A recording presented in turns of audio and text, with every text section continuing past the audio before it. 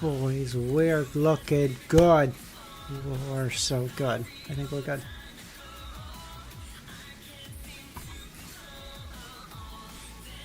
Eight.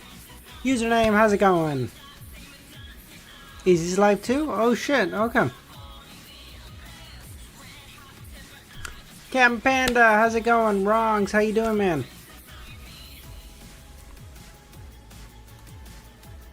Wait, no. Pushcar, how's it going, man? How you doing? We're here for... I'm so excited. I couldn't fall asleep last night because I'm so excited. What chapter am I on, bro? What? Luvion, how's it going, man? How you doing? Milosh, how's it going? Khaled, how's it going? Nagato.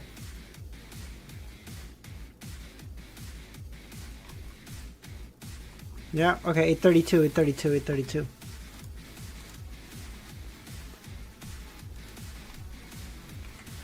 I'm so excited. I don't even want to play Wordle right now.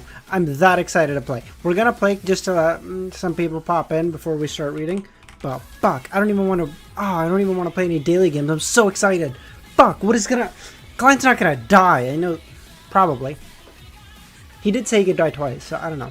But I don't think it's his time yet. I don't think it's the time.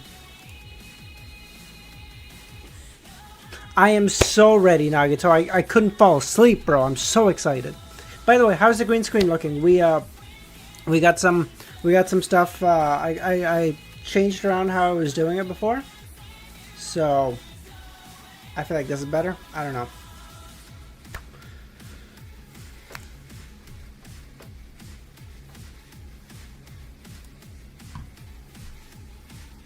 Then Leonard will be MC. I'm not falling for that twice, fucker.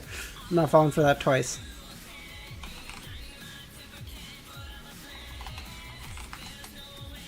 Oh shit. Whoa.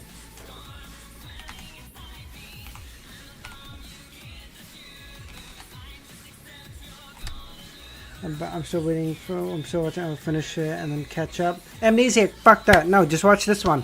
No. Fuck it. Don't worry about it. Looking better than ever? Fantastic. That's good to hear, Pushcart. Thank you for that.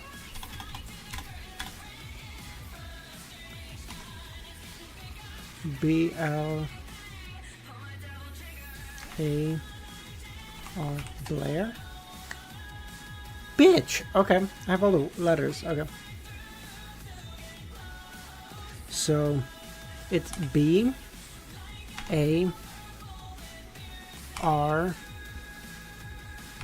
Well...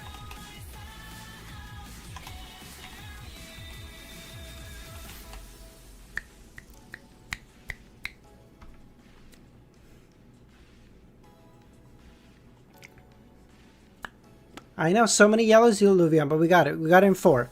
The way someone explained Wordle to me when I first started playing like a long time ago was 4 is par, like 4 is about what you should be aiming for. 3 is better than average.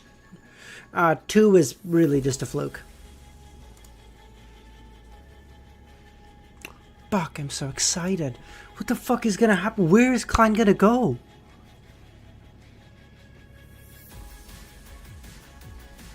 I feel like this is gonna... What pathway would this angel even be from? I mean, it could be the sleepless pathway. I guess if she's sequence 2, but it doesn't feel like their power. Unless they're like high-level powers to put someone... is to erase their body and put them in an eternal dream or some bullshit.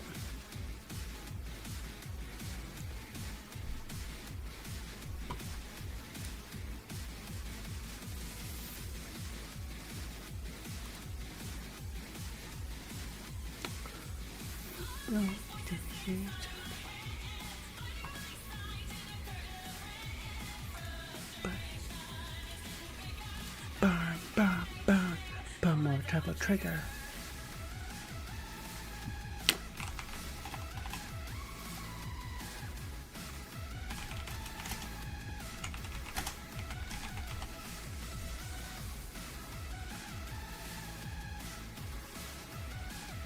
I'm curious how this one is. I don't remember this one off the top of my head.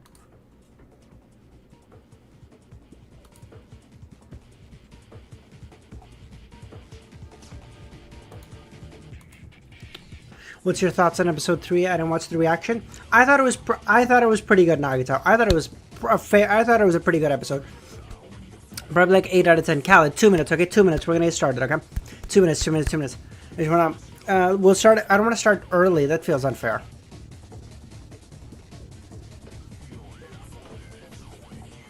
I thought it was pretty good. I know they cut some stuff, but I feel like they didn't cut anything too important.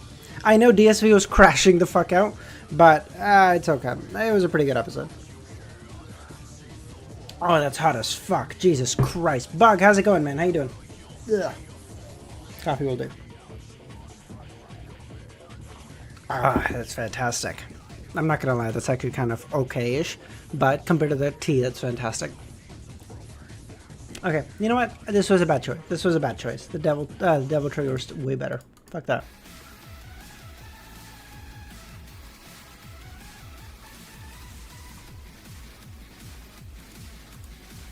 Did you see the new Free Run trailer? Oh shit, I have not. I saw it on Crunchyroll's YouTube because I popped by to see the Lord of the Mysteries thing. Fuck, no, I missed that one. Oh yeah, Bug, this is gonna be so cool. I'm so excited. I'm so excited. What's it gonna be? Okay. Put ominous music when you start. Ominous. Okay, I was gonna put hype, but ominous makes more sense in retrospect. Okay, let's do hype. Let's do ominous.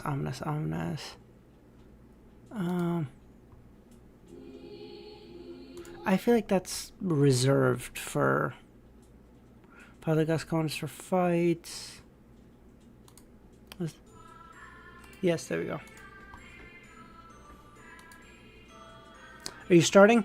What was closing incoming? Okay, my God. Thanks for popping by, man. Okay, I was just about to say, I was like, man, if Kami was here, it'd be able to help. Okay, let's go. Okay, yeah, we're starting now.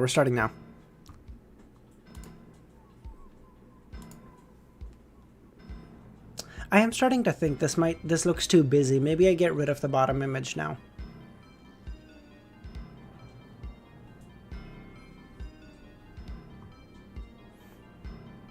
I think it was Mr. Loki. I think he's probably right. I think it's time to get rid of the bottom image now. But I mean, not right now. I'll do it later.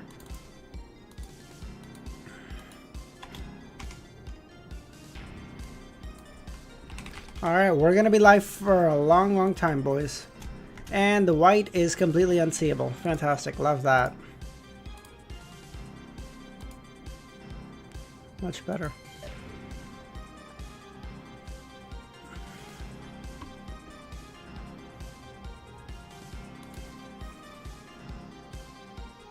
Let's go.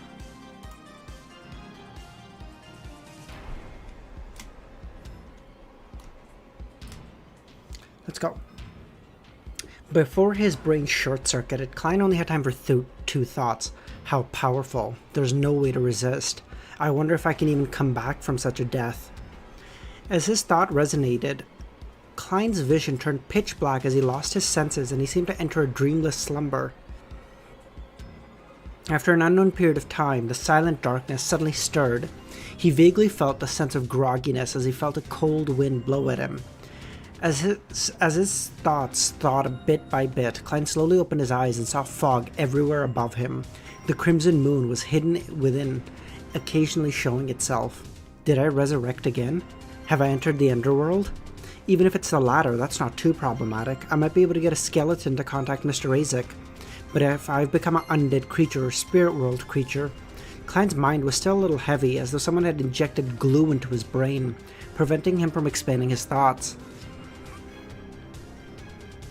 Slowly, he sensed his body and heard his heart beating. His mind quickly turned lucid as he believed that the possibility from resurrecting was higher. Perhaps he had been thrown out into the wilderness. Klein's joints produced a crack as he jumped to his feet. Without checking his condition, he first observed his surroundings and confirmed the environment. The first thing he saw was a fog that permeated the entire area and the dark and stillness of the night. And close by was a tiny town. Town? Afternoon town? Coincidence? The most striking building in the town was an extremely ancient spired cathedral. It was completely black in color. There wasn't a bell tower, and at the top of it were pitch black ravens spiraling around it. Around the cathedral were many buildings. There were many normal two-story residences and simple wooden huts. There were bread shops with hanging signboards and grayish-white mills with water wheels for power. However, there was not a single pedestrian. They seemed to be asleep in the quiet of the night. As a seer, Klein instantly found the town very familiar, as though he had seen it somewhere. After a brief recall, he remembered what happened. This was the source of the danger at the night time in the ruins of the battlefield of gods. What?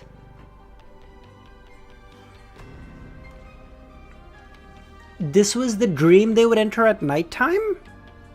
Like the spired cathedral where Cat Leia was sitting on like a giant rock outside? Is that it? After entering the easternmost region of the sea, if one didn't sleep and enter a dream world when night fell, it would be discovered that the person would have gone missing once it was daytime.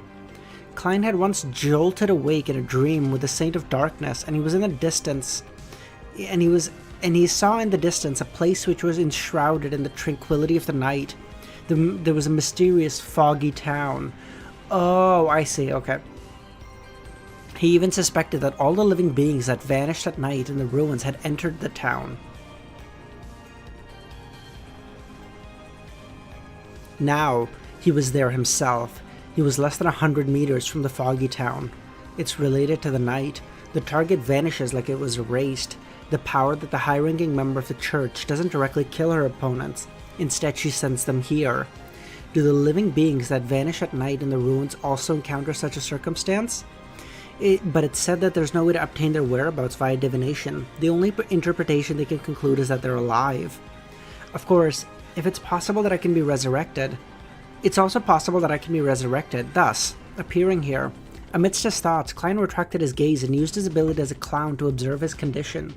He had already changed back into Klein already, but he was still wearing the Keeper's black clergyman robe. He didn't have any signs of an injury.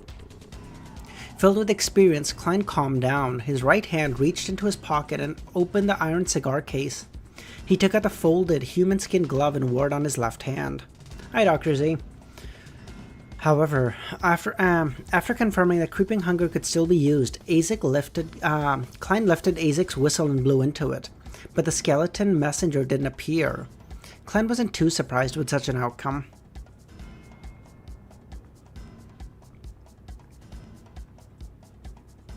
Instead, he found it rather normal. After all, the people who vanished on the eastern seaboard of the Sonia Sea had yet to be found. After all, over the years, there was likely no lack of Beyonders who could summon messengers, such as the members of the numinous episcopate. By the way, is the music too loud or is it okay? This place is directly isolated from the spirit world. From the looks of it, traveling can't be used. As expected of a high-ranking member of the church sent to deal with the great smog of Backland. She sends her targets here as a form of eternal exile or punishment. It's okay? Fantastic. Thank you, guys. It's impossible to use ordinary or simple means to contact the outside world. To escape from this place, even saints will find it difficult. Klein didn't lose himself to anxiety as he felt confident.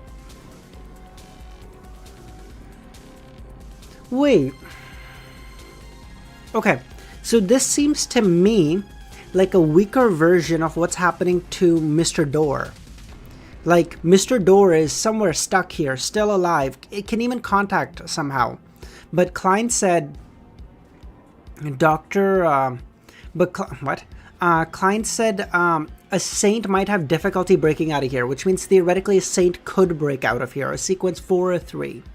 But Mr. Door is a sequence of 1. So it must have been a god who sent him there? Because this is an angel, sequence 1 or 2. I don't know what pathway that would determine if she's 1 or 2, I guess. But... or maybe Klein is wrong.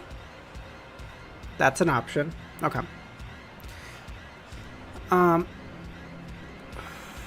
To escape from this place, Klein didn't lose himself to anxiety as he still felt confident. He placed Isaac's copper whistle back into the cigar case and prepared to take 4 steps counterclockwise. He wanted to head above the grey fog to escape the punishment. The immortal Lord of heaven and earth for blessing. The Sky Lord of heaven and earth for blessing. The exalted Thirch of heaven and earth for blessing. The celestial worthy of heaven and earth for blessing. What? This is so weird. Klein hasn't uttered this entire thing, or at least it hasn't been written down in a long time. It always just canonically says he takes 4 steps counterclockwise, but now it's said it. Is that worth something, or am I thinking too deeply? With 1 sentence per step, Klein rapidly completed the ritual, but he didn't hear the familiar frenzied ravings, nor did he see the grey fog. Klein's pupils constricted as he fell into a daze. This place was isolated from the mysterious space.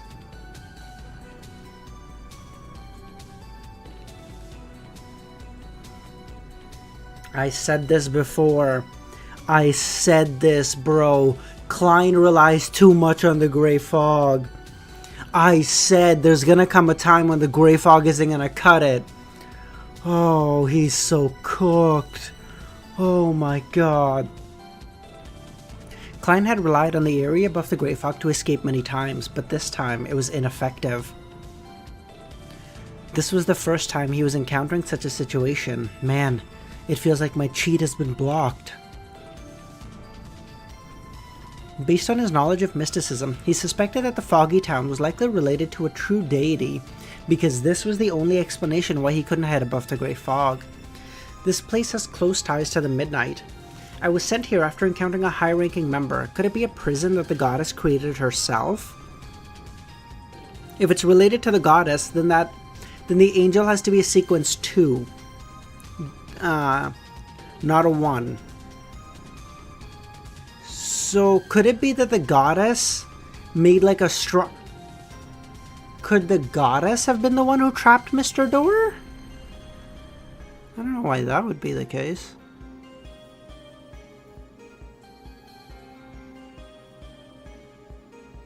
But she's the mother of concealment. Perhaps she can directly make people or items enter a concealed state, making people in the real world never be able to find them again. Klein seriously contemplated and decisively decided to explore the foggy town. This was because the method to leave this place was most likely to be there. Liola, how's it going? At this point, he was no longer worried about not being able to convene the Tarot Club. Of course, there was no need for him to worry about it for now. He had cancelled the coming tarot gathering ahead of time because of the operation of stealing the indigenous family notebook. Klein suspected that he might end up dead and be unable to resurrect in time. Therefore, he used a reasonable excuse to get everyone to make additional preparations for a week. After making up his mind, Klein immediately got the wraith inside him to float beside him.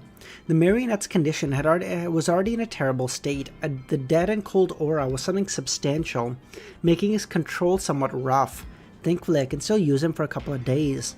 Also, Mr. A was erased by that high-ranking church member. He might be nearby. I must be careful about this lunatic. Thunder, how's it going? Klein transformed into Gehrman as he made Senor walk and enter the foggy town.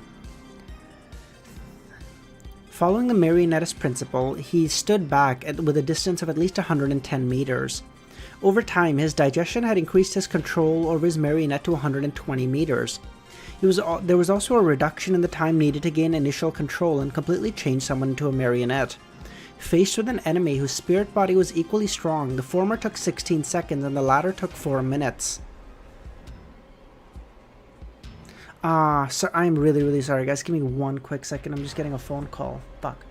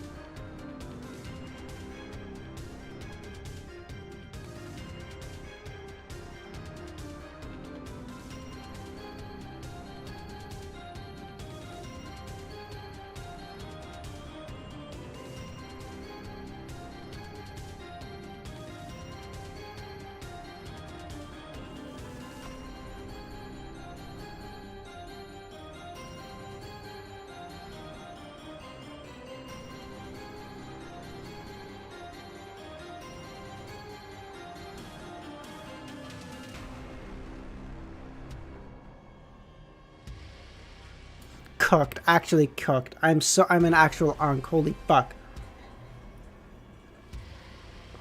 Oh my god. Kill me. Okay. In the silent, foggy world, Senor in his dark red coat and triangular hat didn't take long to enter the bizarre and mysterious world. Many of the buildings were still open as though they were welcoming guests. With his marionette's vision, Klein saw a half-chewed loaf of white bread, wine glasses, and messy silver cutlery. It looked like someone had been enjoying dinner, but there was no one present. The owners of these different houses seemed to have vanished into thin air. Vanished. The term suddenly surfaced in Klein's mind as he hurriedly made Senor cast his gaze towards the white mill. Inside the mill, the wind-powered mill was rotating silently, but other than the floor that was scattered with flour, no flour came out again. This feels familiar. I seem to have heard of it. Klein frowned bit by bit as he relied on his marionette. He continued surveying his environment while carefully recalling the similar situation. Just as he was considering using dream divination to question his spirituality, he found the answer. A similar scene appeared in the ancient ruins that appeared at the main peak of the Hornaces mountain range.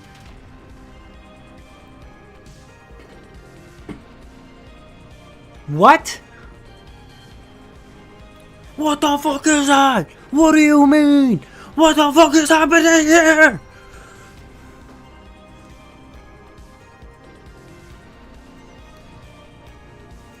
Just as he was... Oh god. Based on the literature, the buildings there had every arrangement and decoration well preserved. Even the wall murals didn't have any signs of damage. The table was arranged with cutlery there were still dried stains of rot on the dining plates. In some rooms, there was half-filled bottles of alcohol that had almost turned into water. The discoverer mentioned that when he first discovered the remains, he even had the belief that the people residing there just vanished. This seems similar to Afternoon Town. That's what I keep thinking about. There's some relation between this and this foggy town and the main peak of the Hornaces mountain range. No way. After trying to avoid it, I end up coming to it? Klein's facial features twitched. For a moment, he couldn't believe what was on his mind. The plot chickens. Of course, the scene was just similar and wasn't enough to make him come up with a conclusion. After taking in a deep breath, Klein forced himself to calm down. He controlled the wraith to venture deeper into the town. At that moment, he heard light footsteps. Klein's heart tensed as he hurriedly hid inside the mill and made his marionette stop. In just a few short seconds, the wraith saw a woman walk from a nearby alley. She wore a pure white robe and her hair was pulled back, revealing a long white neck. She looked extremely beautiful. Bro, stop horn dogging! Who knows where we are? Stop talking about how pretty the women are. Get it together. Klein, things to take note of. Yeah, not how pretty she is right now. God damn it, Klein, get it together. You're on the cusp of dying and this fucking horn dog, bro. Hornaces dogging. Inside the dark, foggy town, the woman who walked out of the alley seemed to be out of place with her surroundings. She was pure, stately, and untainted. She was so gorgeous that it lit up the eyes of anyone whose gaze landed on her. As for her pure, simple robe and her loosely pulled back hair, they added to her bearing. That gorgeous woman also noticed Senor. She smiled before using a sweet voice. Senor, when did you become a marionette? If not for the powers of the Evernight contaminating you so badly, I wouldn't have recognized you. Although she looked like she was talking to Senor, she was talking to the controller through the marionette. This kind of dead and cold aura can't be hidden at all. I can't fool high sequence beyonders. I was still hoping that I could hide somewhere inconspicuous and use the Admiral of Blood to make contact with her, so as to maximize my own safety. This place screens away the power of the grey fog, so if I were to die, I likely couldn't resurrect. Klein made his marionette speak. If you could leave, you'd easily find out that I've been serving my master for more than a month. He used the Admiral of Blood's tone and experience to answer as though he was alive. This was the acting principle of a marionettist, to let each marionette have their own unique identity. Meanwhile, Klein also buried a key word, leave, in preparation to broach the topic of leaving. In this bizarre and mysterious town, he didn't have the thoughts of instantly killing any demoness that he saw. Ignoring the question if there were any good demonesses and whether he was equipped to deal with them, just the fact that they were trapped in here made it imperative that he communicated with them for intelligence to seek a way to get out. This was enough to make him choose a peaceful approach. The woman in the white robe chuckled, not forgetting to constantly act. From the looks of it, you're quickly digesting the marionettist potion. A member of the Secret Order? She's very familiar with the seer pathway. The demoness sect was a secret who the fuck is this lady, dude? The demoness sect was a secret organization active in the Fourth Epoch. Even if they didn't have close ties with Zaratul or the indigenous family, they should be familiar with each other, enough to understand the seer pathway. Of course, the premise to this is that the lady is a demoness. Klein's heart stirred as he said, "Are there other possibilities?"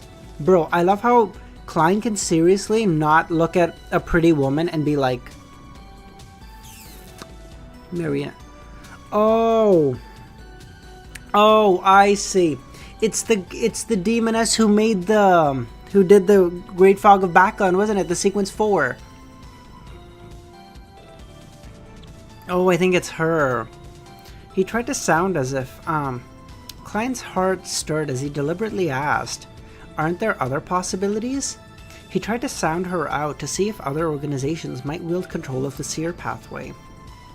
The beautiful and pure lady walked forward and leaned towards the Admiral of Blood and said, "It doesn't matter which organization you belong to. We've all been exiled here, and it's practically eternal punishment. The past no longer matters. What matters is the future, whether we can find a way to cooperate and leave." I failed to sign her out. Klein made the wraith reply, "That's exactly what I was thinking. How may I address you?" As the lady approached Senor, Klein caught a whiff of the refreshing fragrance with his marionette's sense of smell. Due to the words, he suddenly had a baffling thought to help each other in such a perilous situation while abandoning all morals. Romero, I still want to kill her. She killed Liz and her mom. I think Liz was the kid's name, right? And the daughters. Bro, fucking kill them, okay? I don't care. I was more attached to that, mom and 2 kids than I was to Old Kohler. I don't know why, but I was attached more to them. Maybe because they were women, and I feel like it feels really sad because, like, at least Old Kohler had lived a good life. You know, he lived a good life, bad shit happened, and then he was down bad. It felt like these ladies' entire lives was just misery and pain. And I was like, dude, what the fuck? I was like, and then just as they had the slightest chance to get out, fucking gone. I was way more attached to them. As a she's like a demoness. Her voice sounds more familiar the more I listen to her, but why can't I put my thumb on it? What a pity. There's no way to use dream divination in such a situation. She'll be able to seize the opportunity while I'm unconscious. It's hard to predict what she'll do. Klein frowned. This beautiful woman with a tinge of languidness raised her arms to stroke her hair. Panatia, what about you? Klein had originally planned on randomly choosing a disguise as the Aurora Order's Mr. X or Death Announcer's second mate, Curtius. After all, he could use creeping hunger to simulate their power, but he ultimately gave up and said, Gearman Sparrow. He didn't know whether this demoness had entered the foggy town. He didn't know when this demoness had entered the foggy town, so he was unable to eliminate the possibility that she knew about the Admiral of Blood's disappearance. Panatia nodded. How did you get in? I encountered a strange lady. She wore a hood and her eyes were like the night, but it lacked any spirituality. So it's her. What did you... she said with a smile. What did you do? You actually managed to get the Church of the Evernight to send her to deal with you? Her? That lady is an angel? An ascetic from the church? Panatia seems to know much about her. Klein's mind whirred as he said, I infiltrated the St. Samuel Cathedral to steal a sealed artifact. He didn't go into detail because he had no idea how he encountered the lady. Klein believed that as an angel, it was impossible for the lady to keep living beings behind St. Samuel's Cathedral Chanis Gate. There was nothing in there that required such an important figure like her to keep a watch the entire time. Is that so? So she is indeed in the basement of the St. Samuel Cathedral. Panatia seemed to confirm something. Okay. Maybe she has been in maybe she was in Chanis Gate for so long that it somehow like eroded her internally. That's why she only follows orders, but she can't like think, or she doesn't have any thought processes. At least it doesn't seem, but she did smile at Klein, so interesting.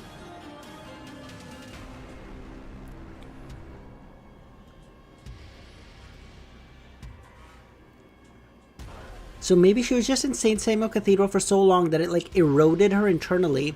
But as an angel, she's so strong.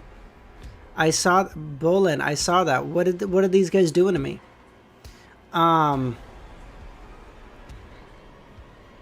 Fuck. Oh god, you guys are scaring me already. Shit.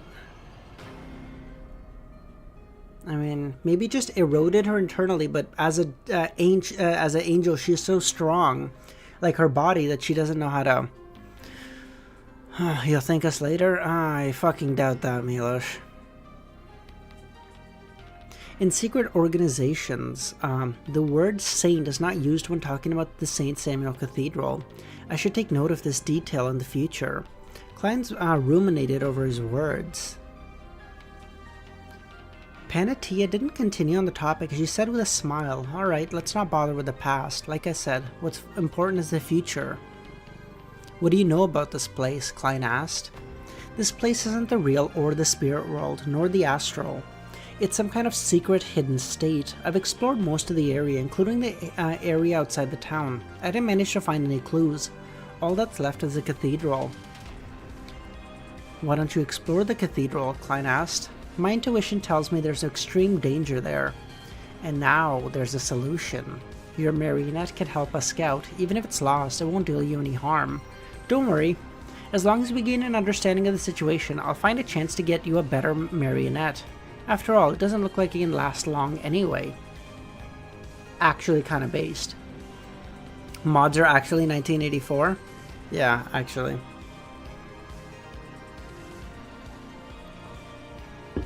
What do you think, we're gonna run this bitch like a fucking democracy, bro? No shot. There's nothing unreasonable about that, but I don't trust you. After all, you're likely a demoness. Klein didn't agree or object, as he took the opportunity to get the senor to ask, are there things to take note of while here? Due to various reasons, a sizable number of people end up here, but they all vanish. All vanish? What happened? There are things I'm not sure about. Some entered those buildings and some ate the food inside, and then they vanished instantly.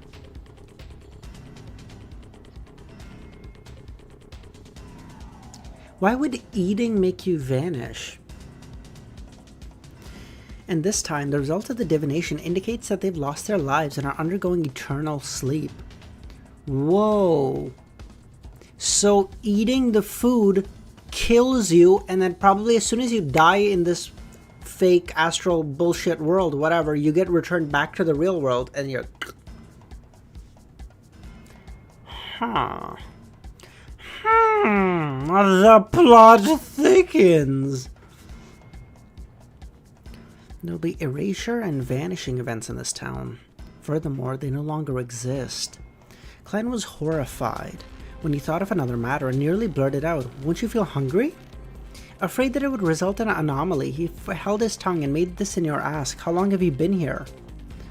As though singing and sighing, Panatia said, "Perhaps it's been half a year." Yes, it has, because that Great Smog of Backland happened before December 31st, and it's just turned June, so it's been 6 months. Very good sense of time.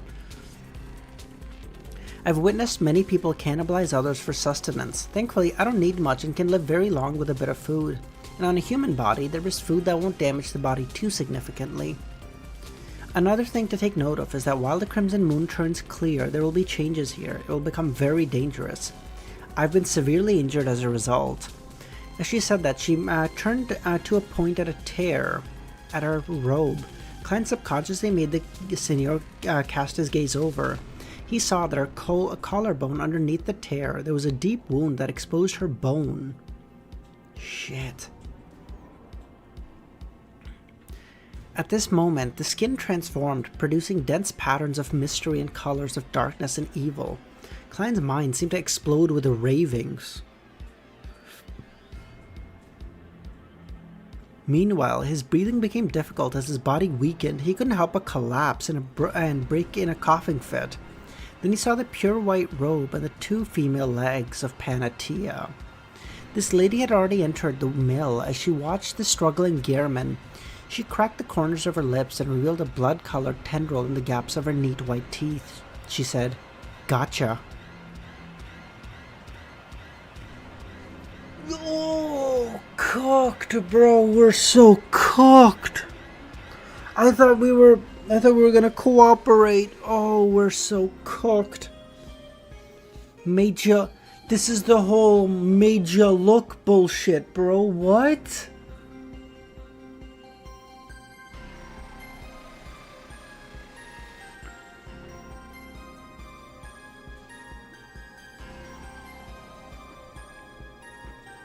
Oh, God.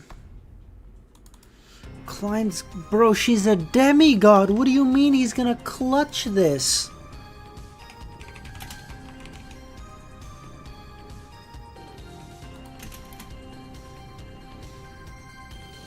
We're gonna be fucked to death.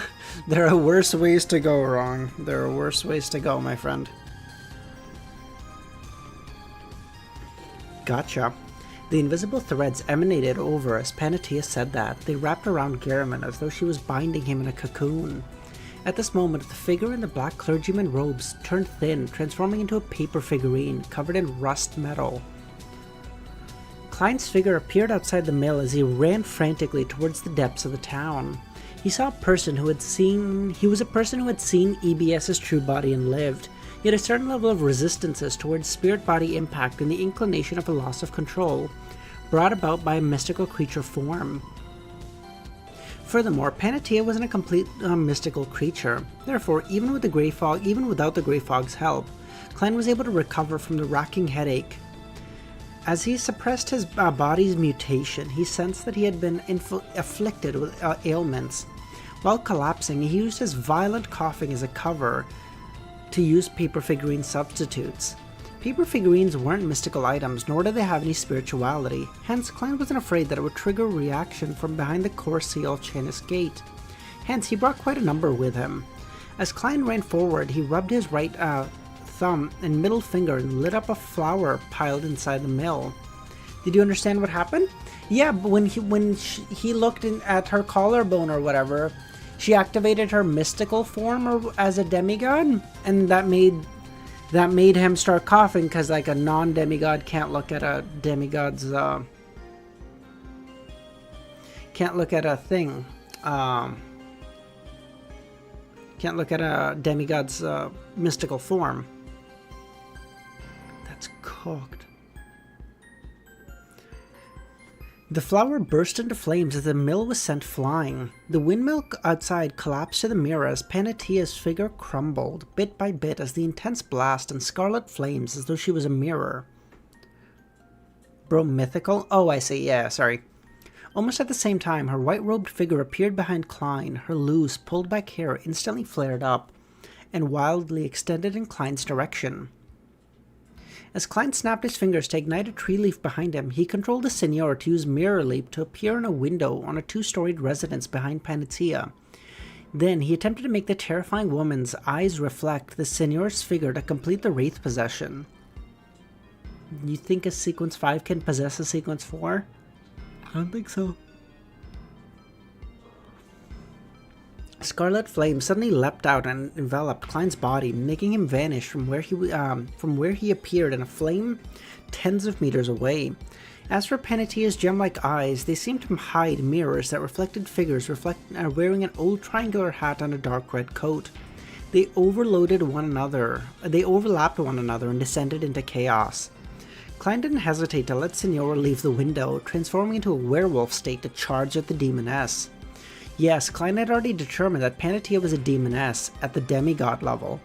The strands of black hair, as well as the invisible transparent threads, flared up, forming a ludicrous spiderweb that enveloped a Signora whose body was covered with thick short hair. However, just as they made contact, the Admiral of Blood's figure suddenly phased away, causing the black hair and illusory demoness threads to pass through it, without being able to touch him. He had taken his wraith form. Panettia's expression didn't change at all. All she did was produce a harumph. Harumph-a-dumph. No, I'm sorry, I'm a fucking child. Suddenly, the thick hair strands and illusory threads that made contact with the Signor burst into the dark and silent black flames. They used spirituality as fuel. Signor turned back into a werewolf, but from the burning as his limbs fell to the ground from his flame injuries. With that, a Sequence 5 Wraith perished completely. Bro, she took him out like it was Sunday breakfast. She sliced through him like he's fucking pancakes. Man, dead. Cooked. At this moment, Klein had repeatedly snapped his fingers, jumping into different columns of fire and using his marionette sacrifice to escape deeper into the town. Suddenly, Klein felt his forehead burning hot. His lungs began to heave as he panted loudly and emanated heated air. As he had been hit by the impact of seeing an incomplete mythical creature's form. He had been slow at using paper figurine. He had failed to swap out his ailment and had suffered some damage. Klein had originally imagined that he just needed to persist until he escaped Panettia's rage of influence, but to his surprise, his condition worsened faster than he expected.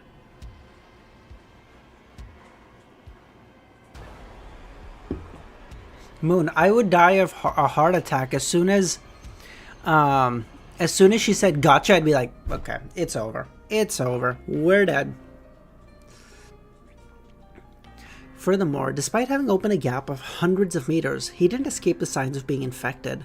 Just as he was about to use flame jumping again, Klein's knees buckled and he collapsed to the ground. Immediately, he heard Panettia's pleasant laughter in his ears. Even if you were to escape to the other side of town, there's no way to escape my illness. You ought to know that back in Backland, the entirety of the East Borough was immersed in a plague of fog that I created. You bitch. Klein is gonna kill you out of sheer hatred now. Oh, you gave him the power of friendship. It's over. You killed old Neil. You killed my friend. I don't know how he kills it. How does he kill a demigod? Couldn't fucking tell you, okay? Apart from the most distant Empress Borough and Westborough, all the other areas were significantly affected as well. She's the Lady Despair who cooperated with Mr. A, the true murderer behind the great smog of Backland. Klein felt his mind go adrift as he became very sick while reeling in pain and despair. Although it wasn't lethal, the irresistible coughs prevented him from using most of his powers. Did I say old Neil? I'm sorry, yeah. Old Kohler, apologies. Panettia walked over as her beautiful eyes were stained with the indescribable color of bloodthirst. It was like a tramp finally seeing a sizzling steak after starving. In her hands were what was left of Signor's torso. This was apparently meant to be her stockpile of food. Your finger snap sounded good. I believe the taste of those 2 fingers should be fantastic. Panettia looked at Gehrman as he coughed in the distance, speaking with the tone of a raving lunatic. Just as she finished her sentence, she raised her hand and stuffed Signor's index finger into her mouth. She bit down on each segment and produced crushing sounds. Klein watched this scene with a blurry vision. In his grogginess, he felt that his fingers also suffering such excruciating pain.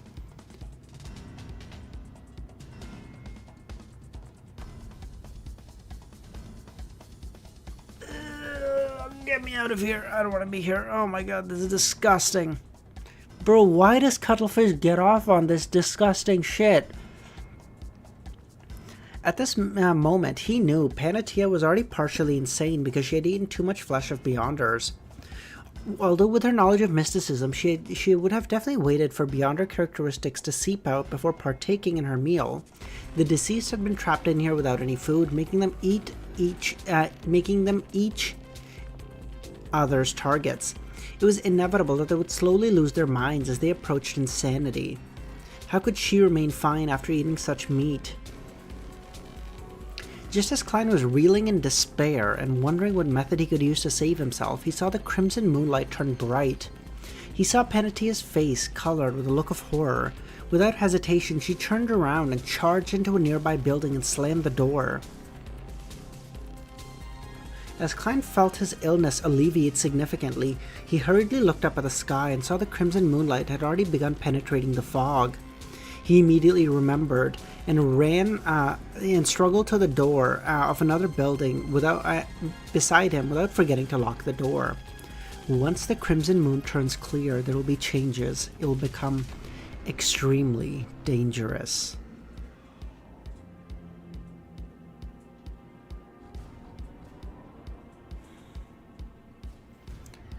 Oh, God. 8:35.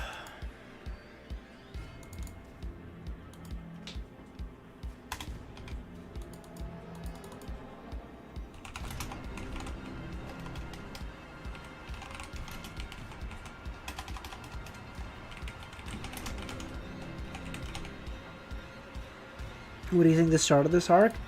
Dude, I am bamboozled. I am flabbergasted.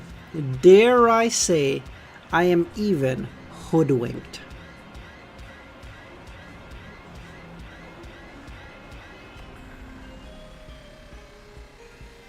I just realized each volume had a really old character die. Volume 1 had only Grizel. Oh, cool, Milosh. After rushing into the building and closing the door, Klein realized that the curtains behind the windows were constantly in a drawn state. Only some faint crimson moonlight seeped in, lighting up the room. He didn't bother making additional observations as he found a wooden chair and sat down. He attempted to enter cogitation to calm his mood. Since he had witnessed a saint-leveled Beyonder's incomplete mythical creature form, how could he survive that easily? Even the mysterious fog came with recovery effects.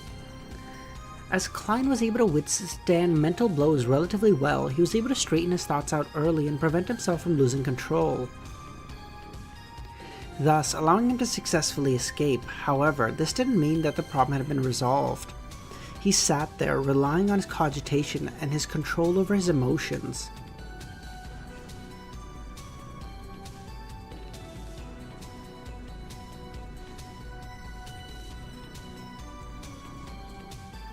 During this process, he heard his cheekbones produce crunching sounds. He saw his black hair turn long and thick in an uncontrollable manner, as his chest bulged through his clothes with his skin producing granules. After nearly 30 seconds, Klein finally exhaled and relaxed. He had recovered from the effects of Panatia's incomplete mythical creature form. He even gained some new knowledge. The level she was at had despair at its core, making her good at creating and spreading plagues. The insanity and mutation from witnessing a mythical creature not only produces the symptoms of losing control, but it also comes with the traits of the other party's sequence. Back then, I was nearly baked by the EBS, and this time I nearly became a demoness. Klein looked at himself, restoring his skin, chest, and hair to normal. If he wasn't a faceless, aside from letting those meat tendrils sink into his body, he would have to rely on external forces to solve the problem.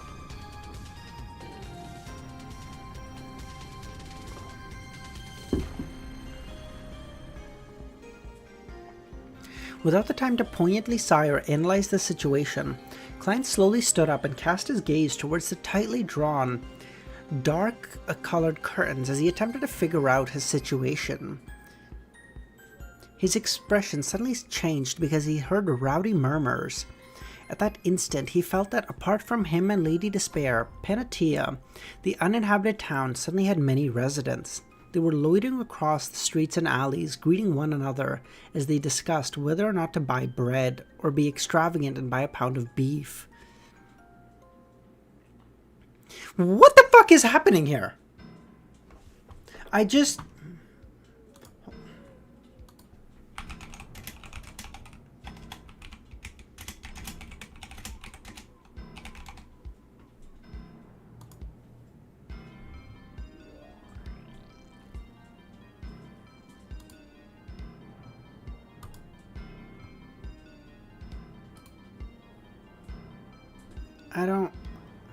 I'm so confused.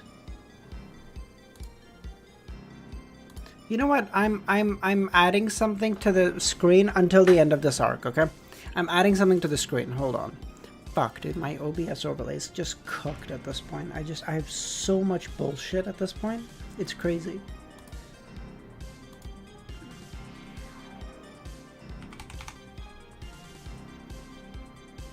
I'm so confused.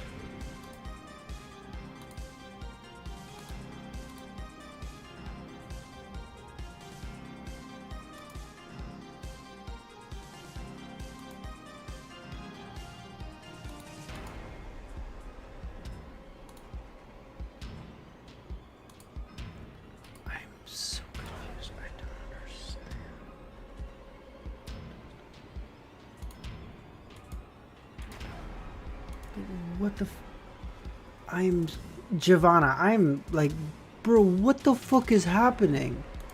What do you mean, what is there to be confused about? What the actual fuck do you mean? We're just leaving that on screen, okay? I'm so confused. However, none of the figures entered the buildings that lined the streets. They seemed to keep going and coming and going across the streets, producing voices that one would find difficult to believe to be conversations, as they sounded more like deep growlings. Klein couldn't imagine the scene outside. All he knew that even a demigod-level demoness had to hide from them. He retracted his gaze and thought, I can't head out, but I can't stay here either. Who knows when that crimson moon will be covered by the fog again, allowing Panatia to regain her freedom. When that time comes, if we're this close, there's no way for me to escape. But how do I move without heading out? As in his silence, Klein turned his body and faced the pitch-black cathedral. According to Panatia, the cathedral was the only place she didn't dare explore. It was as though the cathedral was the only way to escape her hunt. Of course, a demoness like Panatia wasn't necessarily telling the truth, but Klein believed that she likely wouldn't lie.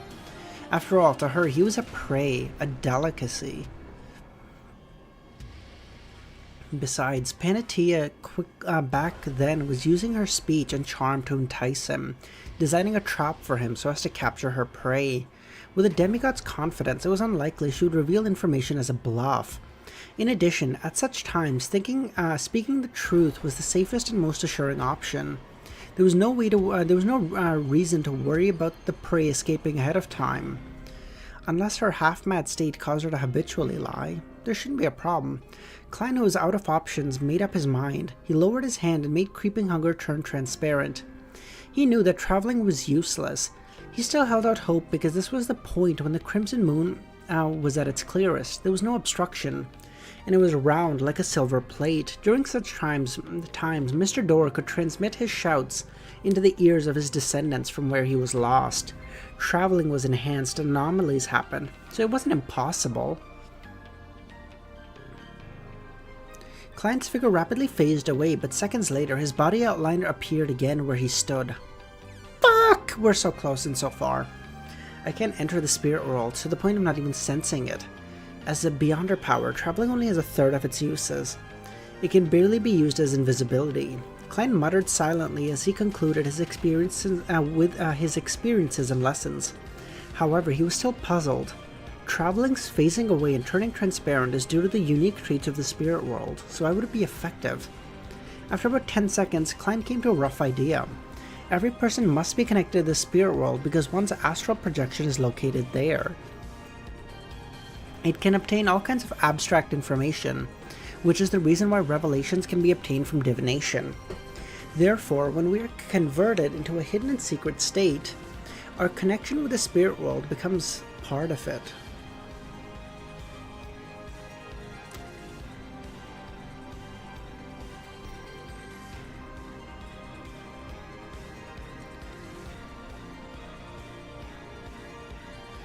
This can explain why I can still use the unique traits of the spirit world, but I'm unable to enter it. This is because the former had a portion of it hidden away. I didn't have the time to consider it before, and had attempted to use flame jump. I was met with success, and this also requires the unique traits of the spirit world. Let's change music. We've been at walls closing in for a long time now.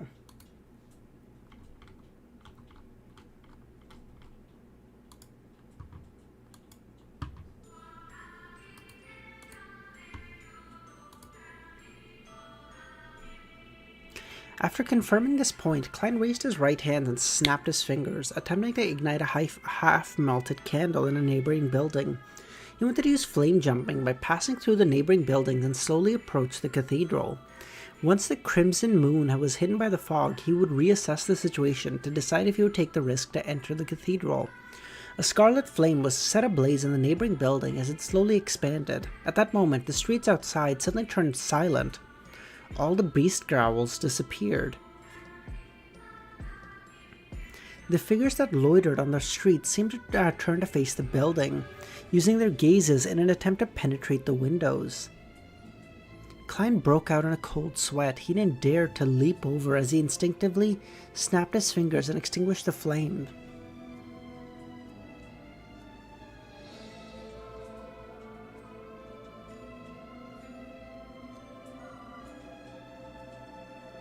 What? Well, how could they say... Why...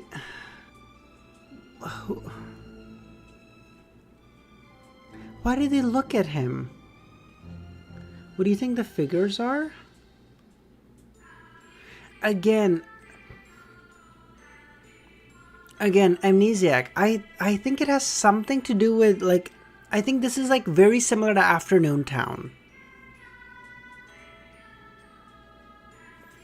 I feel like whatever happened to the residents of Afternoon Town happened here.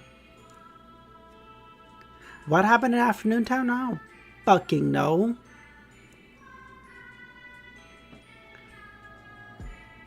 Do you understand the thing with the spirit world? Yeah, vaguely, Dr. Z. You already have some hints for the answer? Then those hints are made for fucking Einstein, bro. What hints? What do you mean? After a brief silence, the rowdy murmurs sounded again. The indistinct figures continued walking here and there. Only then did Klein heave a sigh of relief. He raised his hand to wipe the cold sweat from his forehead. He discovered that he had unknowingly made several mistakes after entering the town. In such a dangerous and bizarre environment, he hadn't defined if he should light the candle. My spiritual intuition should have warned me, but it didn't. From the looks of it, after the grey fog was screened away, my spiritual intuition and sense of danger are no longer enhanced. Now I'm just a little stronger than a marionettist of the same level. I'm far from being crazy powerful. It's because of this that I was incited by Panatea's instigator powers to look at that wound.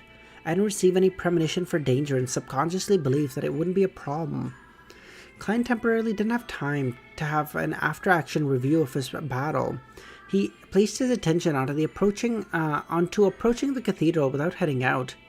He began scrutinizing himself with his mystical items beyond her powers. Then suddenly his eyes lit up as he found a solution. The solution stemmed from a traveler's door opening which he thought was useless. Senta, how's it going, man? How you doing? Bro, what the fuck is happening? Klein acted like Rosego reckless. Klein has gone from shitting on a sequence 5 to being like, damn, I'm actually kind of dog shit. Never mind.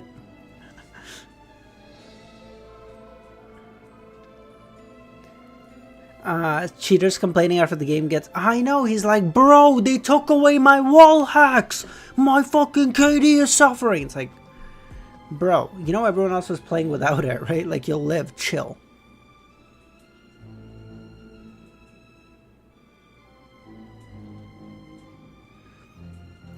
This beyond her power was completely overshadowed by teleportation under normal circumstances, but in this bizarre, foggy town, just its usage of the unique traits of the spirit world were more useful.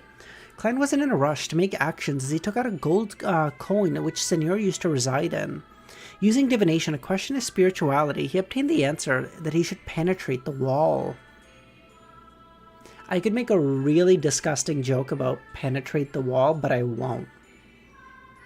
But I gave you guys a rough idea with that, so you're welcome. Or I'm sorry, either, I don't know.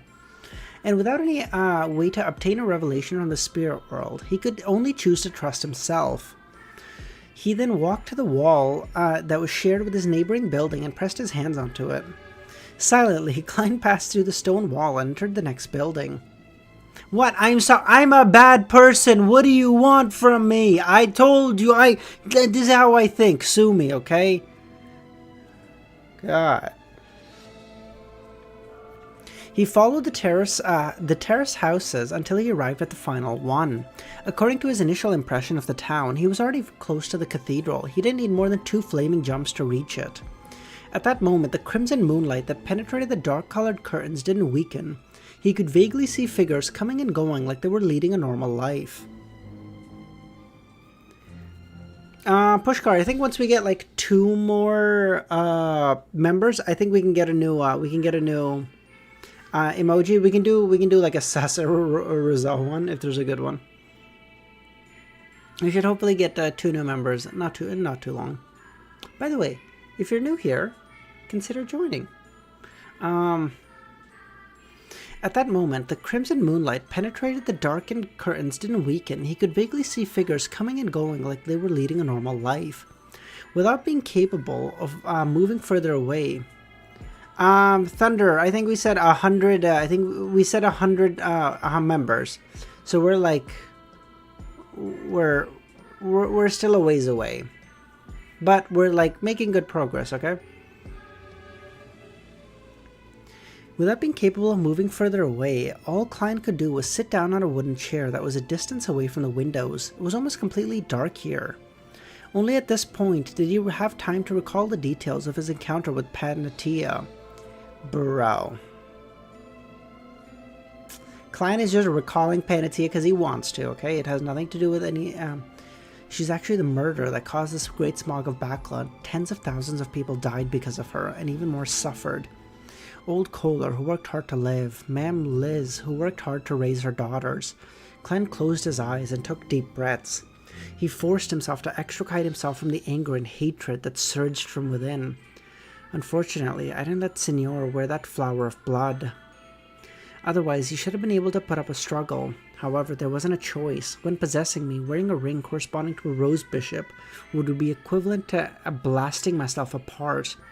Now, the only mystical item I can use is Creeping Hunger. There's Zombie, Baron of Corruption, Desire Apostle, and Traveler. Yes, I should try to see if I can contact the Grey Fog by praying while the Crimson Moon is clear. It doesn't work. I can confirm that there's even a marionette between us. It will still be affected by demoness's charms and incitement.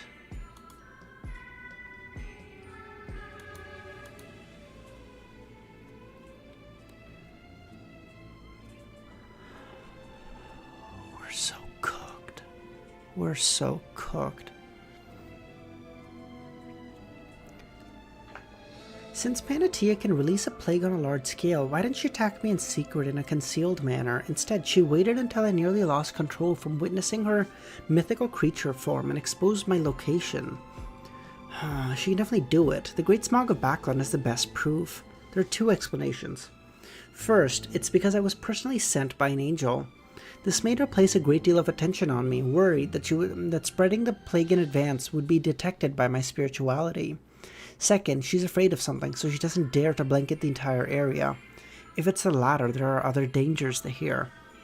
I feel like whatever is in the cathedral is dangerous for Panatia, but it's going to be friendly to Klein.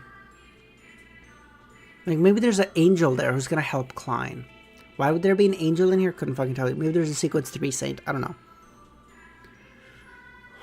As Klein thought over the matter, he felt his spiritual perception trigger as chills ran down his back. Almost at the same time, he saw that a deep shadow that blanketed him and the surroundings shrank, drilling towards his nostrils, mouth, and ears.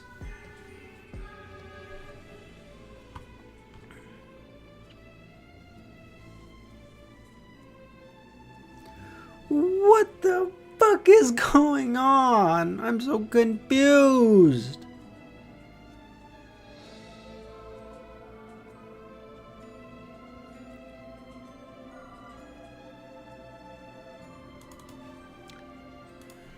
God, this GIF on here is perfect, because this is exactly what I'm feeling right now. By the way, okay, cuttlefish, you are cooked, but you still need to be grilled. I'm so confused, wrong. Okay, in like 2 hours, maybe in like an hour's time, I will order food. I mean, I'm the only one at home, so I'll just order food. And then we'll keep, and then I'll just bring it up here. We'll just eat. I won't read while I'm eating because that's disgusting, but like, you know, I'll just be here. We're just chilling. At that moment, the mosquito, At that moment, the shadow seemed to turn corporeal. It was ice cold and moist. Instantly bound Klein like it was a mosquito in amber. What are you going to be ordering? I don't know, Pushkar. We'll see. I'm just in the mood for a burger, I feel like, so I'll probably just end up getting something. I don't know. So I'll probably just end up getting, like, I don't know, Harvey's or something, I'm thinking, but I might get something else. I don't know. We'll see. We read 4 chapters in an hour. That's a buff for sure. Nagato. Just because I don't read super fast all the time, we select fuck that. I don't trust you guys.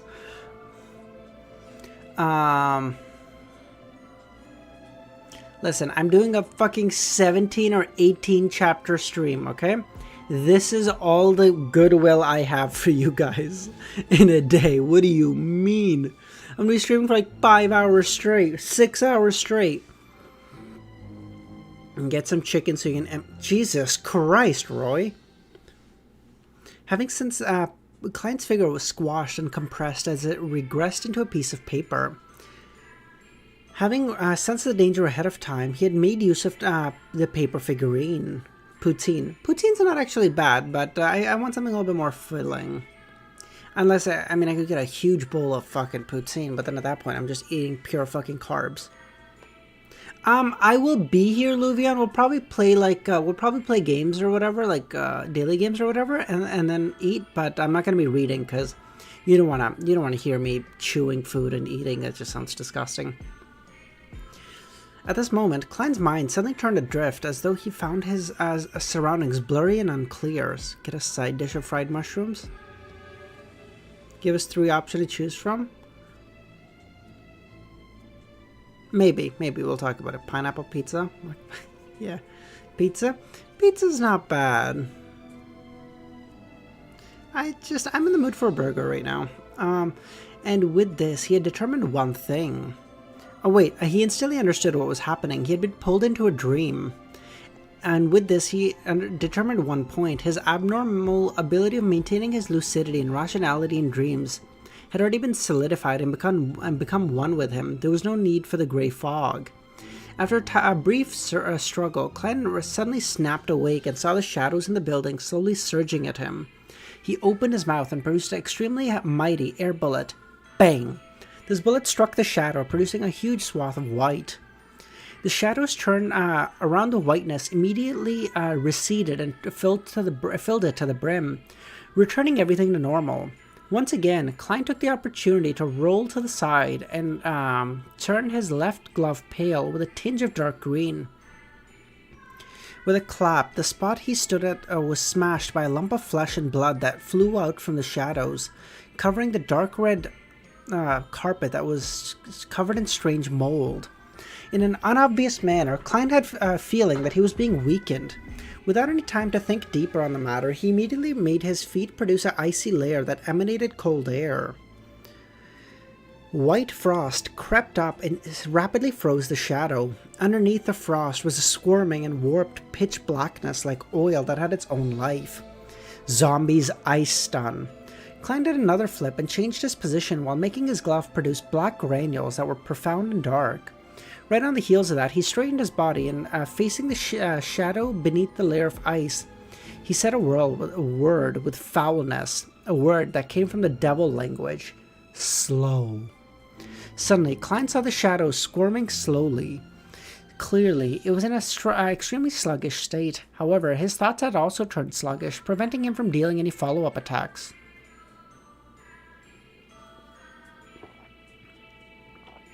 His language of foulness had been distorted. Although it was directed at the shadow, it had been distorted to target the entire room. In just seconds, Klein extricated himself from this slowed state, and without any thought, he lunged at the dining table, picking up a plate with a half-eaten piece of steak and throwing it at the shadow. He's trying to get him to,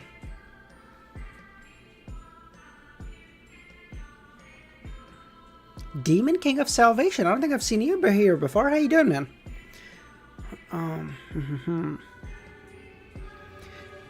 During this process, his left glove remained dark black, and it had a sinister and noble vibe. Bribe, coincidence. He had used the stake to bribe the enemy, weakening all their important stats. At this moment, the figure suddenly shrank in the corner of the building, allowing the dining plate to smash and shatter into the melting ice. Then the figure surged upwards, taking the form of a pitch-black figure in a hooded robe. In the palm of the figure, a transparent, blurry book appeared, which on it was written, "I came, I saw, I record." Just as the chanting sounded, the book rapidly flipped through the pages and produced a burning white spear. Mr. A's gone completely mad? He dares to use fire-related Beyonder powers in such an environment? Klein's heart tightened as his thoughts raced. He hurriedly rushed towards his opponent and held his left hand behind him. Milosh, yes, as soon as we saw Panatia's legs. Creeping hunger was quickly tainted with the dark colors of corruption before condensing a ridiculous great sword that seemed to be combined with scarlet magma and hot blue flames. You record. Well, for the OnlyFans pushcart, gotta make the content early, you know? Gotta have it ready, you know?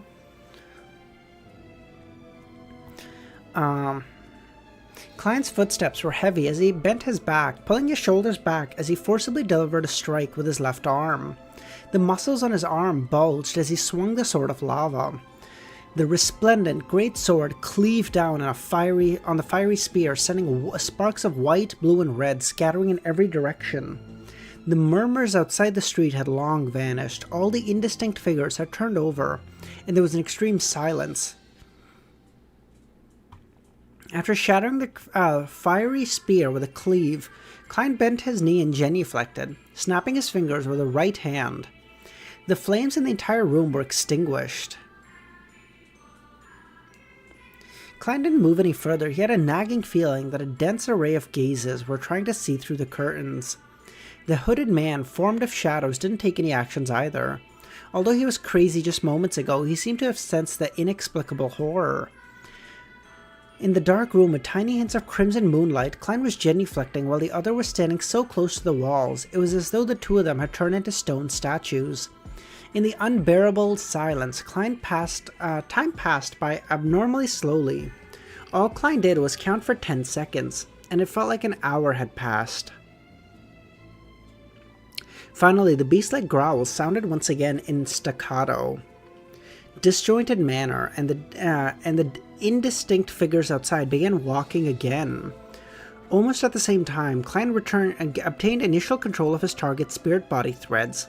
The hooded man's actions of pouncing forward instantly turned sluggish. Without any hesitation, Klein bent his body and circled the area, preparing to take advantage of his opponent's delay to disrupt any of his subsequent counterattacks, and slowly turn him into a marionette. At this moment, he felt his nose itch as he couldn't help but open his mouth. Achoo! Klein sneezed and lost control of the spirit body threads. Furthermore, his throat began to hurt as mucus began to form. He had caught a cold. He caught a cold in the middle of an intense battle. No party like an Aurora Order party. Yeah, goddamn, bro. Imagine like you're just eating, and then someone you kind of don't like is like staring at you, and you're like, God, that guy's kind of fucking weird, and they're just like eating your food, whatever, and then you put one more piece in your mouth, and then you fucking die, and the guy's like, haha, I poisoned his food, fucking got him, and you're like, why did you kill him? Oh, he was looking at me weird. These people are out of their fucking minds, okay? The Aurora Order can't trust them. These people are insane. After suspecting that his opponent was Mr. Ray, Klein had actually been wary against a demoness's a demoness's ailment based on his past experience fighting Mr. Ray. He had been placed at a significant disadvantage back then, but in a battle that didn't give him time to think, he made mistakes. His constitution had long weakened due to the plague from an actual demoness. He had no way to wait until the marionette conversion was completed. He didn't even have a chance of obtaining a deeper level of initial control, and used air bullets to deal a lethal strike. As Klein sneezed, he rolled away. Meanwhile, he switched Creeping Hunger to the Baron of Corruption state and attempted to use his distortion powers to reduce the effect of the cold. Romero still didn't say which two traits of the secret. Yeah. They're just misunderstood. Again, Romero, listen, you have assured me they have a great insurance policy, okay? That's really important to me and an employer. We can talk about it. As Klein sneezed, he rolled away. Meanwhile, he switched Creeping Hunger to the Baron of Corruption. Of course, thanks to his bribe from before, his condition wasn't too serious. All it did was affect his control over the spirit body threads and make him incapable of, fighting. While rolling away, Klein noticed from the corner of his eye that his opponent was leaving his shadowy state, and it was none other than Mr. A. This oracle had managed to survive this long.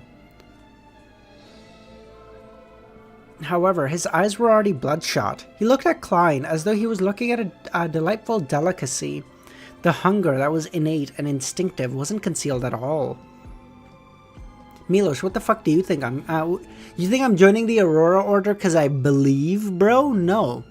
They have a great insurance package and a lot of money, because you gotta remember, everyone else is only there for the worship of their god or some random bullshit, right? Those guys aren't there for the money. So I can just ask for a ridiculously high salary and get it, because they got the money, and because, they're not paying anyone else much. Checkmate. At that moment, Klein's mood didn't wane because he still had sufficient strength to do battle. What he was most worried about wasn't Mr. Ray, but that their escalating battle would produce flames and attract the danger from outside. When that happens, there was no way the two of them could escape. Hunger. The immense hunger that made Mr. A lose his rationality and no longer care about the loitering figures. If I can slightly alleviate his hunger, he should stop attacking and wait until the crimson moon is once again hidden by the fog. Give him some food? As his thoughts raced, Klein nearly sliced off a piece of his flesh to throw at Mr. A. Thankfully, he thought of something else. He had food on him. They were the dried mushrooms that Frank Lee had produced. It was said to be a crossbreed between beef and the flesh of a rose bishop. As long as there was fish and water, he could keep reproducing. As this was a new species in a subtle sense, making it not directly related to a rose bishop, Klein had placed it with herbal powders he often used like slumber flower, without removing them. He wasn't afraid that it would trigger any anomalies within the core seal of Chanis Gate. Damn. All the official churches also have great insurance policies? I don't think so. I feel like the Aurora Order has such a bad reputation, they really need to go above and beyond to hire people, you know what I mean? Like let's say you go to get a job, okay? You can get a job at like 4 companies. 3 of them are basically the same. They're all like really big. They have like a really big portion of the thing. What? Of the thingamajig, what do you call it? Queen, how's it going? How you doing? There's a really big portion of the, market. And then there's like one company that's like smaller and they have a really dog shit reputation. Now, you wouldn't consider that last one unless they give you a lot more money, If they give you a lot more money than the other ones, you'd be like, fuck the reputation, go after the money, no problem.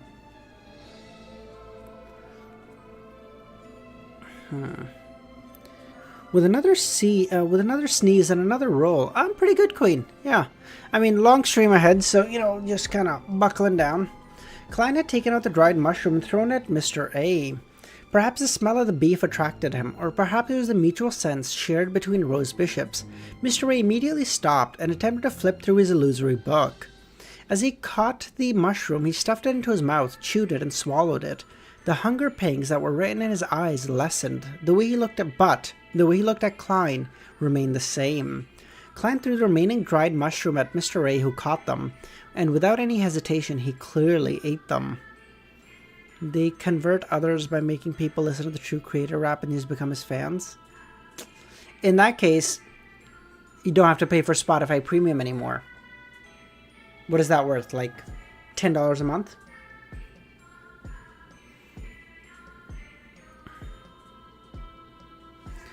Klein threw the remaining dried mushrooms at Mr. A, who caught them, and without any hesitation, he also ate them. Wallflower, how's it going, man?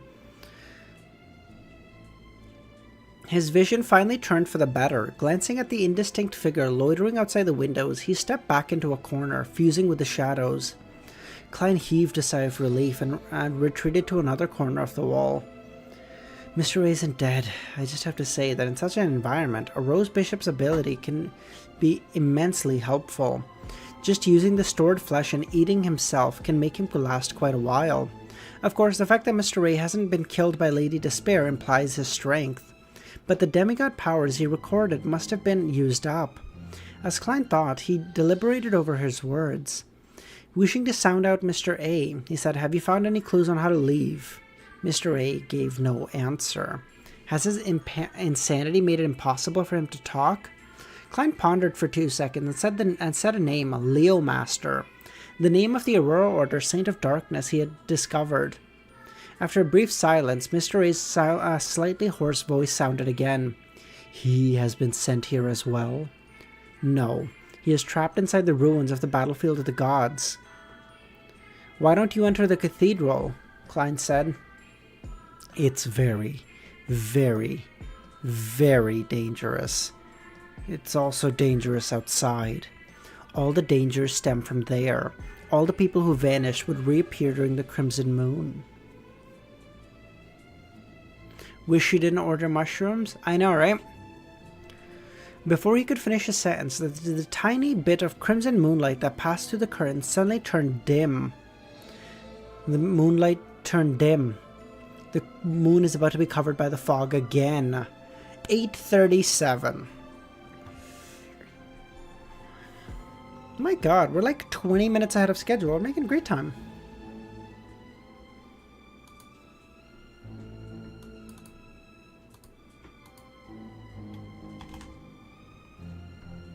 Stop blaming the mushroom. The mushrooms are innocent.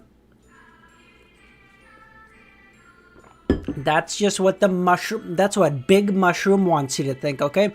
This liberal media telling you the mushrooms didn't do anything. Fuck that, okay? Don't believe them. Do your own research.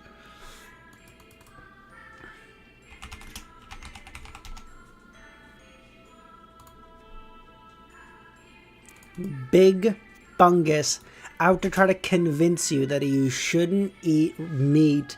No, you should eat all this fungus going out of the dirt. Ugh. Liberal media, I tell you. Damn, I feel like someone's gonna eventually watch this and not get that all of this is ironic as fuck. As the crimson moonlight dimmed, a thought surfaced in Klein's mind. The moonlight is about to be covered by the fog. Just as this thought appeared, the indistinct, loitering figures outside vanished. The environment has been restored to the previous state. Panettia can move about again. Mr. Ray will no longer have any qualms about the danger. He can unleash a barrage of attacks to capture his prey. Klein came to a conclusion, raised his right index finger, snapped, igniting the leaves of the trees dozens of meters away.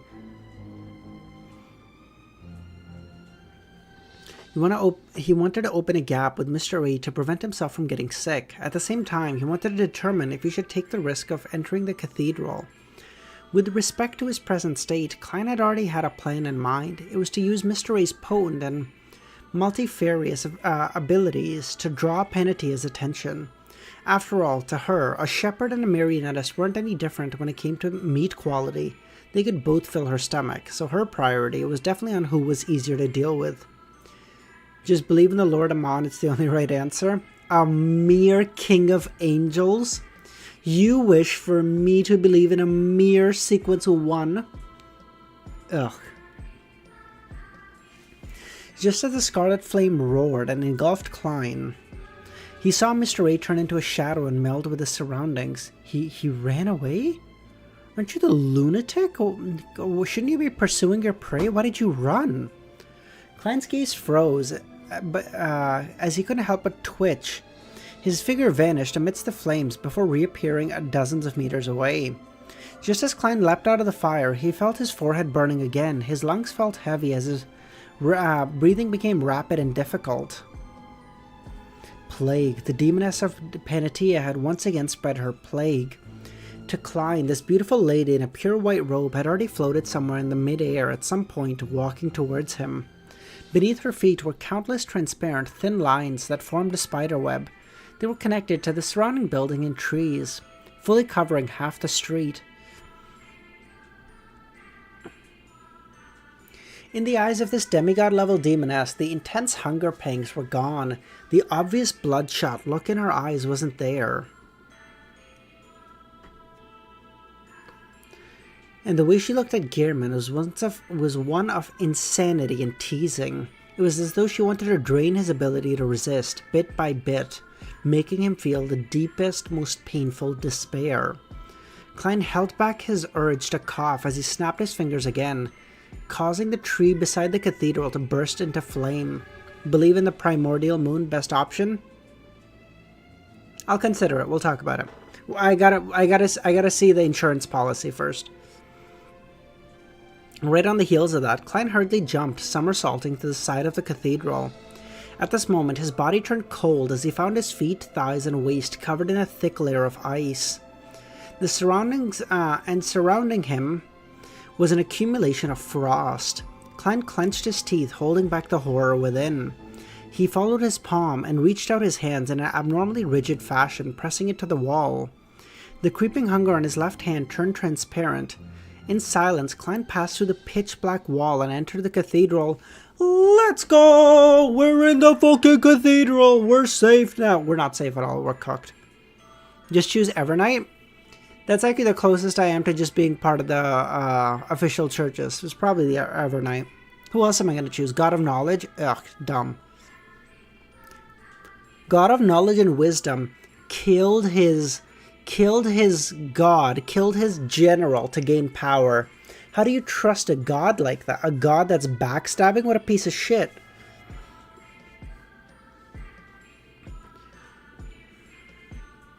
The spot he was standing at had a black fireball smash into the wall. Just a little too slow, it splashed out like water, burning away the nearby frost and weeds. At this moment, at the top of the cathedral spire, spiraling ravens opened their beaks. Wah, wah.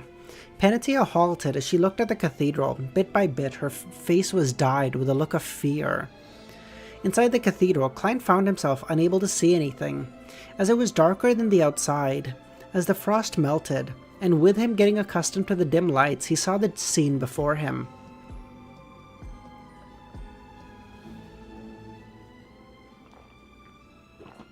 Just choose Demon Machinery? What the fuck? A modern tech are they gonna give me, huh? What are they gonna give me? A fucking train? Inside the cathedral, Klein... Okay.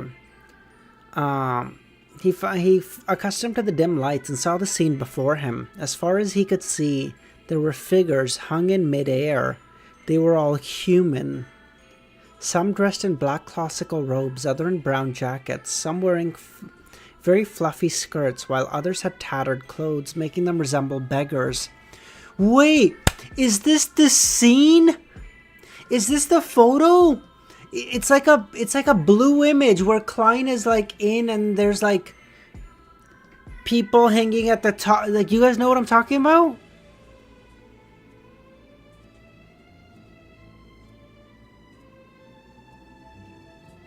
That's the... that's it! Yes! Okay! Okay, see? Okay, I knew of that image. Okay, Kami, I found it myself too because it was used in like one of my videos. That's why I'm angry at you for looking at it. Okay, Milos, listen. But think about it. It's so... Listen, it didn't spoil anything for me because like what knowledge did I gain from it? But it did help me. As soon as I read this, I was like, oh my god, I know what this looks like. Absolute cinema. That's so good.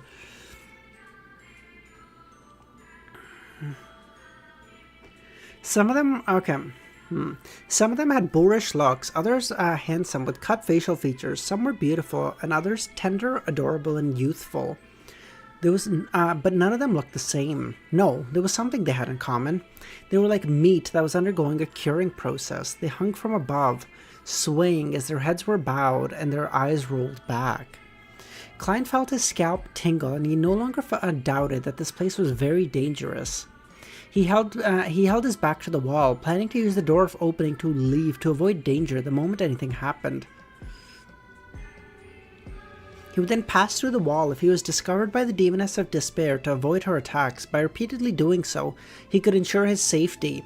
Oh, Klein is literally... Oh, you know what this is? You know what this is the equivalent of? Let's go to paint really quickly.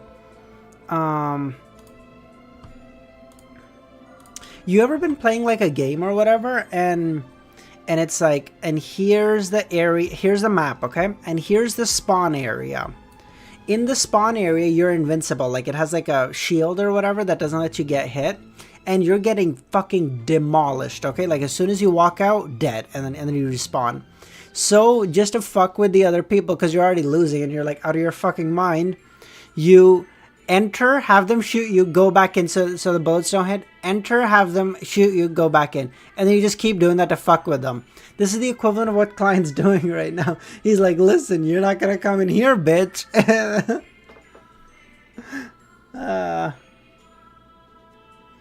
That's so good.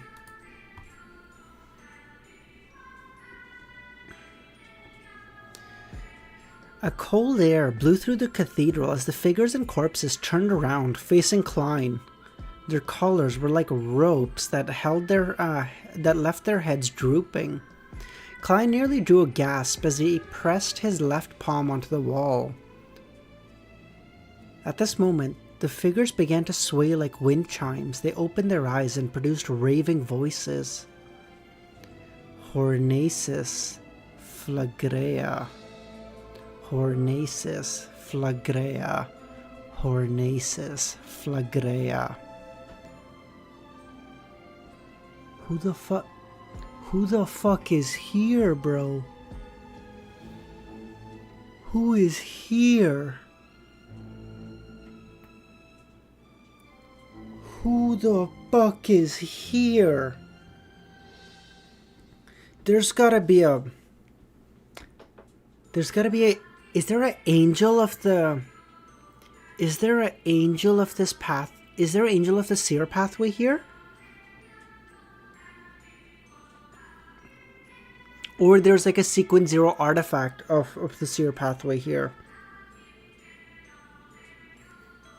Because again, this has got to be something strong enough that a fucking saint is like, I ain't going in there, brother. I ain't going in there, you know?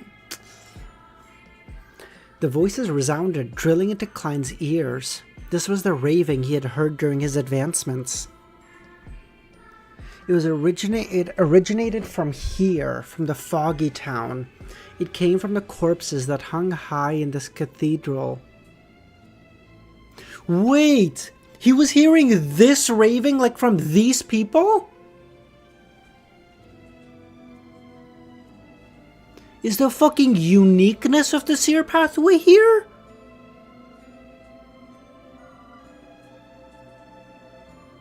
Oh no.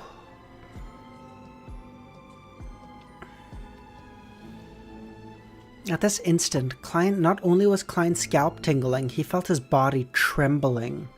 Could it be that this foggy town originates from the main peak of the Hornaces mountain range? The nation of the Evernight which vanished? Don't tell me that I'm on the mountain. However, why would it be inside this cathedral? These ravings don't bring about a headache or push me to the edge of losing control. Klein hissed and spread his hands and clenched it again, repeatedly resisting the urge to pass through the wall. Since he was already inside, he had seen the source of the ravings. He believed that escaping probably didn't resolve any problems.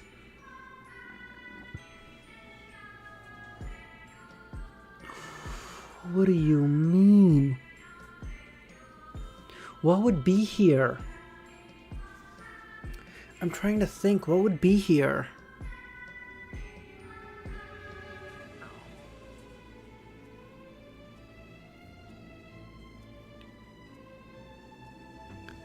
I don't know.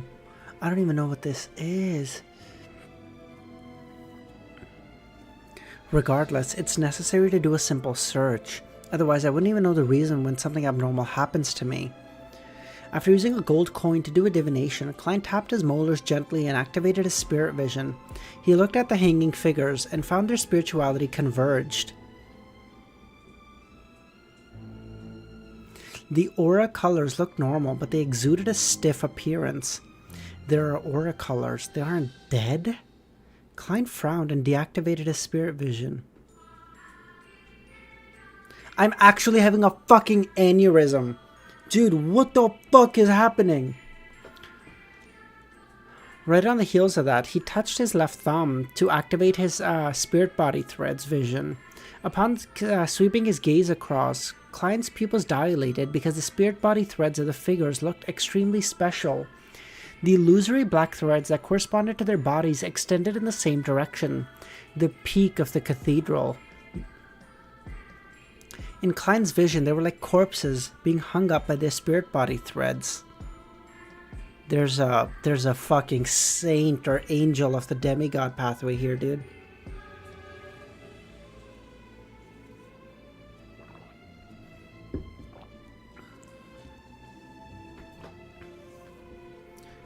This was the first time Klein saw spirit body threads moving autonomously. It was as though they were metal that had come into contact with magnets. They floated upwardly, uncontrollably, and the fastest thread had already reached its destination.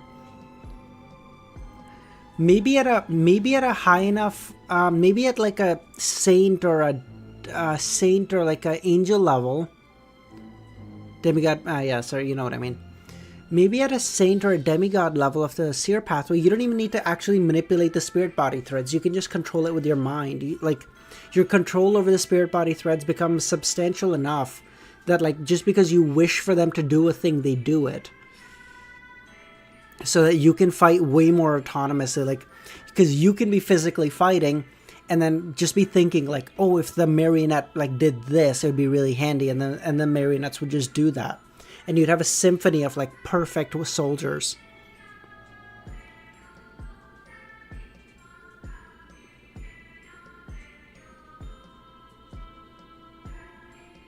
Isn't it like already...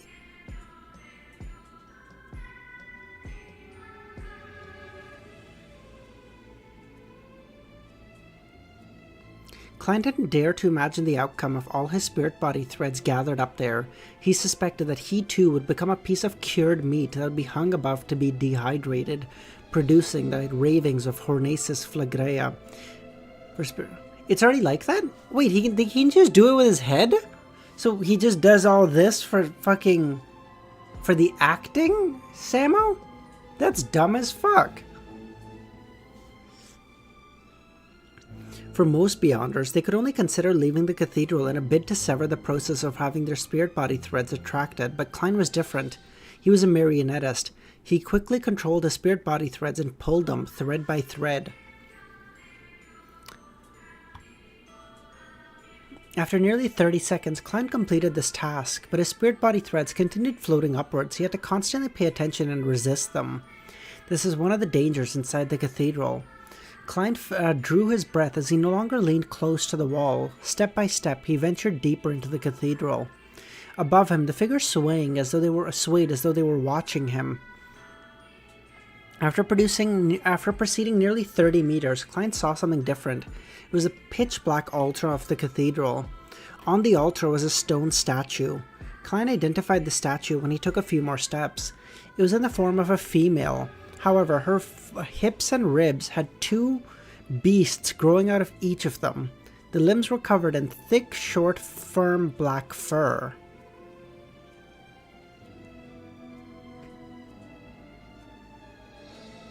I was gonna say this is Evernight, but I don't know who the fuck this is. In addition, these statues seem to be surrounded with black bands that seem to reach out like tentacles. At the statue's feet, there were souls sleeping as though they were holding her up on a pedestal. Klein shifted his gaze and looked at the statue's head and saw a beautiful face. That face wasn't unfamiliar to him because he had been sent here by that entity. The appearance of the statue was identical to the Eraser Angel in the St. Samuel Cathedral. What the fuck is going on? Oh god. I don't have anything, bro. I got nothing. I got fucking nothing. Get me the fuck out of here. God, someone tell me what the fuck is happening. She's related to this place. That's right. The people she erased are sent here. So it would be odd if she's not connected. But what's the connection between her and the Fourth Epoch's Nation of the Evernight? That Mother of the Sky. But if that's the case, why would she be working for the church? Furthermore, such an image does have a resemblance to the demonic wolf that the little son mentioned. Many thoughts instantly surfaced in Klein's mind. During this process, he shifted his gaze away in another direction, in the hopes of finding certain clues. After a few seconds, Klein discovered a figure. It wasn't hanging in midair, but seated diagonally behind the statue. Seen from the historical void. Okay, give me 1 second. Let me just order food really quickly. I'm starving. It'll take like a half an hour or so to get here anyway, so I might as well just order it now. I'm actually having a fucking aneurysm.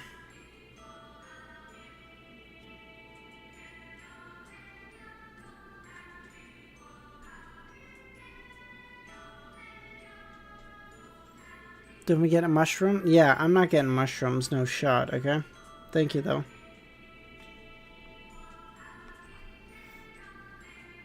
20 bucks for a burger. It is what it is, Kami. I don't...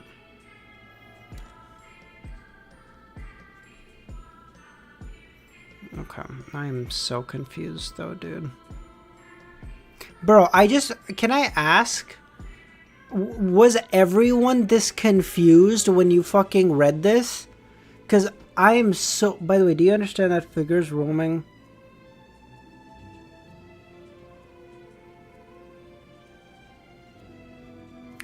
When you say roaming, amnesiac, do you mean the people like up top? Or like hung up or whatever?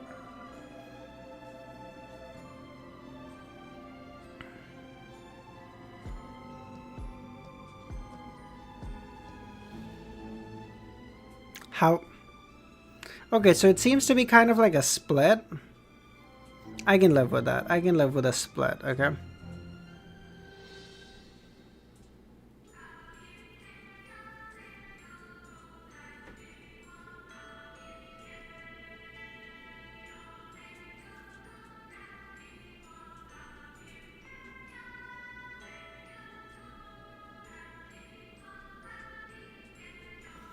No, the ones that were roaming outside the building? Oh, Oh, no, I didn't get that, Amnesiac. Okay, thank you. Okay. But so far, my theory just seems to be that there's a high sequence, probably an angel of the path of the seer pathway that's in this cathedral here. I mean, it could also be like the uniqueness or some bullshit, but like I don't even know what that is, so I'm not going to say anything about that. Okay. Okay, it should be here in like a half hour. Let's go. Curious is a better word than confused. Yeah, but like I'm confused. Like I don't know what's happening. You know, aside from what I'm like reading, I can't theorize what's going to happen in the future. The figure sat diagonally behind the statue was an elder in a black robe. He wore a hood and his head was bowed with his eyes closed. By his mouth was a thick and long beard. It was as though he hadn't trimmed it for years, preventing anyone from telling what he originally looked like. And in Klein's eyes, this hoary elder was even more bizarre than the figures hanging in midair.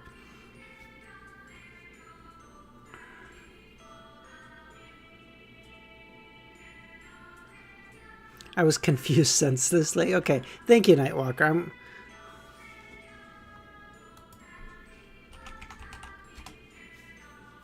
After his spirit body threads extended from his body, it didn't drift up to the spot which seemed to hide magnets. Instead, they coiled around his body and back onto themselves, making the source and destination one and the same. Oh, thank you, Pushkar.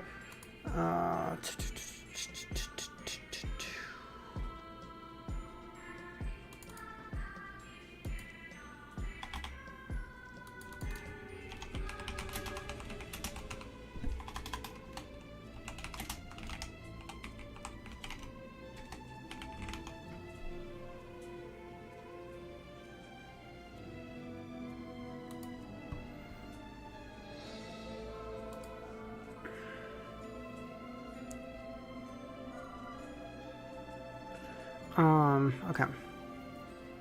Ordinary spirit body threads stemmed from inside the spirit body, extended outwards in different directions. As for the figures that hung above, the sources of the spirit body threads was no different. The destination which they extended to was gathered at the top of the cathedral. This is the reason why he hasn't been hung up, or should I say, this is how he avoids the danger inside the cathedral. As Klein controlled his spirit body threads to resist the continuous upward drift, he muttered and guessed at the reason.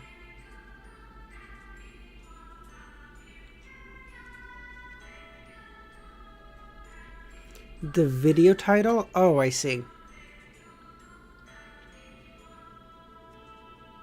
I held book 1? That's awesome, Easy. That's fucking awesome, dude. Wait, Easy, was it the whole, is it the whole of volume 1, or is it like, isn't volume 1 split into like 3 books or whatever? So thick, fuck you. It's chunky, it's a chunky, okay. Okay. Because I feel like it's part 1? Wait, so that's like 70 chapters. It ends at the harbor. Oh, shit, bro. I had a quick short post holding it. Okay, nice. Do you know how many pages it was? Did you get to see by chance? I'm just curious. Like, how many pages 70 chapters would convert into?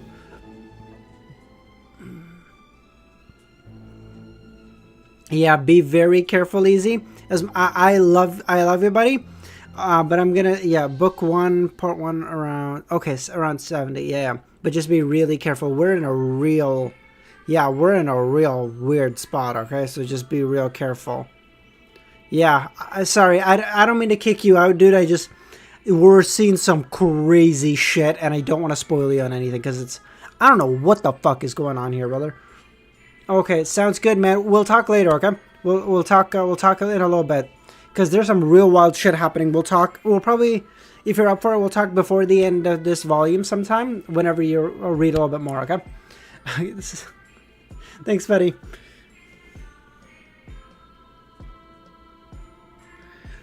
Oh god, yeah, there's some nuclear level spoilers in here. I don't want to. I'm gonna just cook him into oblivion if he watches this, dude.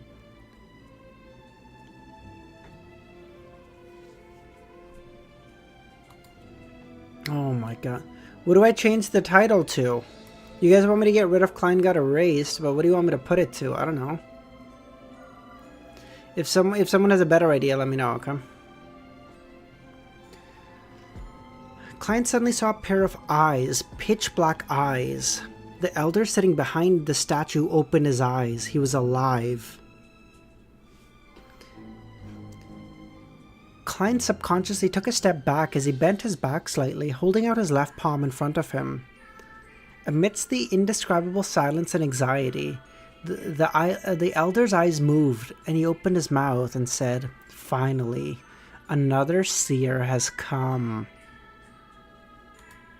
I mean, he did spoil the undead. It's almost dying, so spoil him. Fuck yeah, you're right. You know what? Easy, get back in here, motherfucker. You ready for... Another Beyonder from the Seer pathway has entered this cathedral. That's right. Apart from the Eraser Angels, ascending people, and those who vanished in the night at the battlefield of the gods would also appear here. Among them, there might have been a few seers who attempted to seek out mermaids in those waters, or successfully advanced and were looking to leave. Seeing that the other party had no intention of immediately attacking him, and had the intention to converse, he composed himself and said, "Why do you say that?"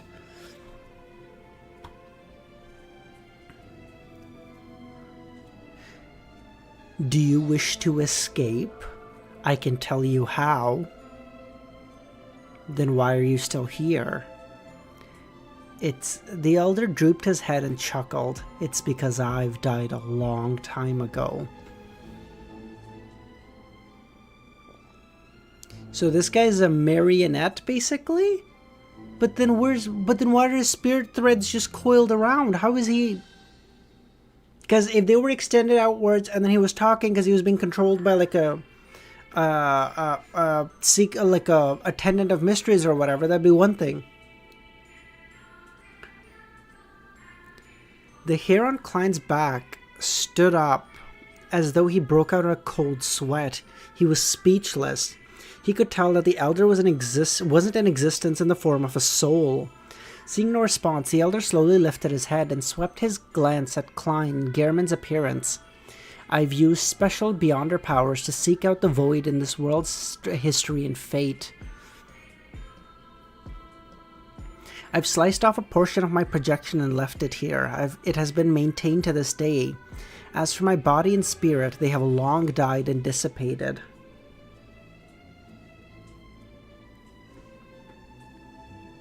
A portion of my projection, like his spiritual projection?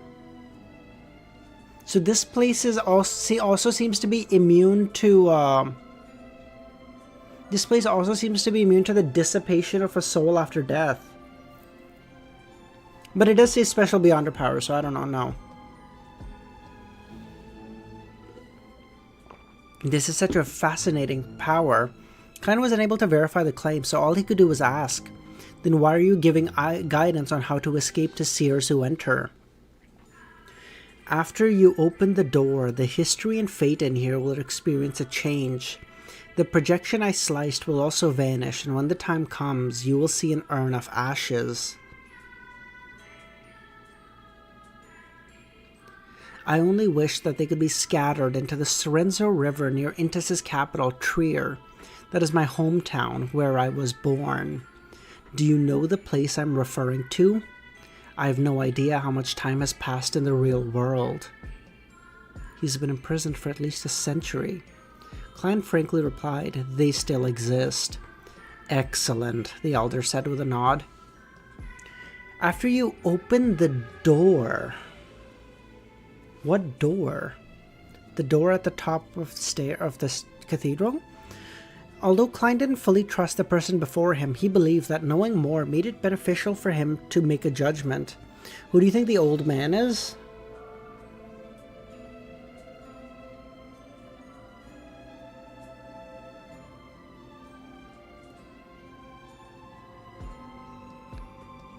Who is the old man? And I don't have a guess, dude. I don't. "Then how should I escape?" Klein asked. "See that wall behind the statue? Do you see the inset?" What is an inset? A thing that is put in or inserted. Oh, I see. Okay. Klein didn't actually wish to follow his instructions. After all, he had been led by Panatia to do so, resulting in him seeing her incomplete mythical creature form, and hence suffering from shock and damage. However, he had previously planned on surveying the surroundings in search of clues.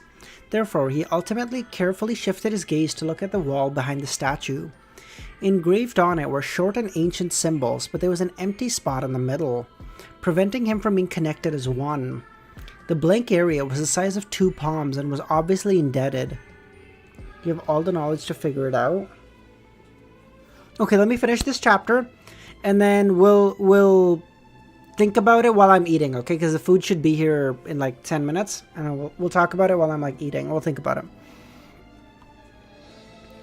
The blank surface was the area of 2 palms and was obviously indented. It was as though someone had dug away a brick on its surface. As long as you find the corresponding obsidian rock and insert it, this wall will tentatively be released from the concealed and secret state. It will showcase illusory colors. When the time comes, I'll tell you of a complicated special symbol. It will be the key to opening the door on the wall, allowing you to escape. The elder didn't turn his head as he looked straight ahead and spoke in detail. A complicated special symbol. The key to opening the door. Klein listened to the ravings of Hornaces Flagrea resound with the wind. As the symbol came to mind, the vertical eye formed from many secret symbols. It was the information that the indigenous family notebook had passed to him by corrupting the misfortune cloth puppet. And the indigenous family appeared to have a deep connection with the nation of the Evernight on the main peak of the Hornaces mountain range. See, that's so curious. Why does the indigenous family have such a deep fucking history with the Evernight? I don't understand. Could this be the so-called key? Klein retracted his gaze in a calm manner and asked, why did all the seers from before fail? The elder chuckled.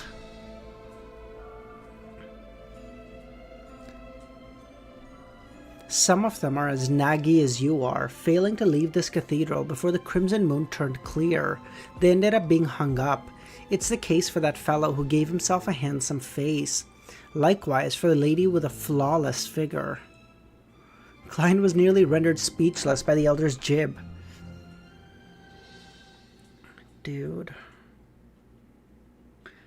Okay. So if Klein is still here the next time the moon turns clear, he's probably cooked.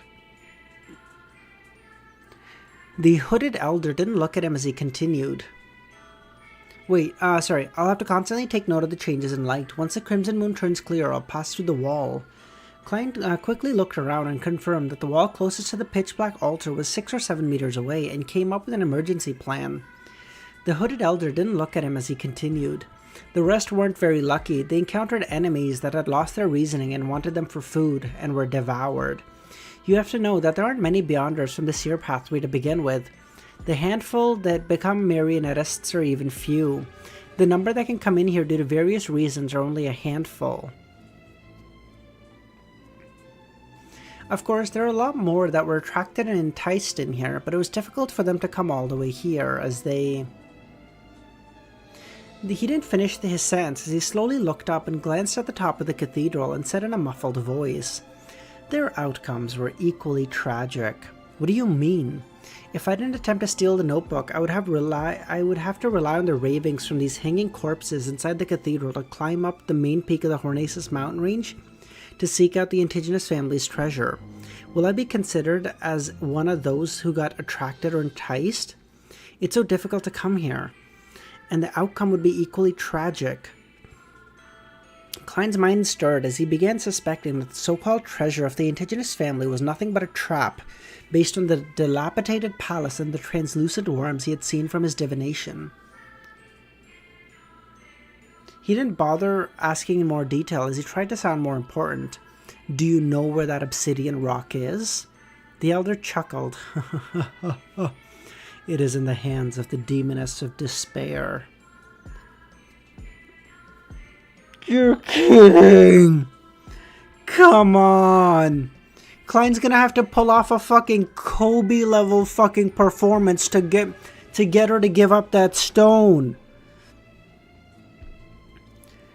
So Panatia is the sequence 4.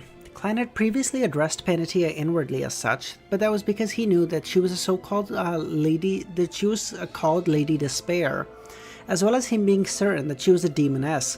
Hence, he had simplified the two tidbits of information and had given her a nickname. He had never expected that the sequence 4 of the demoness pathway was Demoness of Despair. That will be very difficult for me to obtain that rock. She's a demigod. Klein didn't conceal the difficult position he was placed in, to see if the elder had any suggestions. The elder shook his head and said, "I'm a person who is long dead. I can provide very little help." "Didn't you have a marionette when you came in?" "Yes, but it's been eaten by the Demoness of Despair," Klein replied. The elder sighed and chuckled. "I can help you summon him from the history of this world." Just as he said that, Klein saw lines quickly outline themselves, and the Admiral of Blood Seigneur reappeared, and his spirit body threads were still under his control. Klein's pupils constricted as he heard the elder add, "It can only be maintained for 30 minutes. Make good use of the time." I'll strengthen some of the connection. I'll help you strengthen some of the connections, enhancing your control of the marionette. This way, you can let the marionette use your Beyonder powers, and will allow you to swap locations with him instantly. The controllable distance and traits and him looking alive will also be boosted. Are you telling me that in the future, Klein can just...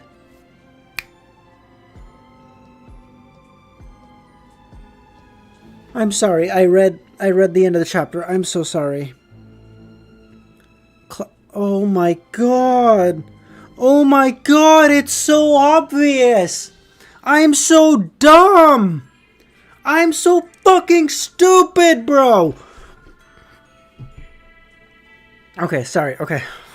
Okay. Allow my marionette to use Beyonder powers. Doesn't this mean that I can use the powers of a faceless to make my marionette into another me? A perfect body double. This is a demigod of the seer pathway? This is one of the powers of the Bizarro sorcerer?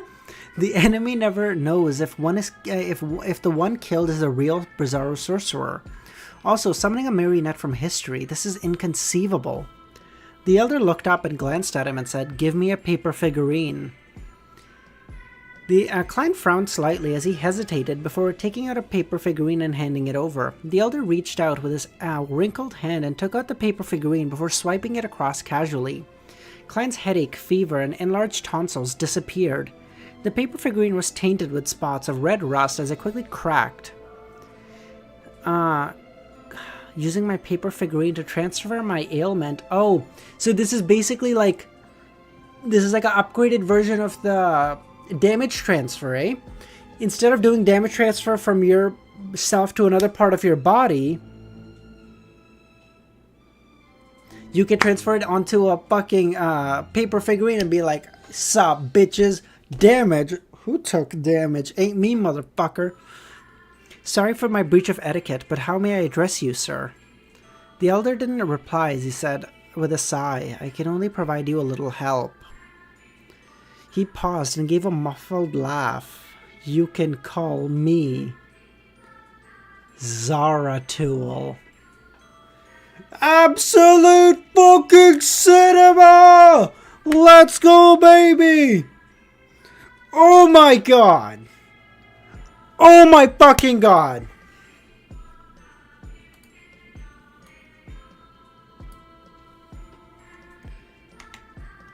The plot chickens! Yes, oh my god.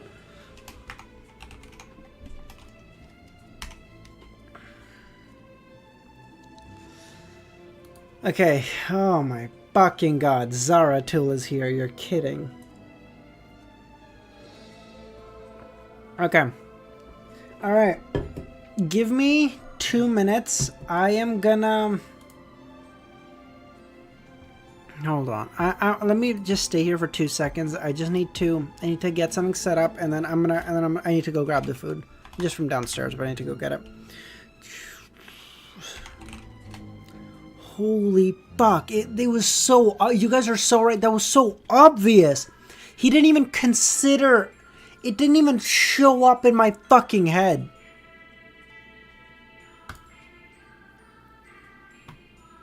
I didn't even. Not even a fucking thought that it could be Zaratul. It was so obvious. Oh my god, I'm so stupid.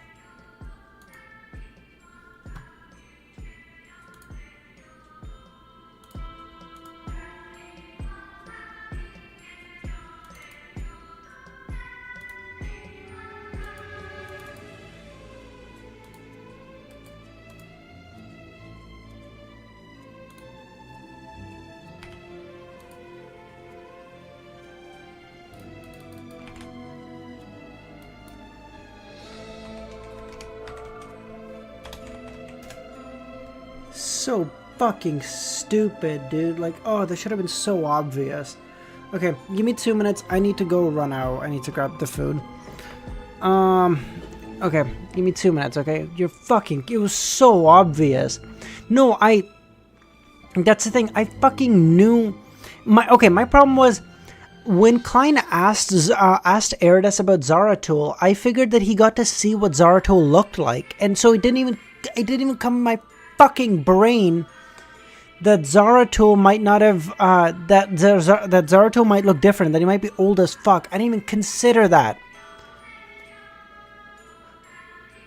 Because he's from Intes, the only seer we know from Intes is Zaratul. Like, holy, like the Intes part didn't even consider my fucking mind. Oh my god, that was so obvious. Holy goddamn shit. Okay, give me 2 minutes. What do you think about the historical void? I got no fucking clue, bro. I got no clue. Let me be back in 2 seconds, okay? Give me a second.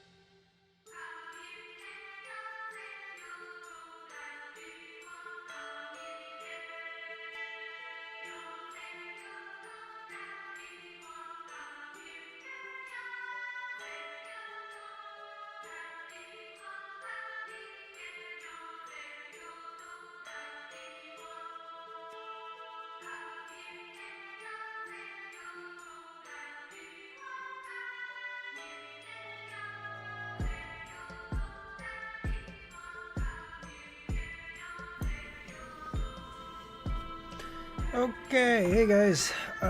Okay, I'm back. Okay. Okay. Okay. Man, that was what the fuck? I actually, like, I still don't know how to feel about it. That was crazy. I mean, there's still a lot more to figure out, mind you, so, like, that's fine, but... Man. You guys are... My main concern at this point is there's 12 more fucking chapters of this? Bro, Klein better leave here a fucking demigod. What do you mean?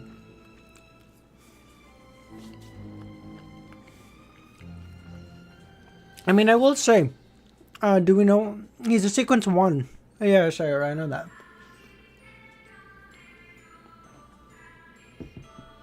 But my one question is, why the fuck is Zaratul helping him? Is like Zaratul's and what? How is Zaratul dead? Did Eridus just not know because he's a fucking angel?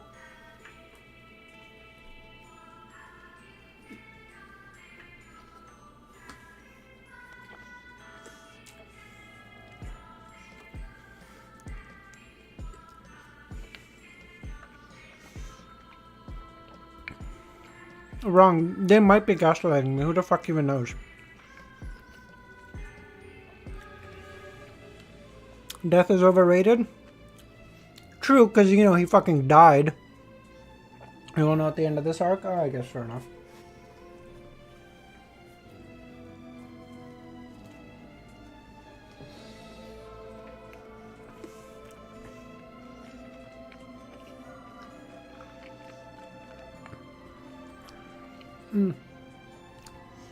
It's a turkey burger, Pushkar.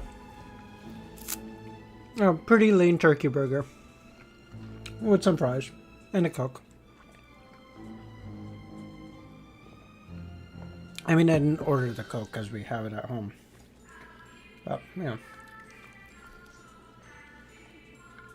Eric said that he became crazy, but at the same time he said to be careful with him. Well, yeah, that's the question, right? Is Zaratul out of his fucking mind crazy and he's trying to get Klein killed?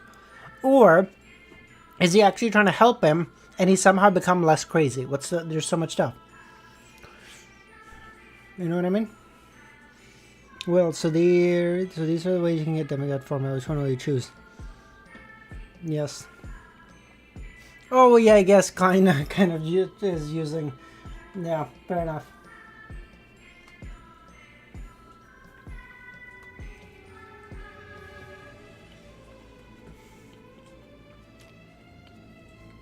He's kind of using 2 ways.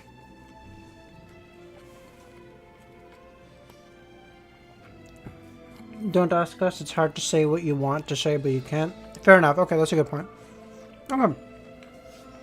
How about, in that case, because I'm going to keep asking questions and stuff, let's just take like a 5-minute break. I'm just going to pop off. And then that way I don't have to bug you guys with them. And then let's call it a 5-minute recess. 5 minutes from now, I'll set a timer and then I'll be back in like 5 minutes. That way, because otherwise I'm going to keep asking because I'm like thinking it out loud, right? So if that's alright, we'll just, we'll leave it at that. I'll be back in 5 minutes and we'll continue reading, okay? Give me 5 minutes.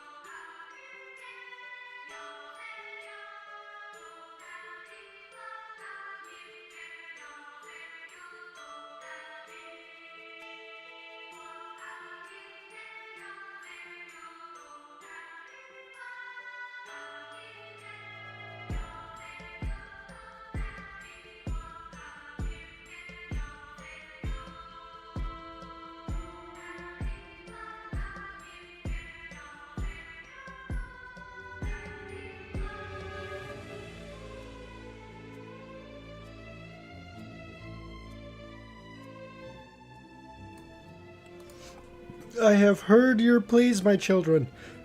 I'm sorry you were bored. Okay, we're back. Am I done eating? Fuck no. Okay, but I just have a little bit left. I will nibble away at it while I'm reading. But let's just keep going, okay? It's fair. Oh, you guys come here to fucking wait for me to eat. Alright, let's go. Alright, where are we?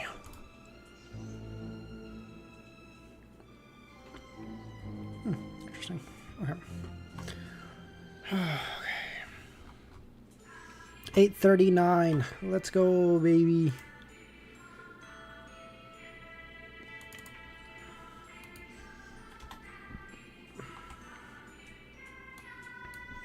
What is happening? Descendant of an... Who's a descendant of an ancient god? Is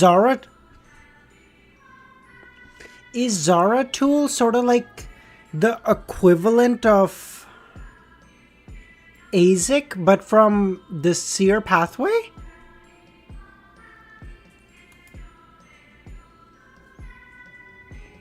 The plot thickens! Okay. Fuck. In that instant, Klein, who heard the elder's reply, had vulgarities resounding in his mind.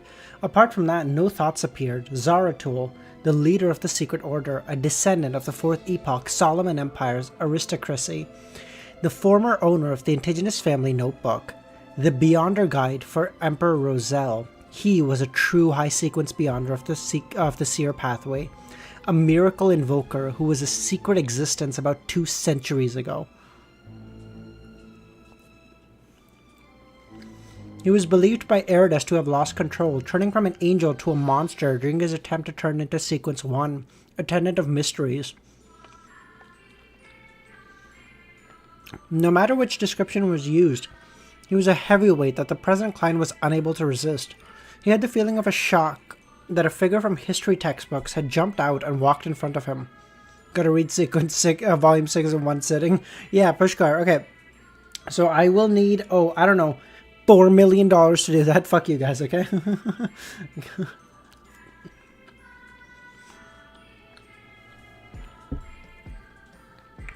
Klein had once imagined that perhaps all of his encounters, including his transmigration, had stemmed from Zaratul's setup, and he suspected that he would be akin to a final boss he would encounter in games, and now he had met him ahead of time.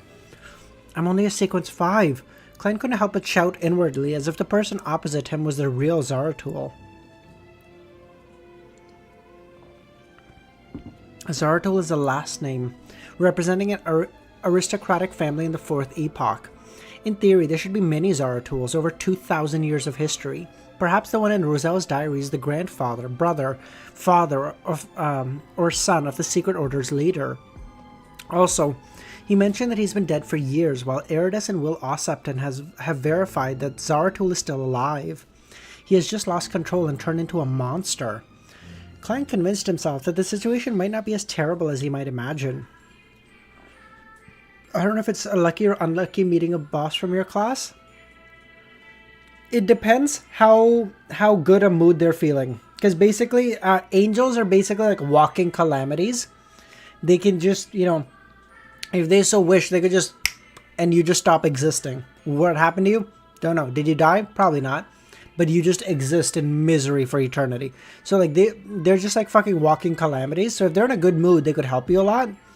But then if they're in a bad mood, they just, you're like, sir, may I trouble you to move aside? I'm attempting to move. Die. Like, I was just trying to squeeze past you. Die. Like, okay, what the fuck, dude?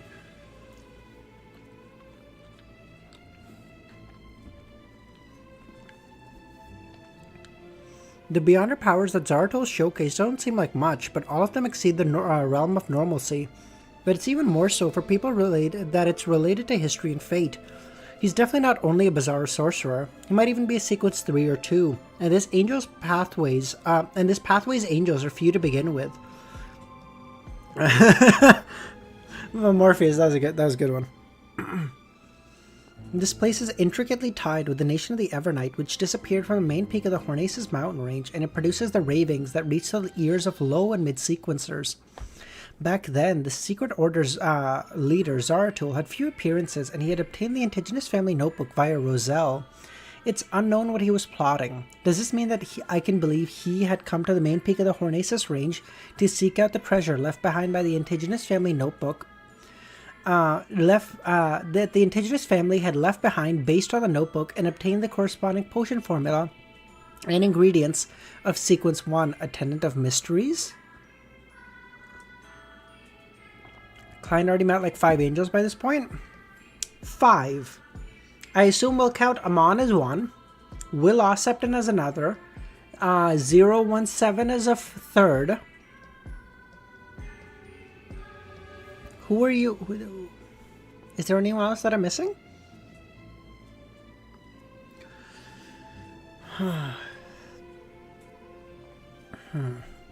Oh, Azek. Yeah, of course. Silly. What a silly bitch. Azek.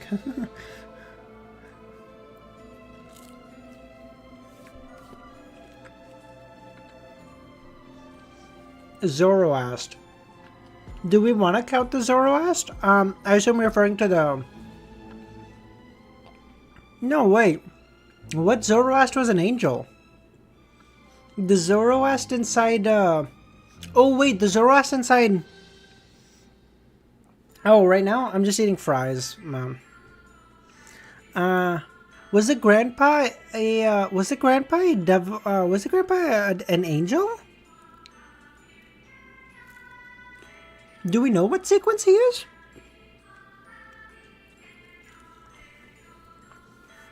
We know his name, yeah, that's fine.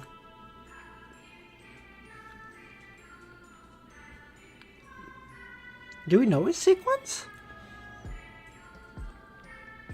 Sequence, no. Erida said the angel. Sequence 2 or more is considered an angel. Eat fries and ice cream together? No, Pushkar. I have tried it. It's not bad, but I just don't enjoy it very much. I feel like you guys spoiled that for me. Technically, I only knew that he was a demigod. I didn't know that he was an angel. It's fine. I don't give a fuck. That's a very tiny spoiler. That guy doesn't bother me much, but still all the same.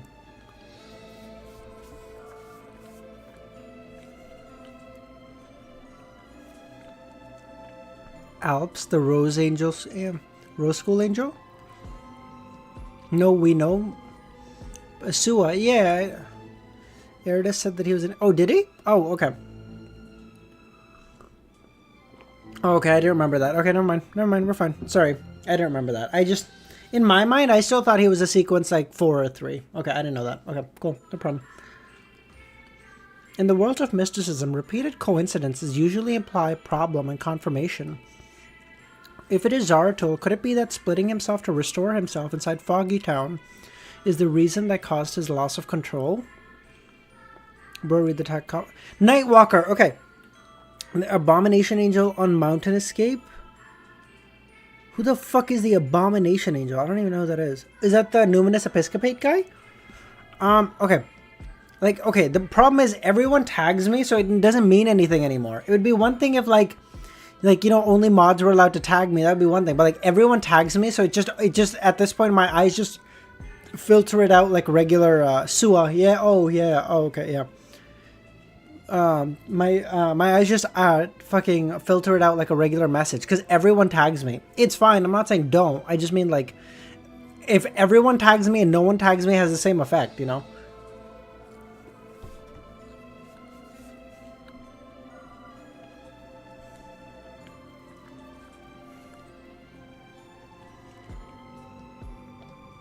Okay. As for being long dead, there's even a more reasonable explanation. Zaratul had said so himself. What is a miracle? To be resurrected from the dead. And he was already a miracle invoker. I'm gonna tag you and I said, yeah, no. And that's fine. It's just that literally, like, I'm not saying don't tag me. That's not the point you should take away from here. I just mean, like, I like to think that use Justin's rule. Like, hey, unless it's something really, really important, like something I'm reading and I'm just going, what the fuck is happening? And like, I just don't get it. And you have an answer for me? Tag me, no problem. But when everyone tags me, the most guilty of this is actually a fucking mod. It's Nightwalker. Nightwalker will send a message. I don't read it. Tags me. I don't read it. Tags me again. I don't read it. Tags me. This motherfucker will keep tagging me on the same fucking message and hammering it home until I read it. It's like, motherfucker, damn. Just let it go.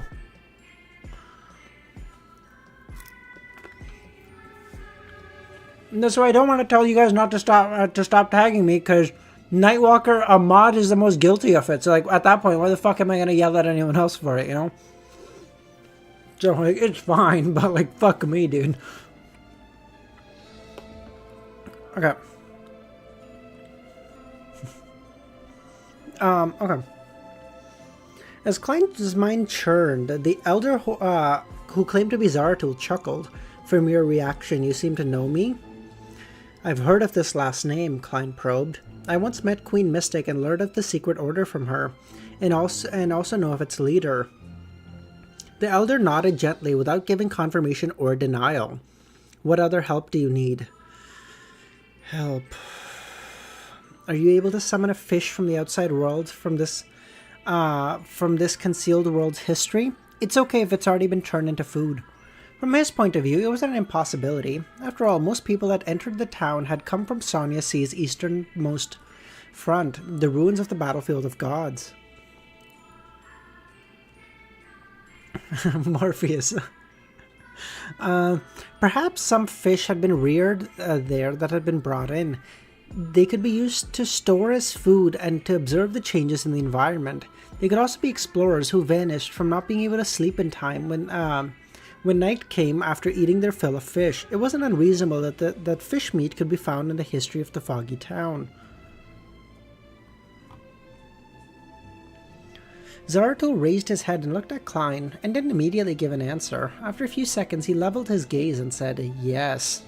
Just as he said that, a blob of ground fish meat appeared in the Admiral of Blood's hands.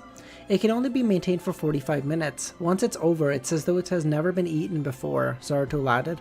That fucking worked? Klein increasingly found the high sequence beyond our power of the seer pathway to really be bizarre and terrifying. Bizarre? Bizarro sorcerer? I like mushrooms, I hate fish. I don't mind fish. I'm not a huge fan, but like if I'm eating, like occasionally I will eat fish and enjoy it. I just definitely couldn't eat fish all the time.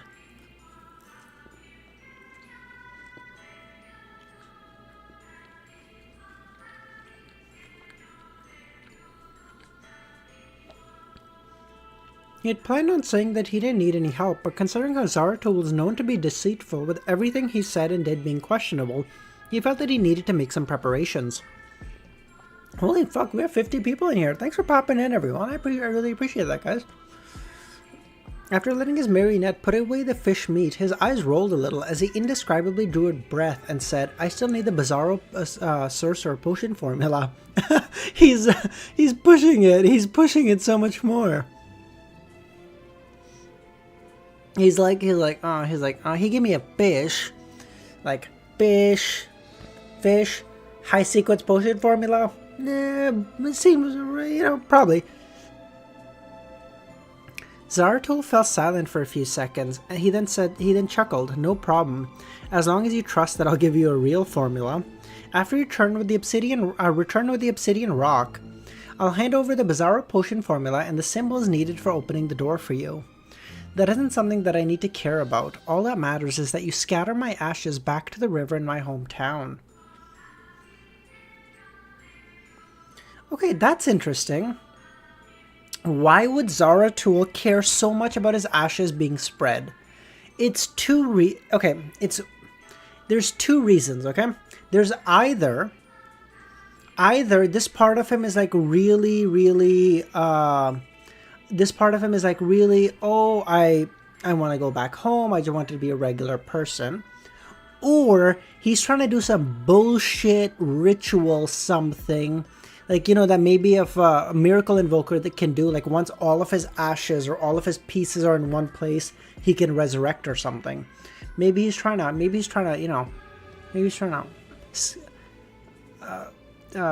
fuck him a little. Wiz, the current title might be a bit of a spoiler.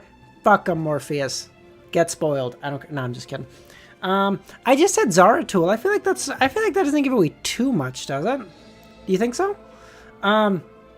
Listen, I feel like after being spoiled by Easy for like 150 chapters, I feel like I get one. Give me one spoiler title. Normally I just put in the chapters and I don't say any more because I feel mean. But like, give me one, okay?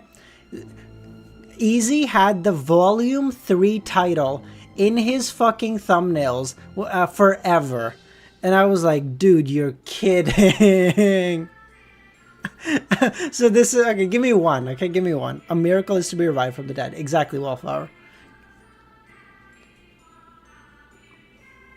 Because I was still on Faceless at the time, and everyone was like, "Listen, don't look at Easy's thumbnails, okay? There's spoilers in there." I'm like, and the problem is on my YouTube channel, I'm literally subscribed to like 3 or 4 channels. Like I don't watch anything on my YouTube on like the channel where I upload. Like I have my personal to watch stuff. So like I'm not subscribed. So like the fact that I'm subscribed to Easy means like, okay, I just get like Easy shit pumped into my fucking homepage. So like clicking on YouTube at the time was like a fucking minefield. I was like, like not trying to look at the homepage. I was cooked. After we return with the obsidian block, I'll hand over the bizarre sorcerer potion formula and the symbol needed for opening the door. That isn't something I need to care about. All that matters is that you scatter my ashes back into the river in my hometown. After Klein listened, he couldn't help but ask, you have a very high level. The ashes you leave behind will contaminate the river and create countless monsters. Zaratul laughed upon hearing that. Very meticulous. However, there's nothing special about my ashes. I've lost them long ago.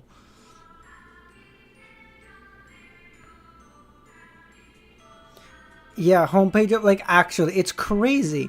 That, oh, wait, actually, story time. I was going to tell you guys this last stream, and then I forgot, because I was so excited about the episode, I forgot. Okay, so yesterday, I was, like, doing something. I think, like, I went to my dad's room because he called me to help with something. So, like, and I was scrolling shorts at the time, so I, like, scrolled up, and then my dad called me, so I put the phone down, and then I went to him. And in the background, I could hear the short, and I swiped, and because I swiped up, I didn't know what the next short was. The next short was from Light Novel Historian. So it was, and then the video, and the video that it was, it started off with something like, all the transmigrators from Lord of the Mysteries. And so, like, I was like, okay, whatever. So I was helping my dad. And then, like, after a second, I heard it, and I was like, fuck, no! so I like went to run, and then he went to like Emperor Roselle, and then by the time he said that, like I swiped up, and I was like, "Ooh!" I was like, "Okay, don't tell me." Like I was so cooked. If I was like 2 seconds later, I would have been so cooked. I was gonna tell you guys that story yesterday, but I forgot because I was like, "Fuck!" I got so lucky, dude. If you started with anyone other than Roselle or Klein, I was cooked. Oh god, that was so funny. After I swiped up, I was like, I started just laughing, and my dad is staring at me going, what the fuck is wrong with you? Oh, that was so funny.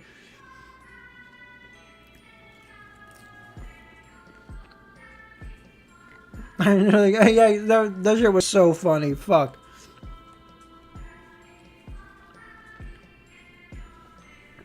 As he spoke, he looked up again and glanced at the peak of the cathedral.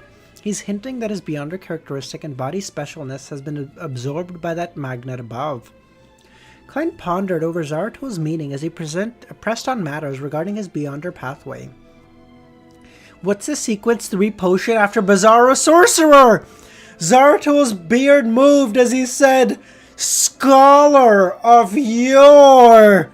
Let's go, baby! We have the full sequence from 9 to 1. We don't have 0, but we got 9 to 1.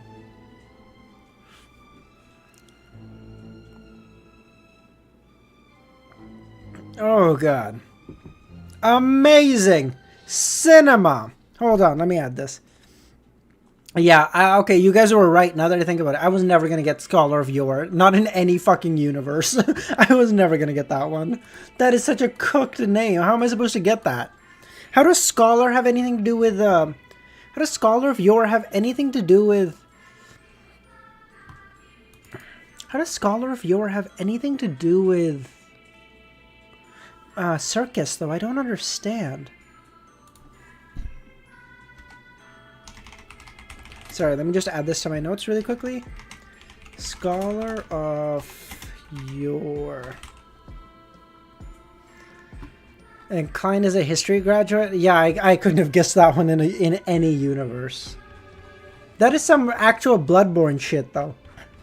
Scholar of yore? You know what I mean? That's some actual fucking... Bloodborne shit.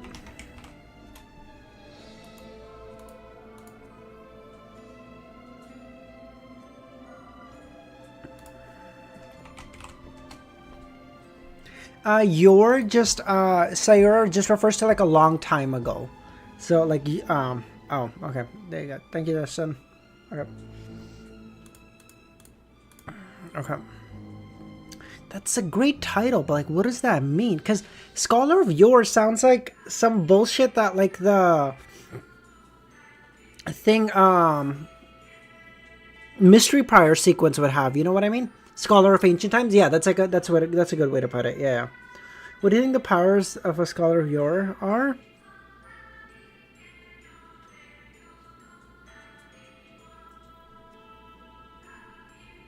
What sequence did you think Scholar of Yore? Oh, that's a good question, Pushkar. Okay. Do you guys mind if we fuck it. I'm home alone. I can stream for like however long today. I don't really give a fuck. So let's just since we're already here, fuck it. Let's just keep streaming.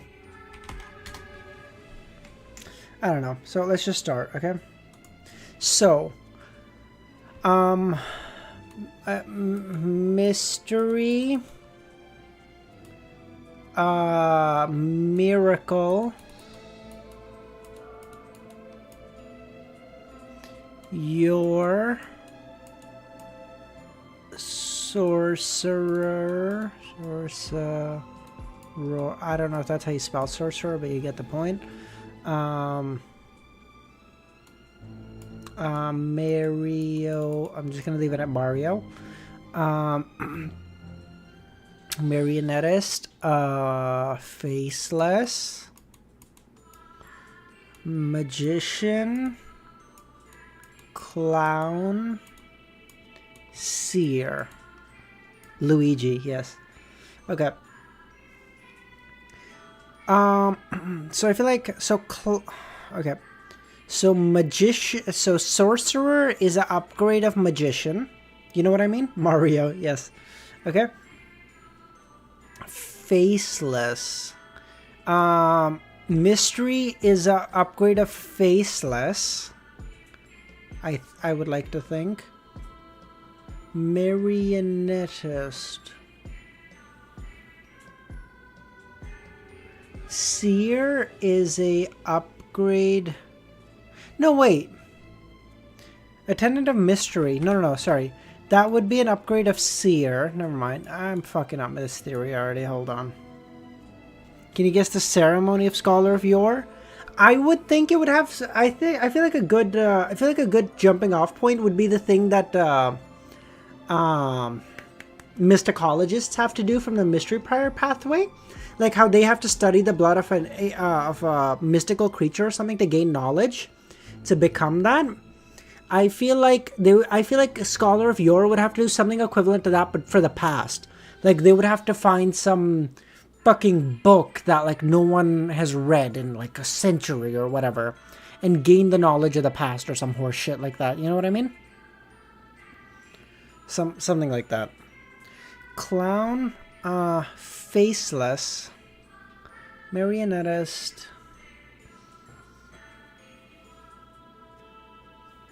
Or no, wait. I would say seer would be miracle of yore. Faceless would be mystery, attendant of mystery.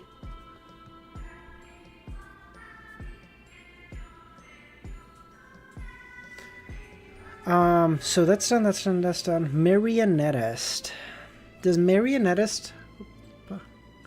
I feel like marionettist can kind of pile onto Attendant of Mystery, just because Attendant of Mystery is, what is a mystery? Rising from the dead, right? And a marionettist controls the dead. And then in that upgrade, you become the dead. Do you know what I mean? So I feel like that's an upgrade of that. But then that leaves the question of what's the upgrade for Seer? Wait, hold on. So the upgrade of... no, not the upgrade for Seer. God damn it, I can't talk. What's the upgrade for Clown? That's got to be 0. What's the upgrade for Clown, though? Sequence 0 is marionette faceless attendant of your...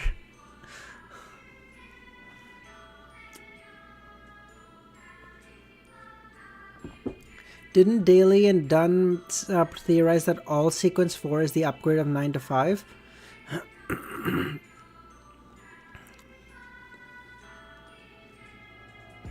What? Didn't Daly and Dunn theorize that all sequence 4 is the upgrade of 9 to 5? No, because in this case it would be 3. Nightwalker, because remember, 4, the only reason 4 is special, other than the fact that you become a demigod, is that it's a qualitative change. But the qualitative change for Seer, Marauder, and Apprentice is at sequence 3, not... wait, no. Sorry. Wait, hold on. The qualitative change for all other pathways seems to be at 5, allowing you to change at 4. But for Seer, Apprentice, and Marauder, it's at 4, allowing you to change at 3. That's what I meant to say. Sorry, I'm... what did you say, Dr. Z? Hold on. I think Attendant of Mysteries is more connected to Seer. Both are servants of something, fate and mystery. Yeah, but Seer and Scholar seem sort of lined up to me. Don't you think, Dr. Z? It's possible that it could be mystery. What did I put as mystery? Faceless?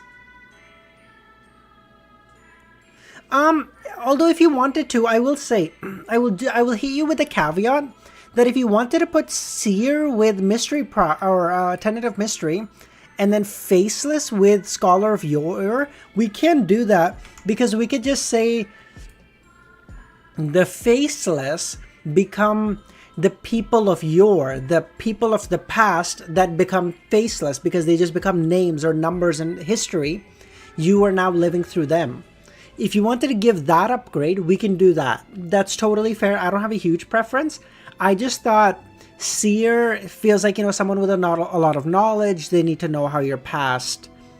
They need to know your past. They need to be able to guess your future based on like a whole bunch of overarching principles. Like you need to study a lot. So like a scholar, I thought lined up with that. But we can totally go with your thing. Check your... okay, Pushkar, give me 1 second. In the past, you said Clown's upgrade would be Attendant, I think? I don't know. Again, you guys got to remember, when you ask me these questions, I don't have answers made out. I'm thinking of this on the fly. So, like, it's very possible that I said something else last time, and then now I'm reworking my thought process and I came to a different conclusion. Very possible. I don't know. Clown, Attendant of Mystery. Clown, Attendant of Mystery. I don't know. Wes, how's it going? We're doing some theory crafting, man. They said that each of the Seer was one part and they all come together at 4. Exactly. Okay, what do you think Sequence 0 would be called in this pathway? Sam, so many people have asked, bro. I don't have a good answer. Okay, based on my current guess, it would be an upgrade of Clown. What is... Okay, let's do... Sorry.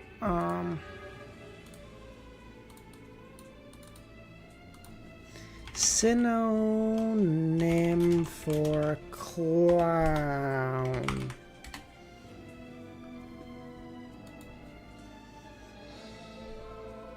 Buffoon. Love that. Let's continue. Okay, we'll continue reading in like 2 seconds, Moon. Give me 1 second, okay? Buffoon. love that. Buffoon. I would love that. Comedian, that seems too silly. Comic seems too silly. Fool would be cute, but I feel like that'd be too on the nose. Jester. Oh, Jester's a good one. Or Mime could also be a decent one.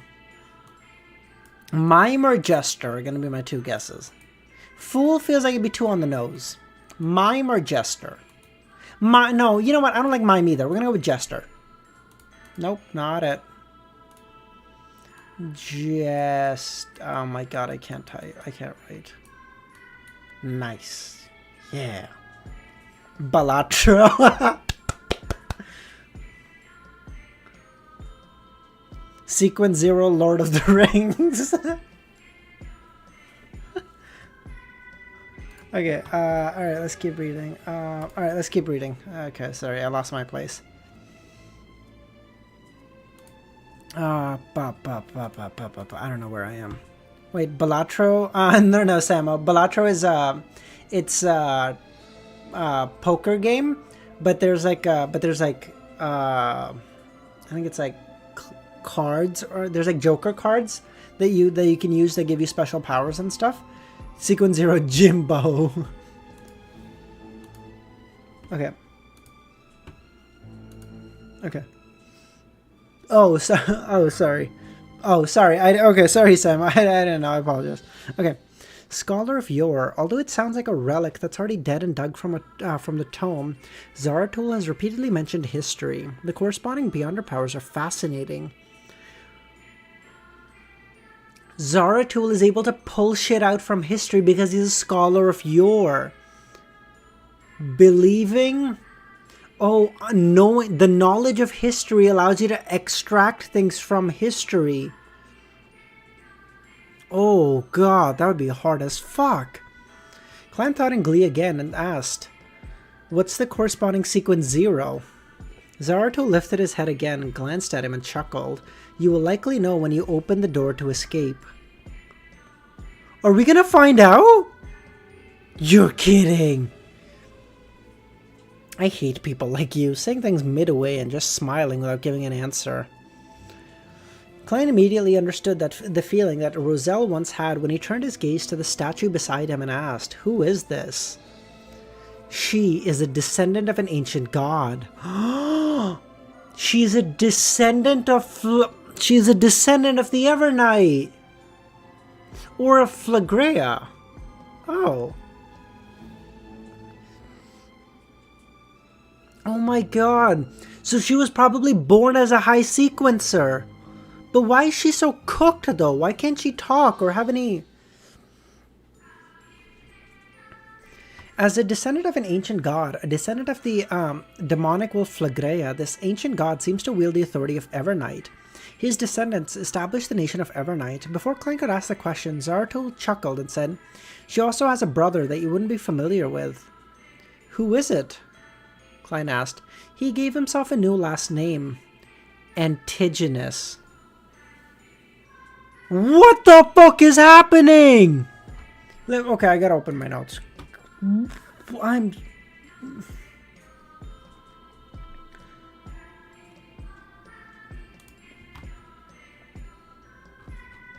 Bro. Oh, dude, if I read this in like 3 pieces, I would have been cooked. I don't know fucking nothing. Bro, that's Ankh-Fall. Where's my fucking Flagrea lore? Do I not have any? I don't think I have any Flagrea lore, which is insane. Flagrea had 2 kids. Daughter 017 of the Evernight Church. The son called himself Antigonus. So it's clear then, the Flagrea was the super god, or whatever we're calling it nowadays, of the seer pathway. But then how does... Wait, could it be that 0117 is of the Marauder pathway?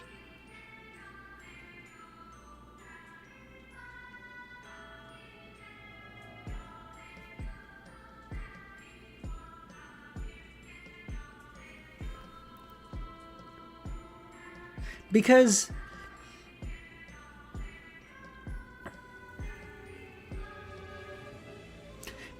think about it. Okay, so we're saying Flagrea had a son, Antigonus. Antigonus was of the seer pathway. We almost certainly know that because, you know, their family had the seer pathway, no problem. This girl, I assume, has to have one of the neighboring pathways. Assuming. I don't know. So I'm assuming, and it would kind of feel like a high sequence, high diff, marauder or like theft pathway power where you could just erase a thing, you know?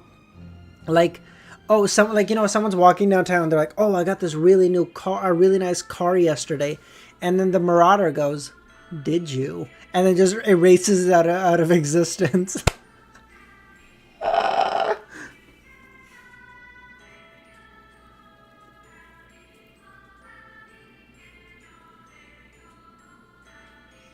Read what Kami said. Super gods were a mix of multiple pathways, not compatible, different from your super god theory. Oh, fuck. Okay, never mind. Okay, I thought that would have been really funny, though. Fuck you guys. Antigonus, Nation of the Evernight, Hornaces, Flagrea. Klein's eyes lit up as he pieced together the fragmented pieces of information. It's very easy to understand the Evernight destroyer of the Nation of the Evernight. It's the battle of authorities. However, to completely eradicate the Antigonus family for having inherited the seer beyond our paths of the divine doesn't make any sense. There's no need to go that far. After all, the pathways I can make interchange with the sleepless are the death and the giant. No, but if Evernight Goddess took the authority of Flagrea, you don't want her son coming after you. You don't want her son to get any big ideas to want to, come fight you later. So you eradicate the family, and then she Evernight lobotomized her daughter or something. Flagrea's daughter. Wait, is Flagrea a guy? I thought Flagrea was a girl. Furthermore, Klein was still puzzled to this day. Why would the Antigonus family place their treasure on the main peak of the Hornaces mountain range? Flagrea's a guy? We don't know the ancient oh, sorry. I don't know. The name just screams girl to me. Furthermore, Klein was still puzzled. Why did they trust the people of the Nation of Evernight so much? Now, he finally understood something. Klein was about to ask more questions when he suddenly saw the crimson moonlight shining in from the cathedral windows brighten. The crimson moon has turned clear, without any additional thoughts. He followed his emergency plans by raising his right hand, snapping his fingers, and lighting a candle by the wall that was a distance away. Ancient gods are chaotic? Yeah, I guess. Okay. Sorry, never mind. Could be any gender. Yeah, fair. I don't even know. Like again, I don't even know if the concept of gender would even map on cleanly to a god. You know what I mean? Give me one quick second. I'm just gonna take a bite of my sandwich.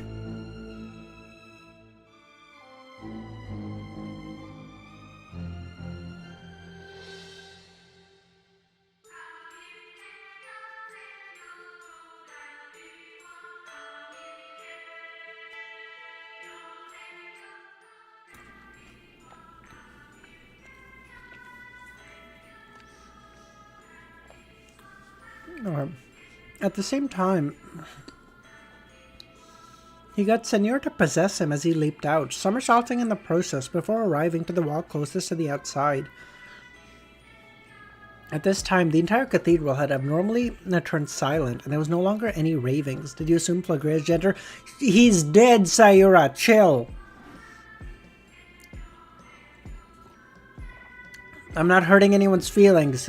They're dead. Chill. Assuming genders in 2020. Fuck you. It has to be a demoness of despair, Pushkar? Pushkar, let me answer your question in a better way, okay? If you gave me the ability to be any pathway and any sequence, I would choose demoness of despair. Does that answer your question?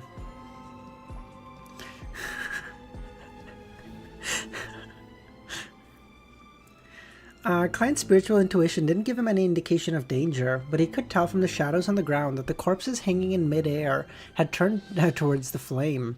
Without any hesitation, Klein turned his left palm down.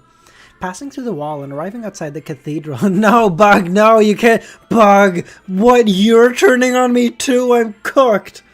Bug is telling people to clip me? You're kidding. Now the comments about digesting the pyromaniac. No, Samo, no, stop bringing that up. No.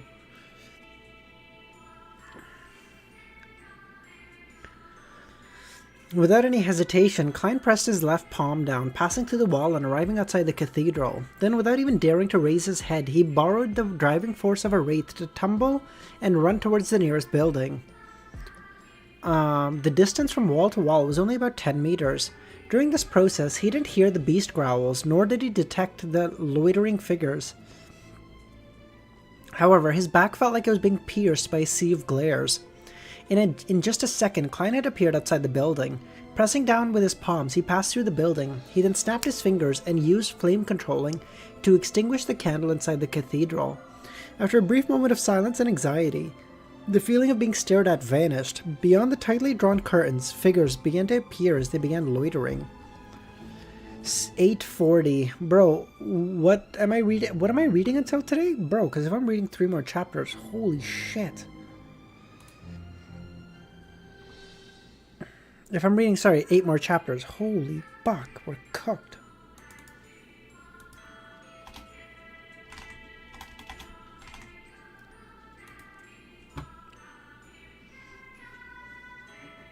Uncle only chose that for the OF content. Milos, no. Bro, why do I feel like my mods are my biggest haters? What is this? With the abnormalities vanishing, Klein heaved a sigh of relief. He began to observe his surroundings. Then he left a shadowy spot that wasn't too dark due to the faint moonlight. This was to prevent himself from suffering any attacks. And after a few seconds from before, he had come up with a theory about the faint figures and beast growls. There were previously corpses that were hung inside the cathedral, producing the ravings of Hornasus flagrea. When Klein passed through the wall and left the cathedral, the corpses that hung above them had turned to face the lit candle. And there weren't any figures on the street until Klein used flame controlling and extinguished the flame. Everything was the same as before. They showed tough love. They just showed tough, Justin. No love involved here, okay?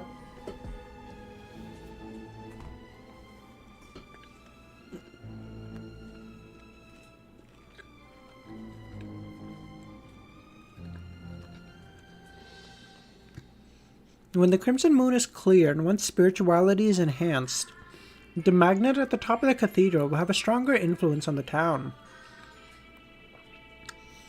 You'll be able to control those corpses to loiter around and pretend that everything is normal. If that's the case, the light around might actually attract the controller's attention. Milos, we don't negotiate with terrorists. I can't rely on flame jumping to repeatedly divert the attention of those figures. Klein reminded himself. Then he turned to use the spirit body thread's vision that he didn't activate to size up the bread, stewed beef, and the red wine. He suspected that the food here was a part of the magnet at the top of the cathedral, and if it was consumed, one's spirit body threads would be corrupted, and it would cause them to be unable to resist floating towards the cathedral.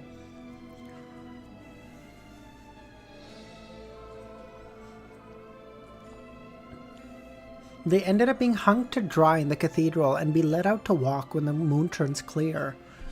At a glance, Klein discovered that the food was like living beings. They had spirit body threads.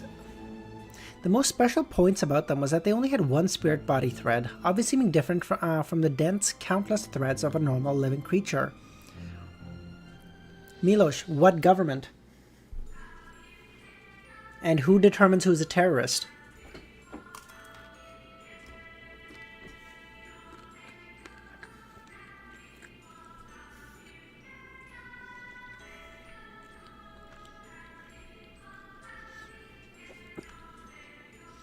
Indeed, it's close to my theory. After obtaining some validation regarding his theory, Klein retracted his gaze and considered how to deal with demoness of despair, Panatia. The Serbian government? No, I don't know, Milos. Does Serbia even have attacks like that they need to worry about? I don't know. I mean, maybe. I just feel like I've never seen Serbia in international news ever. You know what I mean?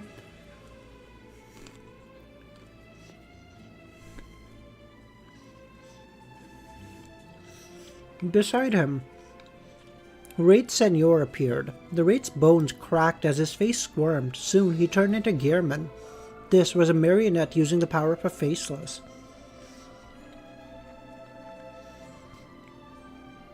While using the clothes and hats, Klein's expression turned cold. Over the past 2 months, the marionette had been wearing the same outfit.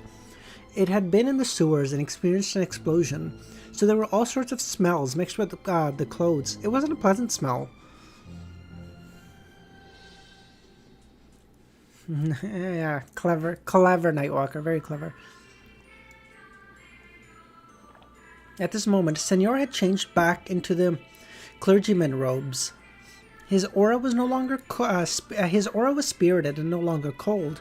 He looked no different than a normal person. Klein deliberated for a moment and took off Creeping Hunger, allowing Senor to wear it.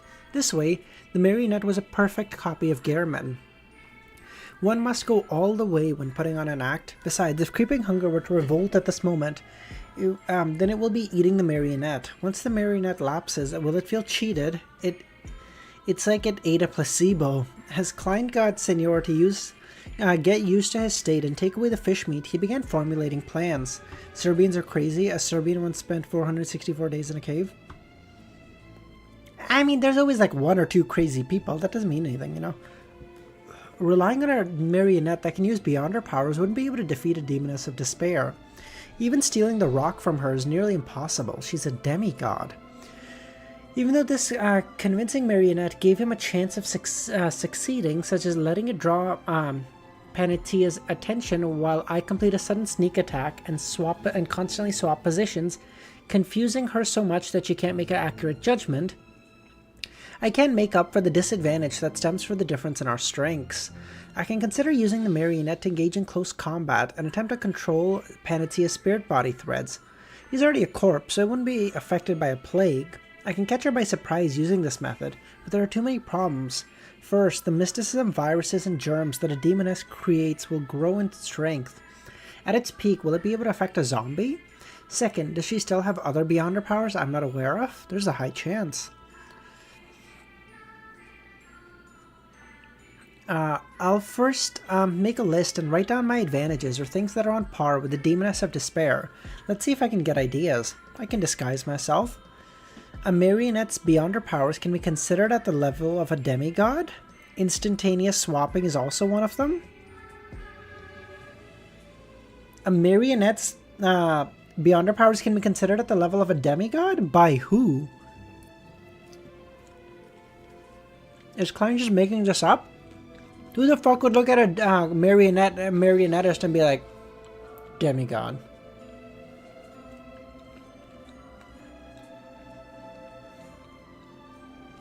She's half crazy. Her reason comes and goes, and she does extreme things. His upgraded powers? Maybe. She's easily led around by her instincts. Although she's good at incitement and allurement, that's an innate quality for catching prey. I mean, even so, Samo, I don't think 2 sequence 5s would be worth a sequence 4.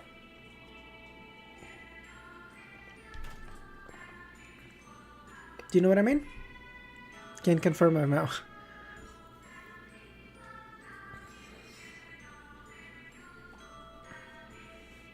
Don't tell me I need to come out on top using my wit.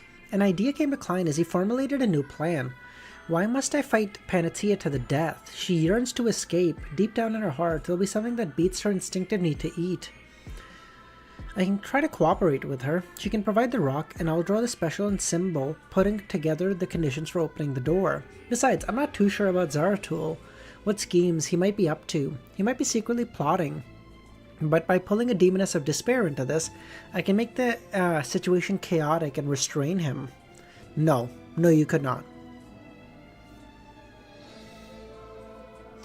Cooperation is a diplomatic choice, not a militaristic one. The effects of an intact stand-in at the demigod level will definitely be better than directly engaging in combat. This is equivalent to me obtaining benefits from both sides.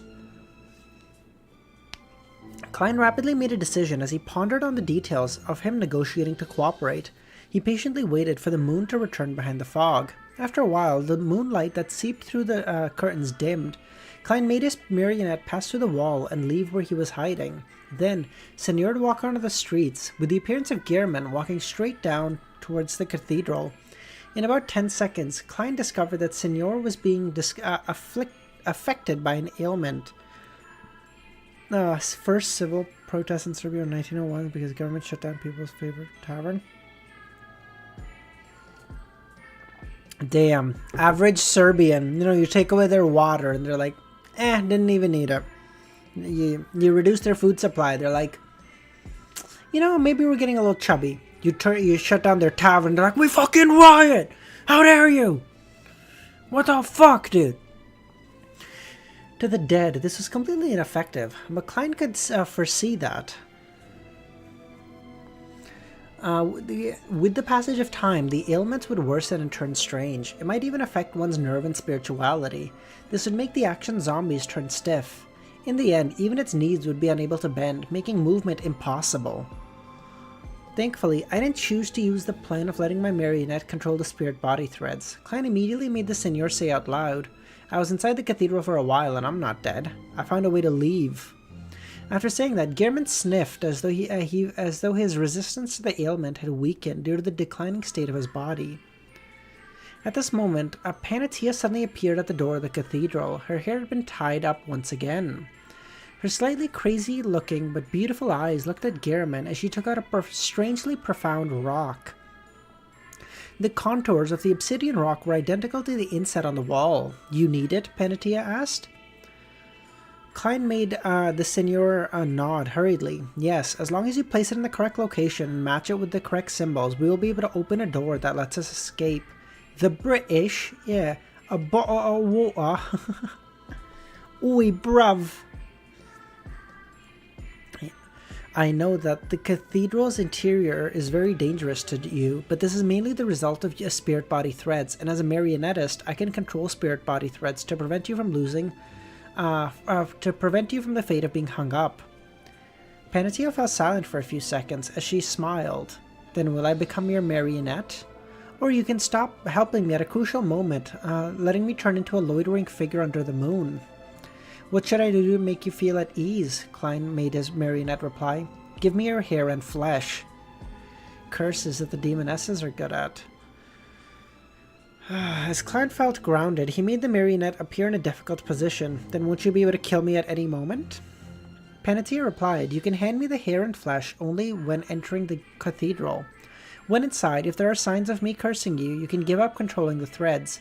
It will be the same the other way around too. If something abnormal happens to me, I'll curse you. Once the door is opened, I'll leave first, and at the same time, I'll return the flesh and hair to you. Gehrman hesitated for a long time with the details. Finally, he nodded and said, all right, let's do it.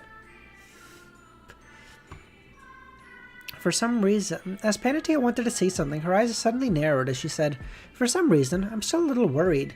You're worried, you bitch?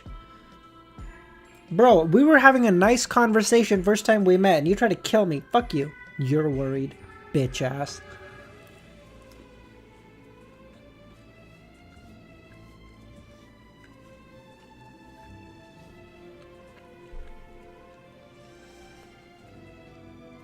Morpheus, I know what kind of man you are. You're disgusting. Consider your actions, Morpheus, God. 841. Keeping each other in check.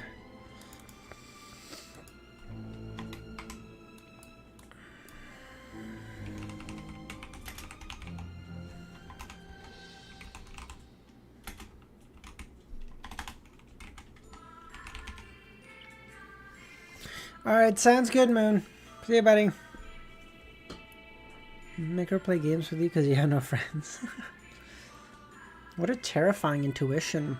Despite not realizing that the Gehrman in front of you is a double, you still feel something amiss. Hidden in a faraway building, Klein inwardly drew a gasp. As his mind raced, he came up with a strategy. He made the Senor reply, "I'm a little worried too.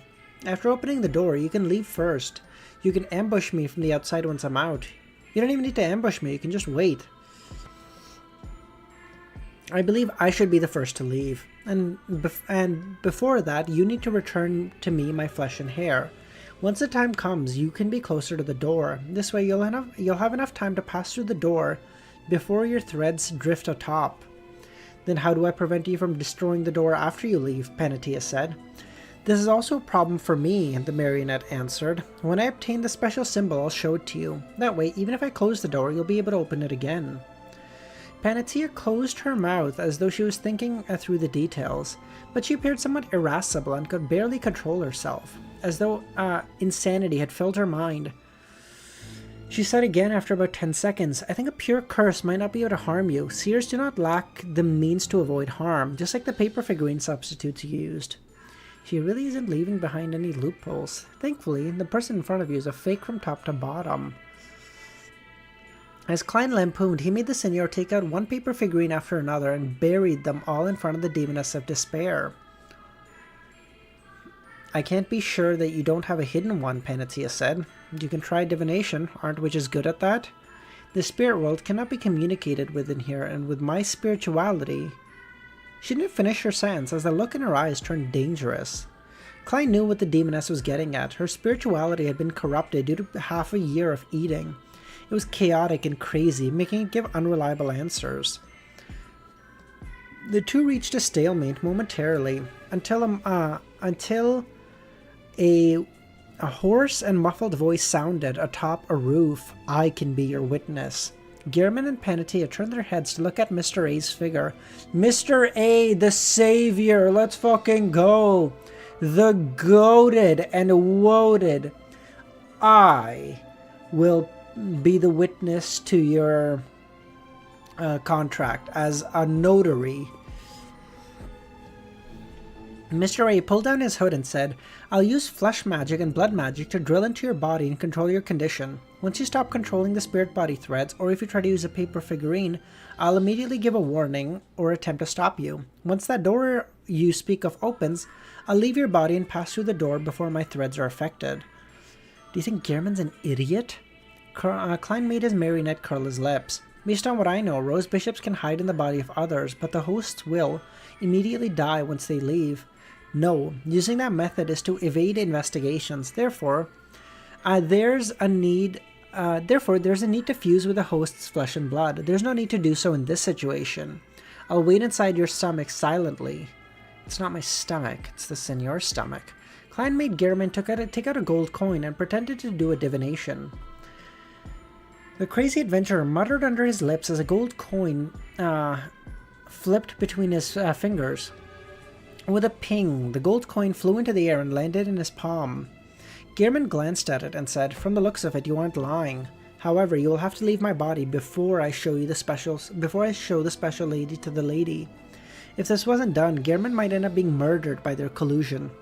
After all, if Panatia obtained the symbol while wielding the rock, given enough time, she didn't need to worry about any anomalies with her spirit body threads. Then she wouldn't need help from Gehrman at all. Mr. A's existence was only to prevent the use of paper figurine substitutes. Monster is boring, hunter is the way? I still love Bard. I think like a Dawn Paladin from D&D is based as fuck, okay? Give me 1 second, I'm just gonna run to the washroom, and then we'll keep reading.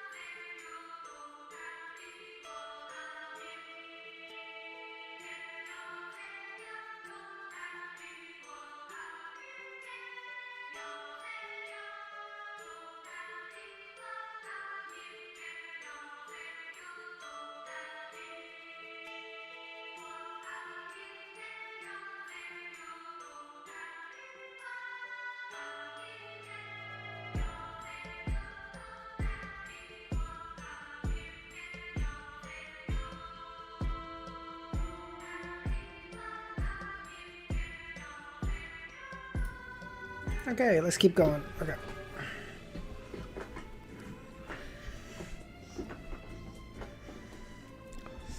Okay. Okay.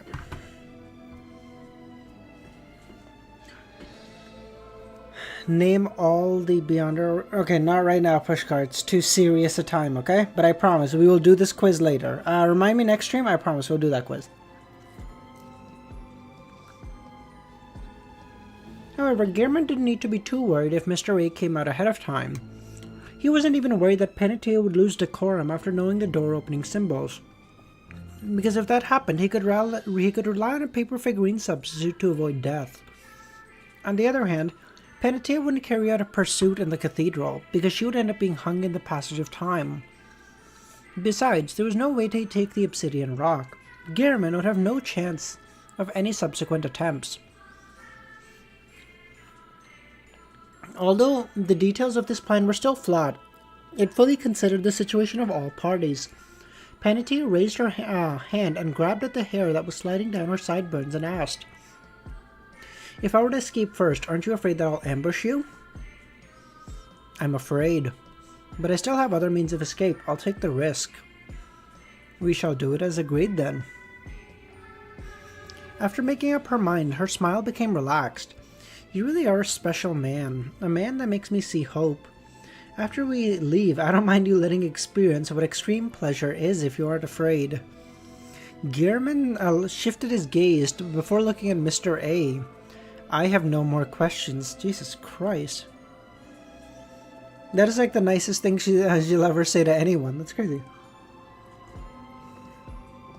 What pathways barbarian from? Oh no.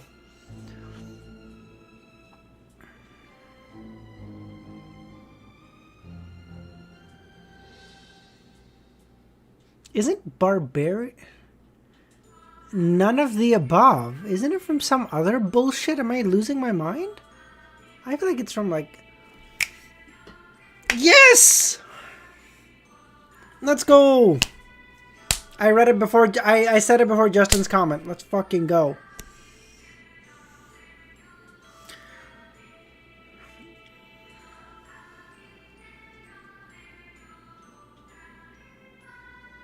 My voice did crack. I was very excited. Okay, sue me. Okay.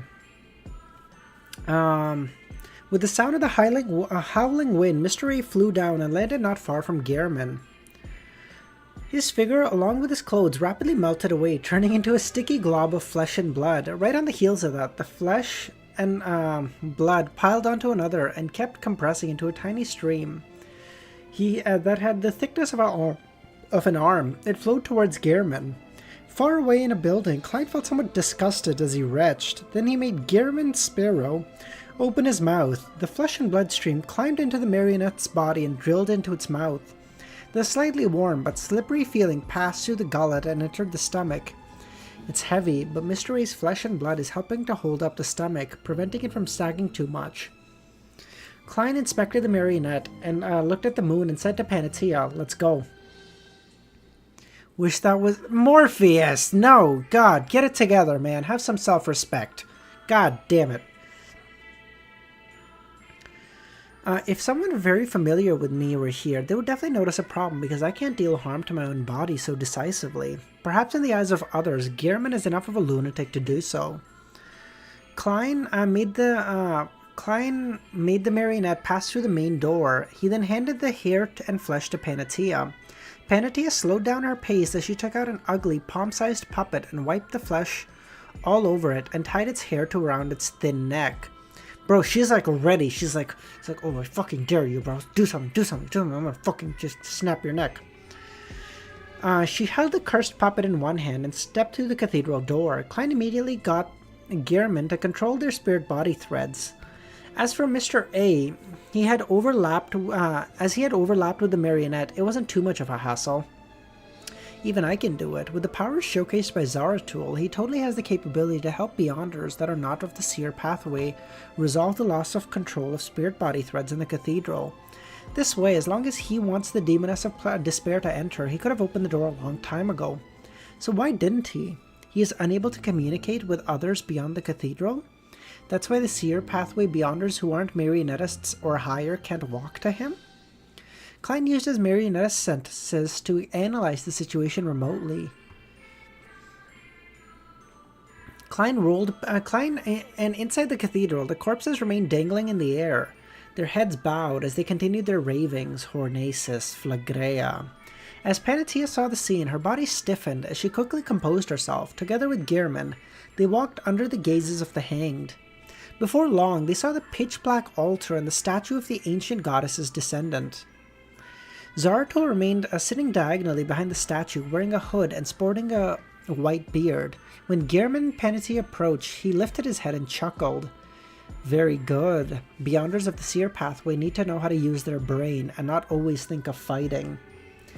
Oh, that's so clever. Because he enticed him to go fight. He said, like, listen, like, I'll up your powers. I'll give you your marionette back. I'll upgrade the bond with him. So, like, go fight. But the test was like, hey, if you try to fight her, you're gonna fucking die. So the question is, even though you're close, be smart enough to realize that there's still a gap that you can't bridge and think of a different way. Clever.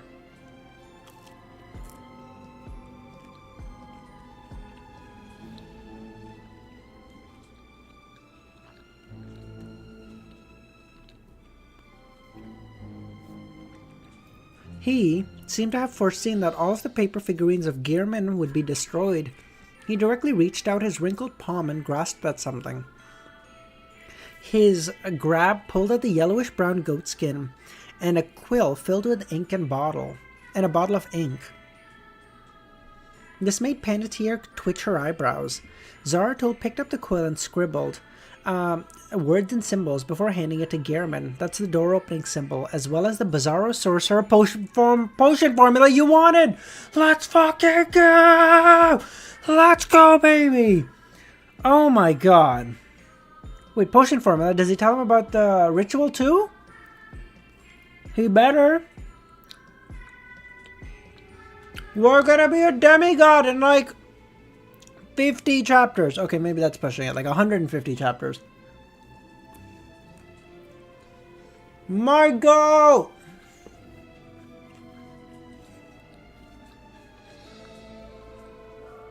And they can only last for 45 minutes and can't be taken out. But would you trust a potion formula given by Zaratul? Yeah, why not? Klein avoided the demoness of despair and unfolded the goatskin, allowing the potion formula and door-opening symbol to appear before his eyes. His pupils constricted and he froze. It's not worthless, Dr. Z. It's just more likely to make you crazy. But not worthless. It's still worth a lot. He seems like a fine fella. I know. That's what I'm saying, username. He seems goated. I don't know what Eridus was up to. You know, maybe Eridus was just jealous. This guy seems goated and woated. If this guy told me to drink a potion without knowing what it was, I'd be like, he seems like a nice guy. He wouldn't do me harm and just drink it. Probably fucking works out.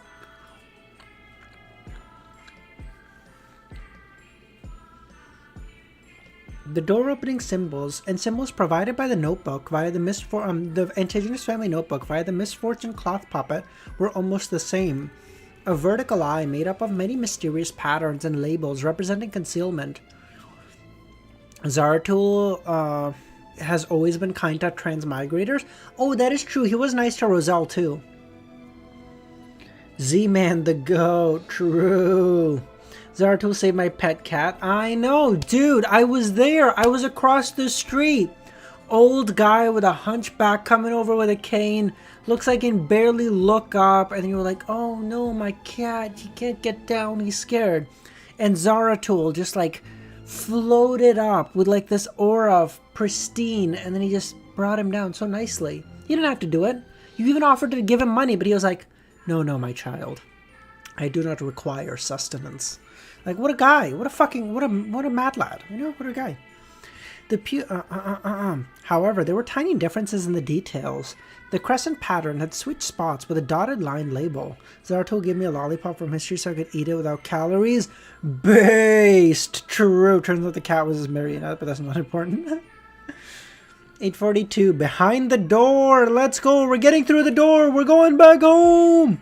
We're going back home. That the symbol given by the notebook and what Zaratul gave was almost the same, but like some shit was inverted or something, right? Yeah, I don't know what that means. I did read it. I don't have any thoughts on what the fuck it means.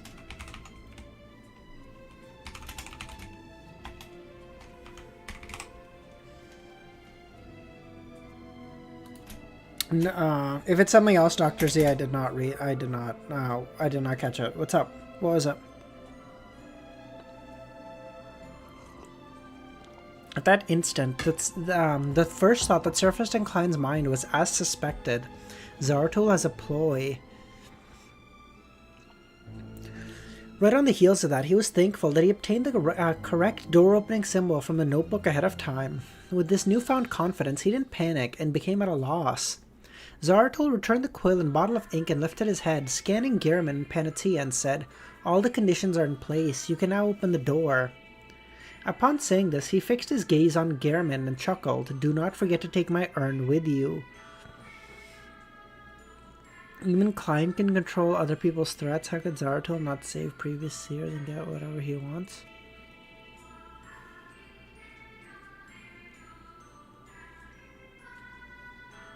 I don't know.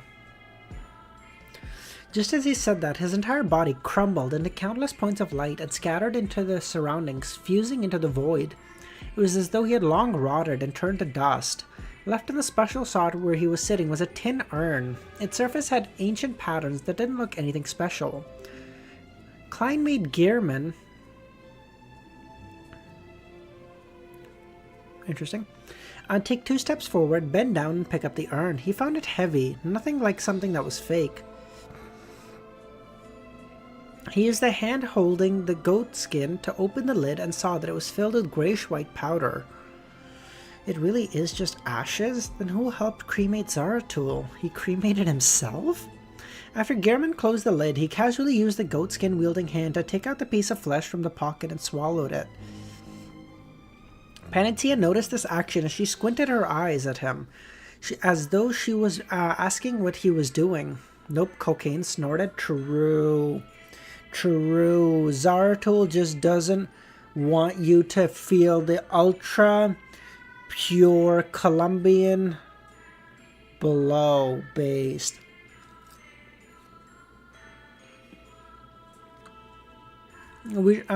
Samuel, we should ask Ince. He would know. I mean, Ince Will only snorted the ashes of a saint, but I feel like we would get a good idea, you know what I mean?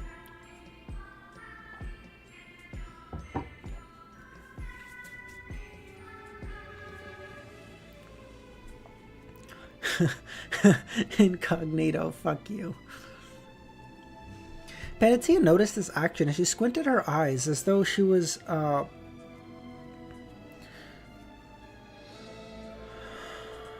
wait. After Gehrman closed the lid, he used the goatskin-wielding hand to take out a piece of flesh from a pocket and swallowed it. Panatia noticed this action as she squinted her eyes, as though she was asking him what the hell he was doing. Klein stuffed the fish into a marionette's mouth as he deliberately adjusted his breathing and said, "I'm a little nervous. You know Zaratul is sequence 1, 017 is only sequence 2. Don't you find it strange Zaratul died here?" Well, yes, Dr. Z, but then, in my mind, Zaratul didn't die here. Zaratul was probably died out there, but like a piece of him was in here. I don't know how any of this works. I don't fucking know. Klein stuffed the fish into the marionette's mouth and adjusted his breathing and said, "I'm a little nervous. I'm not sure if this symbol works." Panatia had already confirmed he was eating ordinary fish meat. Although it looked somewhat disgusting, the half-crazy her had lacked the patience to make further distinction. She moved her gaze away and looked at the urn and said, "If it's useless, we can share it. I'll have 1 scoop a day. It will last a long time." This demoness's mental state is abnormal. Klein sighed, passing by the eraser angel statue suspected to be the mother of the sky. Gearman Sparrow came in front of the wall.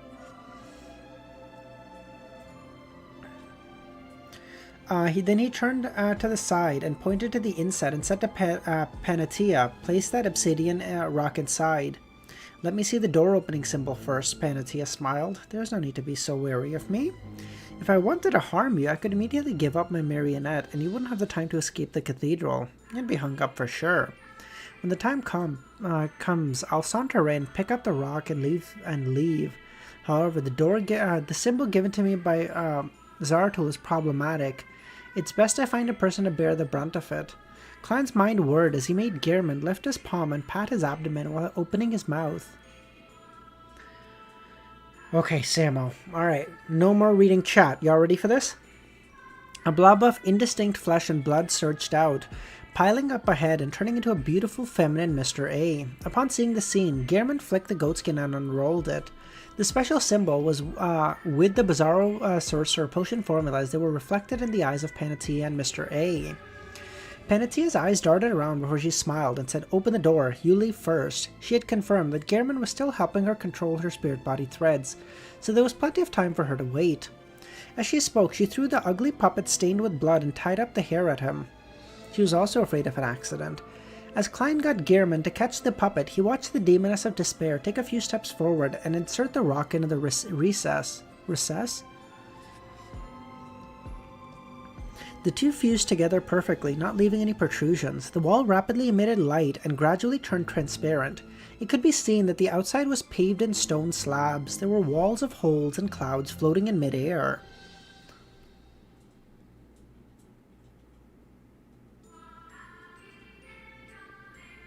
As Panatia took a step to the side, Gearman held the puppet, goatskin, and urn in his left hand as he reached out with his right. He then used his fingers as a pen and drew the vertical lines made up of several concealment symbols on the wall. During this process, Klein was in a dilemma. He wasn't sure if he should draw a Zaratul symbol or the indigenous family one. Although he believed that Zaratul was problematic and had a scheme, he felt that he had belittled this powerful figure after calming down. If Zaratul's sole purpose was to harm him and everyone else, there was no need for him to mention the opening of the door. He just needed to wait patiently. Furthermore, with the grey fog's aura severed and screened from Klein by the foggy town, he couldn't figure out why Zaratul would target him.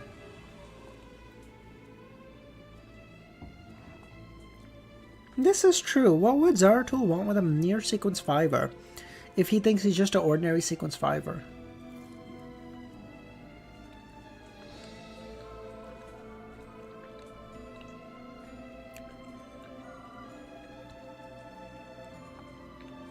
Therefore, his final judgment was that Zaratul's goal was to coax someone into opening the door, to allow him to obtain something or escape. As for whether there was danger after the door opening, this wasn't within his consideration. If scattering the ashes was genuine and important, it was likely to be relatively safe. In short, danger was at every turn. This also meant Zaratul's door opening symbol was real, and the probability that it didn't carry any danger was 50%. On the other hand, the indigenous family notebook wasn't necessarily kind-hearted. The scene that Klein had seen from the divination he did above the grey fog, and the information obtained from Zaratul, and the fact that Zaratul had lost control and gone mad, he could basically determine that the main peak of the Hornaces mountain range, indigenous family notebook, indigenous family's treasure might very well be an enticing trap. Then, whether there was any latent risks in the complex picture provided by the notebook was something that needed consideration. On the one hand, it's a tiger, and on the other, it's a wolf. It's the ultimate choice of lesser evil. Also, the indigenous family symbol is for entering the treasure trove. It doesn't mean that it can be used to leave. As Klein contemplated, he didn't stop drawing while he quickly approached the part which was different. At this moment, he stole a glance at Panatia and discovered her eyes had a glint in them as she wore a smile. It felt like an urge to try. If she's normal, she's a senior instigator. She'd be able to control her expressions. Besides, she just saw the symbol as well. Klein's heart stirred as he drew the symbol provided by Zaratul. Klein's going first, right? I don't think it matters. I think Klein should just draw whichever symbol he wants. It doesn't really matter. Let the marionette pass, then he'll know if he arrived okay, then he's chilling. if he didn't arrive okay, then he uses the other symbol. It's like a do-over, basically.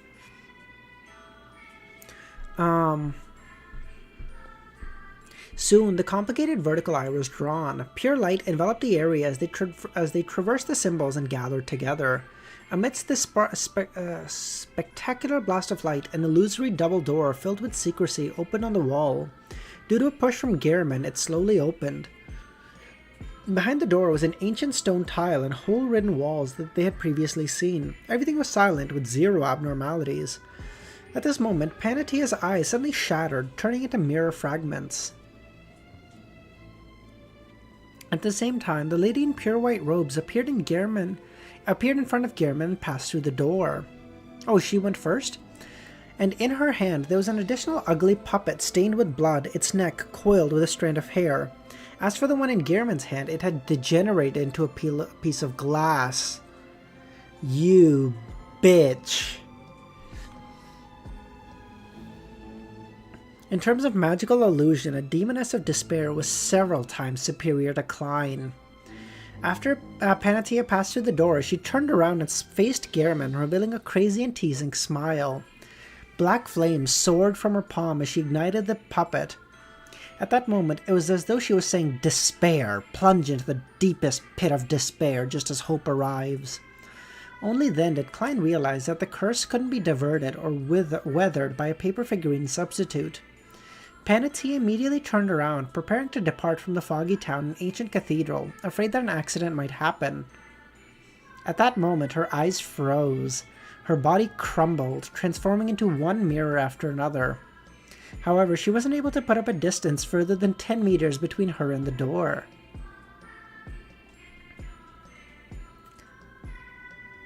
Fuck you. Wait. So Zaratul presumably gave him that fucking symbol, knowing that she would go first, and he's like, "Oh, I know what you're up to, bitch. So how about you take this one? How about you fuck him, and then you get fucked, and then me and him can just walk through with the real symbol that I know he already knows." Oh, you evil bitch. Oh. Oh, this bitch, dude. Ho, ho, ho, ho, ho. In just a second or two, Panatia let out a sharp cry as invisible threads and thick black hair curled around her, binding her within. Her exterior was covered in black flames as she froze into ice. Suddenly, all of this disintegrated, and Panatia's eyes effused clear despair and regret. Her expression rapidly turned stiff as her neck seemed to be held up by an invisible hand. Her body rose to the air and hung there as her eyes rolled back bit by bit. Get fucked. That is a fate worse than death, which is what you deserve, you... Oh, I want to call her such mean words that I can't. On the side of the door, Gehrman's body had been enveloped in black flames and began melting like wax. As for Mr. Ray, who had planned on flying through the door, he began retching, vomiting one fresh mushroom after another. His body began to sprout mushrooms as if a drizzle had just passed.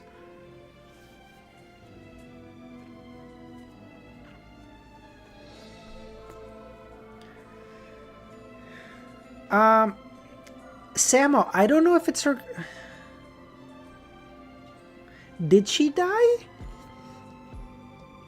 I would assume they're alive and they're just stuck in a fucking horrid... Ah, the mushrooms. Before Gehrman lost his vision, the scene behind the door pulled close, presenting an empty foyer. No, it wasn't empty. Hanging in midair were even more corpses. They were of all ages and sexes. Some were dressed exquisitely, others gorgeously, ancient or casual. Tread carefully to know your answer. These corpses were like the ones hanging in the cathedral. They all floated up as they came and went, as though they were in a grand musical, accurately reflecting a musical of the daily lives and details a town should have. Klein saw that behind these corpses there was a transparent, slimy tentacle. It was covered in complex patterns with secrecy hidden inside. It was as though it could drive anyone crazy. Countless tentacles extended deep into the foyer and sat there in an ancient, huge stone chair. Its surface was inlaid with dull gold and gems.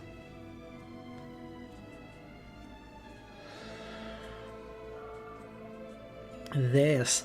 Klein tensed up as he didn't hesitate to close his eyes and cut his connection with his marionette. In his mind, the scene that he had seen from his previous divination surfaced.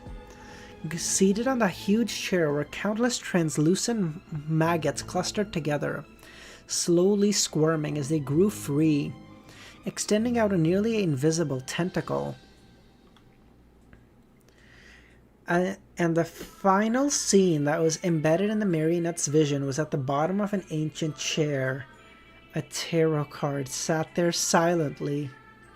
Its surface was that of Roselle, an emperor wearing a gorgeous head accessory and colorful clothes.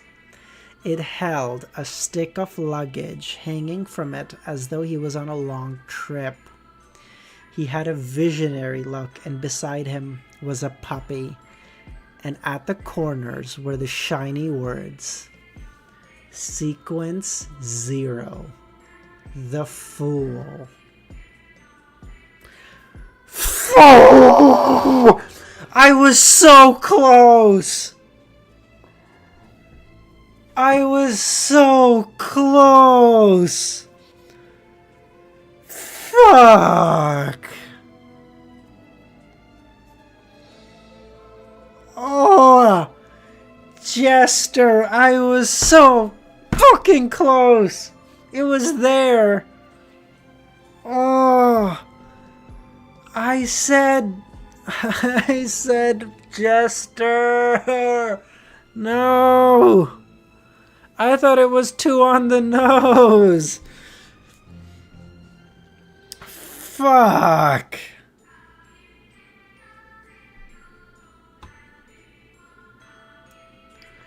Okay. But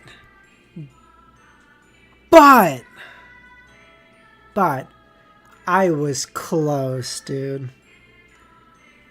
I was close. And even my theory about them all just being upgraded versions worked. It worked. Oh.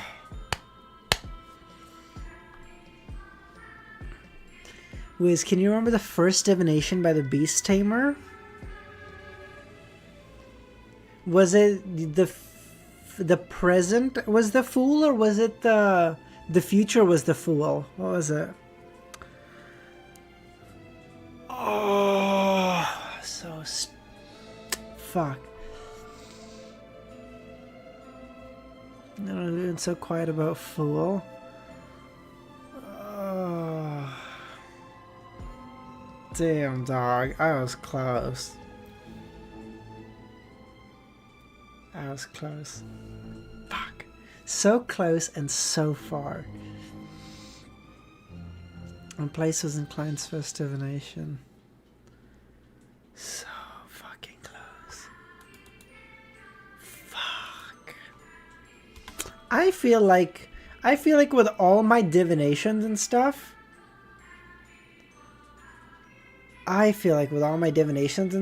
I am equal to, I'm at least a sequence 5. I think I'm leveling up as Klein is. In the fucking... Oh my god, that was so good. Yeah, I'm glad too, Pushkar, because like we got to do that right before. Okay, I never expected they were going to give us the sequence 0 name so early. You haven't noticed, but in the past, sometimes you call the Seer Pathway the Fool twice? Did I? Oh.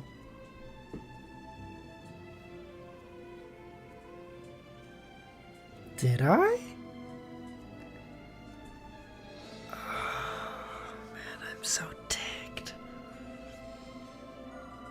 Okay, fuck me. Okay, let me add that to my notes.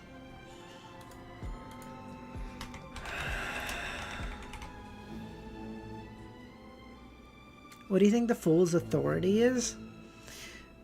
I still think the conceptual thing of the fool is fooling.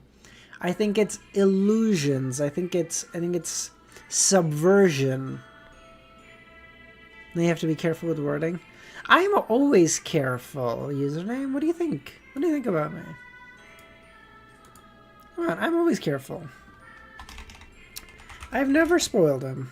I don't. Well, technically, I spoiled him on the Volume 2 name, but that's not my fucking fault. Okay, you guys should have told him.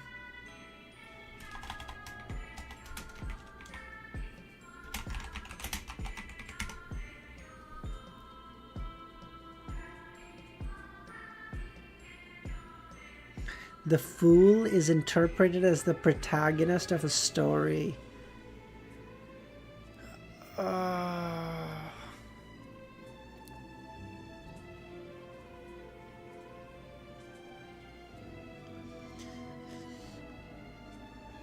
That is true. That is true, Pushkar. I had that inverted. So the Marauder is gonna be a concept, and the Seer Pathway is a title. Where did he get it? The divination showed the fool because the fool was the one who killed the original Klein.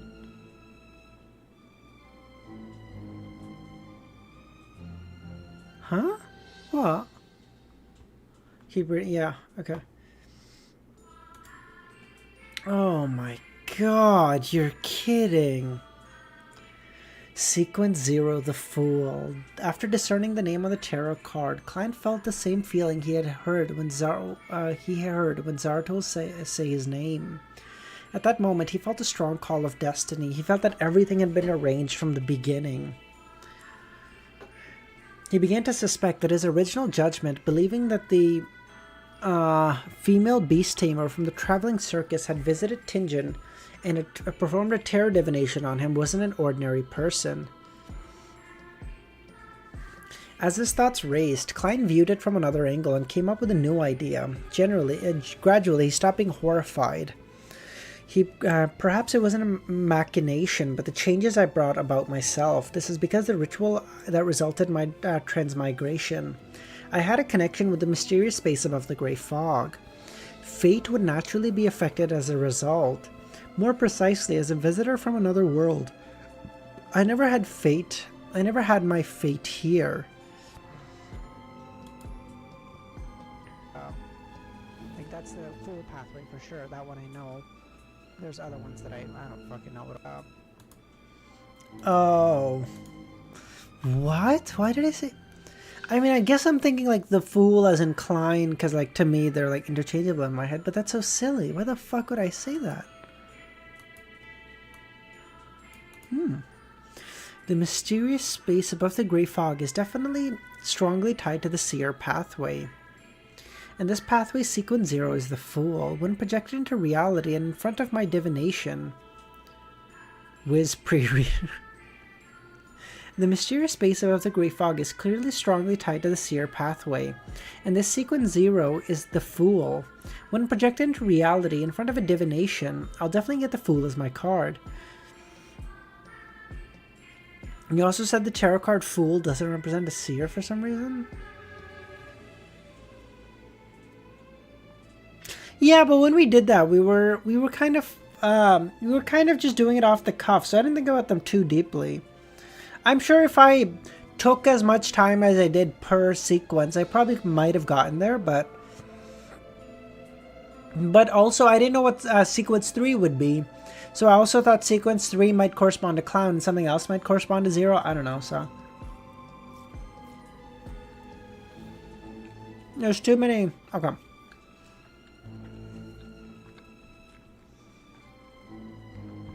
Similarly, this resulted in me using the Fool as my name. Bye, Sayre. Thanks for popping by, man. As Klein's mood calmed down bit by bit, believing that this was the most plausible explanation, using Occam's razor to eliminate all presently unknown factors, I can still obtain a reasonable explanation. This means that it's still quite likely to be the case. Klein stopped himself from thinking for questions he couldn't provide answers to. He turned his attention to what had just happened.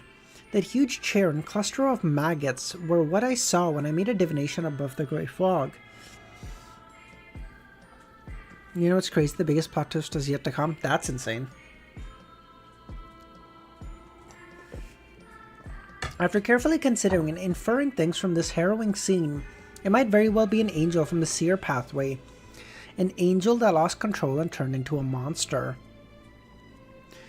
Imagine Volume 6 being this arc but the length of a volume. Yeah, but that would suck, Pushkar, because then you guys would make me read like 15 chapters a stream and I'd want to kill myself.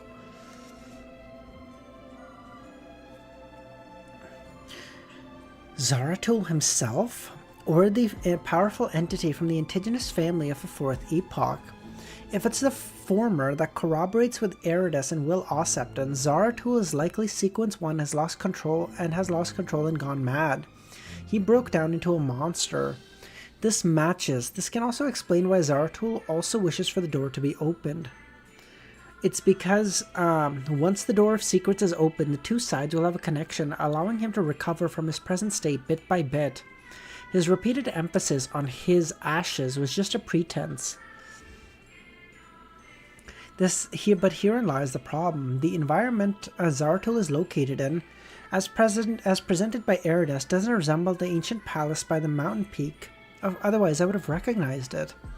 What if that's the angel from the Antigonus family who's living as an abject existence, the one that made Zaratul suffer after he came from the Hornasus mountain range after obtaining the notebook from Roselle? He had a part of him separated from him without realizing it, thus causing him to go mad during the advancement. Regardless, he is a Sequence 1. After all, Zaratul was already a miracle invoker back then. From this angle, Zaratul's goal might be to open the door, allowing the Foggy Town's history and fate to be mixed with the outside world, preventing him from being dissociated again. Regardless, that cluster of translucent maggots is probably Sequence 1 that lost control. No wonder the demoness of despair had a breakdown the moment she saw him. She only managed to struggle a bit before being hung up, turning into a marionette that's being hung to dry. Thankfully, I was lacking in clues back then, and the scene I saw through divination wasn't clear enough. Otherwise, I would have suffered a terrible blow from witnessing a complete and crazy mythical creature. I would have lost control. Wait, no matter how strong he is, can he be stronger than EBS and the true creator? Even if a seer pathway beyonder has a resistance against the mysterious space above the grey fog, it would at best make them the same level. In other words, as long as I endured the pain with the prerequisites met, I have one chance of prying its secrets, and a complete mythical creature state is mixed in with the relevant knowledge. What? Hold on, I gotta change music really quickly.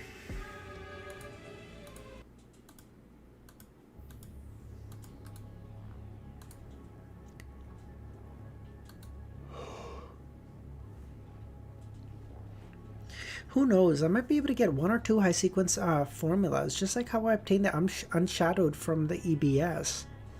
At this moment, Klein couldn't help but have a scene surface in his mind. The fool above the grey fog was silently reaching out his thieving hands. While reeling in joy, Klein found it a great pity, because with his present strength and items, he had no way to head back to the ancient chair with the translucent maggots and pick up the fool card. To see an item that one desired the most but not be able to obtain it was painful. At least I've obtained the Bizarro Sorcerer Potion formula. In the future, I still have a chance of prying on its secrets. But if Zaratul's gonna do all that, why the fuck would he give him the real formula, though, is my question.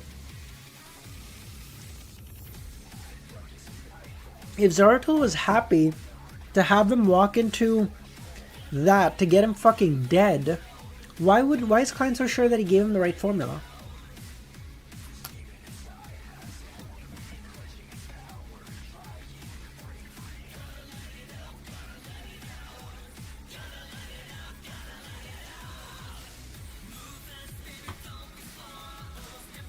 Okay, then we'll go to Walls Closing In.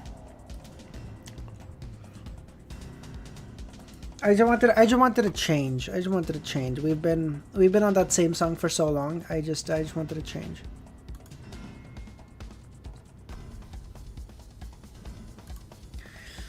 To him, all the problems that he thought about currently were not fogging issues. Hold on.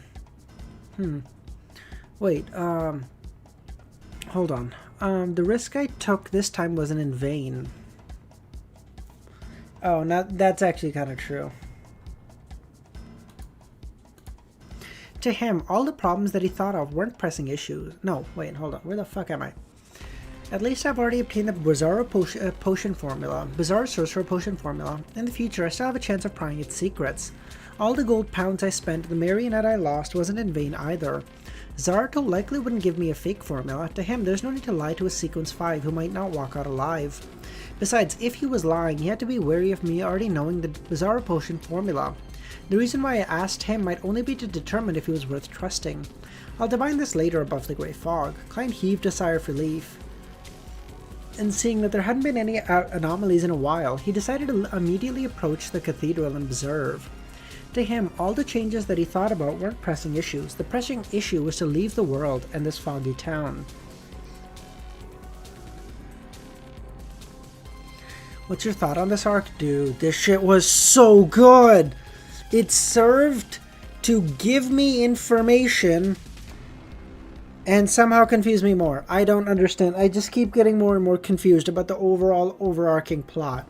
Every time I feel like I understand this much, they give me like this much info and then fucking mix it in with all this shit. It would be like, it's like I'm not good at puzzles, okay? But I'll give you a puzzle example. It's like if I'm like trying to put together a 1,000-piece puzzle, and I'm like, fuck, like I don't know where this fucking piece goes. And someone comes by and they say, hey, like, oh, this piece actually goes like right here, and then they put it in the slot and it fits. I'm like, oh, thank you. And then before they leave, they take the portion of the puzzle that I built so far and they just go, and then they run away. I'm like, what the fuck? And they're like, well, I gave you the answer, but I didn't want you to feel like I took it from you, know? So now I can do it all again, and you did it. And you're like,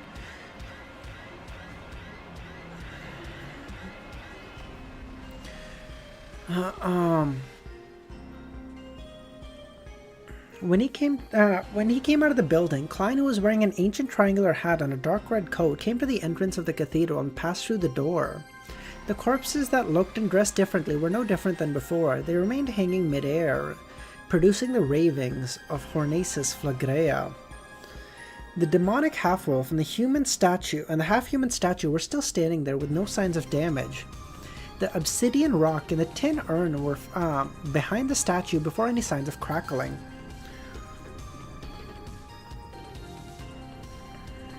Klein heaved a sigh of relief as he began to observe his surroundings when his gaze froze. In the dark corner stood a gigantic mushroom taller than him. The mushroom's patterns drew out a face, Mr. A's face. But Mr. A's eyes were blank. They didn't have a glint that one would call a human. There were mushrooms growing from both sides of the stem, forming into long arms. What kind of abomination is that? Klein took a step back and found his knowledge and mysticism lacking. He began taking actions to protect himself. While doing so, having not deactivated his corresponding visions, he discovered that the terrifying mushrooms didn't have any spirit body threads. It appeared to have long been dead, and its only movements were the result of spasming nerves. Klein then had a theory.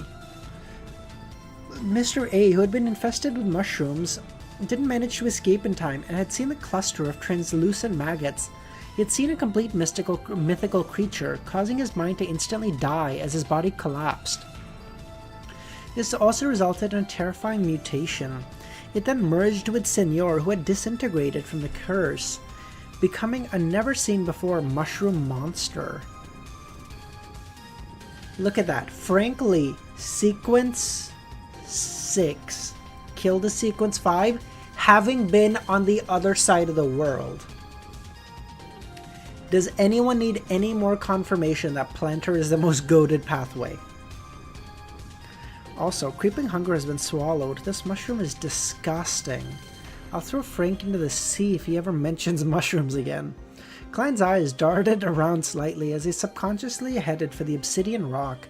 He planned on ignoring the mushrooms on the first escape. At this moment, he found his mind turning adrift. Everything around him turned into a blur. Klein realized he was being pulled into a dream. He immediately escaped the dream and saw the 2-meter-tall mushroom sliding over slowly. In its hand was a great sword that was a combination of scarlet magma and blue-hot flames. It can use the sword of lava. Klein didn't hesitate as he opened his mouth and let out a bang. The extremely penetrative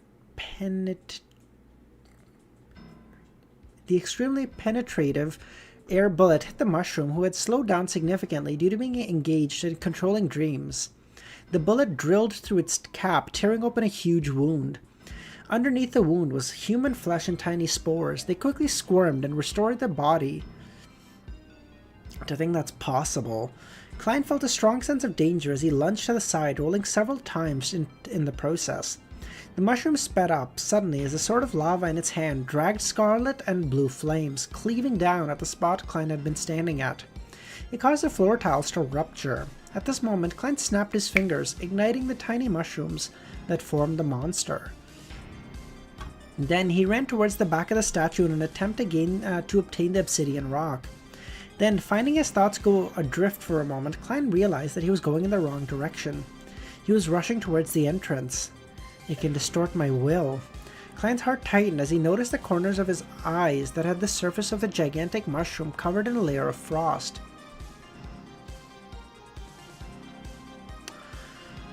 The frost had extinguished the soaring scarlet flames. As his thoughts raced, Klein had raced towards the door and snapped his fingers, igniting the tree leaves outside. Read what I said above. It's a fitting look back. Alright, give me 1 second, Moon. Remember how back in Derek's ordeal with Amon he chuckled hearing the title The Fool? Oh, that's so good, because Amon obviously knows the sequence 0 of the neighboring pathway, and he would probably know all of them as a King of Angel. He was like, ah, you bitch.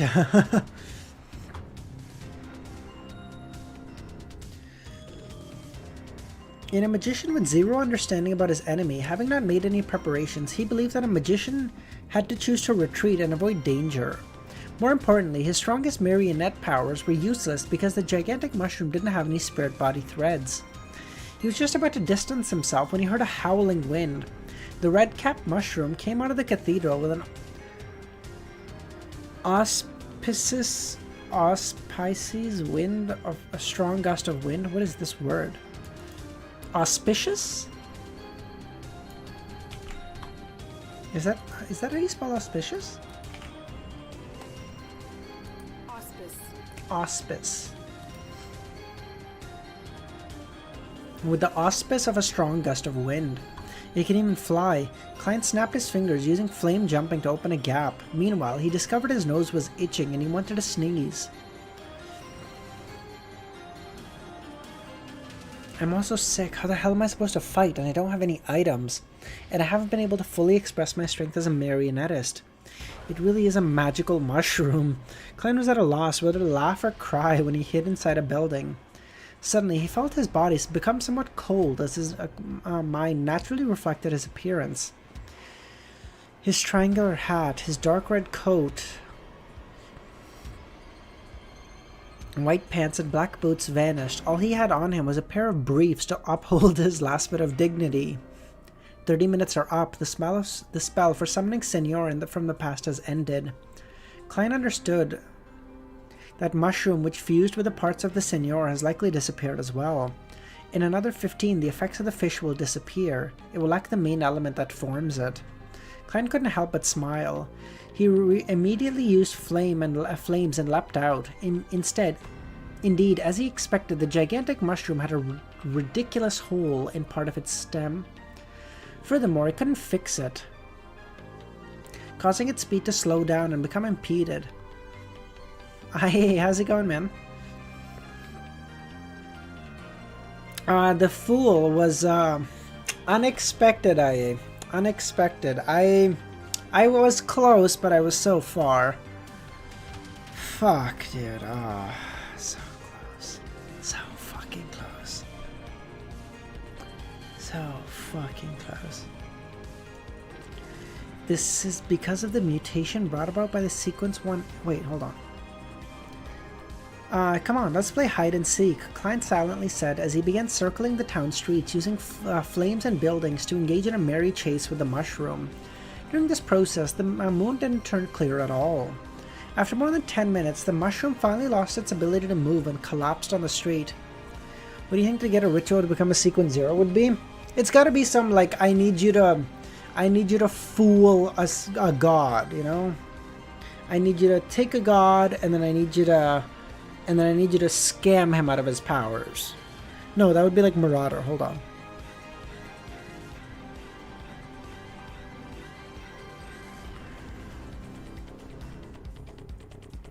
I need you to convince a god to kill themselves. Something like that, you know? Klein heaved a sigh of relief as he slowly and carefully approached. He saw that the flesh and blood of the mushroom was gathering together as points of light converged. Soon, all that was left was a human-skinned glove. This, because of the mutation brought about by the Sequence 1 angel, Creeping Hunger fused with Mr. A. It's an upgraded version of Creeping Hunger? Klein bent his back as he carefully picked up the human-skinned glove. What is an upgraded version of Creeping Hunger? What would that even do?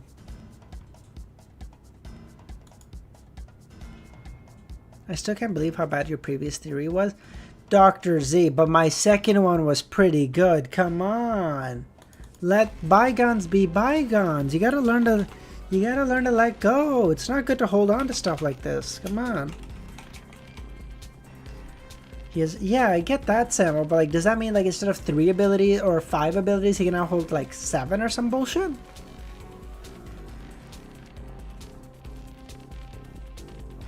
By the way, am I reading 448 or am I just reading 447? I'll be right back. 2 shepherds? Yeah. Okay. I'm right here. Just give me 1 second. I just need to put some. Come on. Put some coke.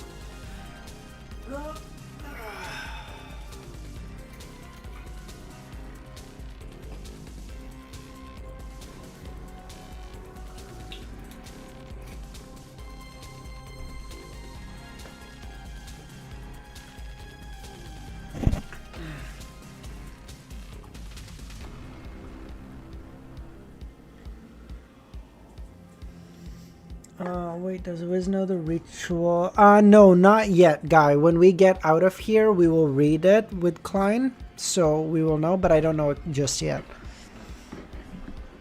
The thin-skinned glove didn't look any different from before, but Klein didn't dare to be too reckless. He used a divination to make a crude inspection. Apart from the 5 fingers, the palm and the back of the palm can each graze 1 more soul. Currently, all 7 spots are failed. It has similar signs of Beyonder characteristics fusing together. Oh, okay, it is 7. Okay, that's cool. They're gaslighting you about the end of the arc, so just read. Bitches. Truly bitches, Ron. My goat. It also seems to have the power of flesh and blood magic. The speed of switching souls has sped up significantly. It has to eat a person a day or it will eat its owner. Creeping Hunger, you are swelling in self-importance again. You need to reflect on yourself above the grey fog later.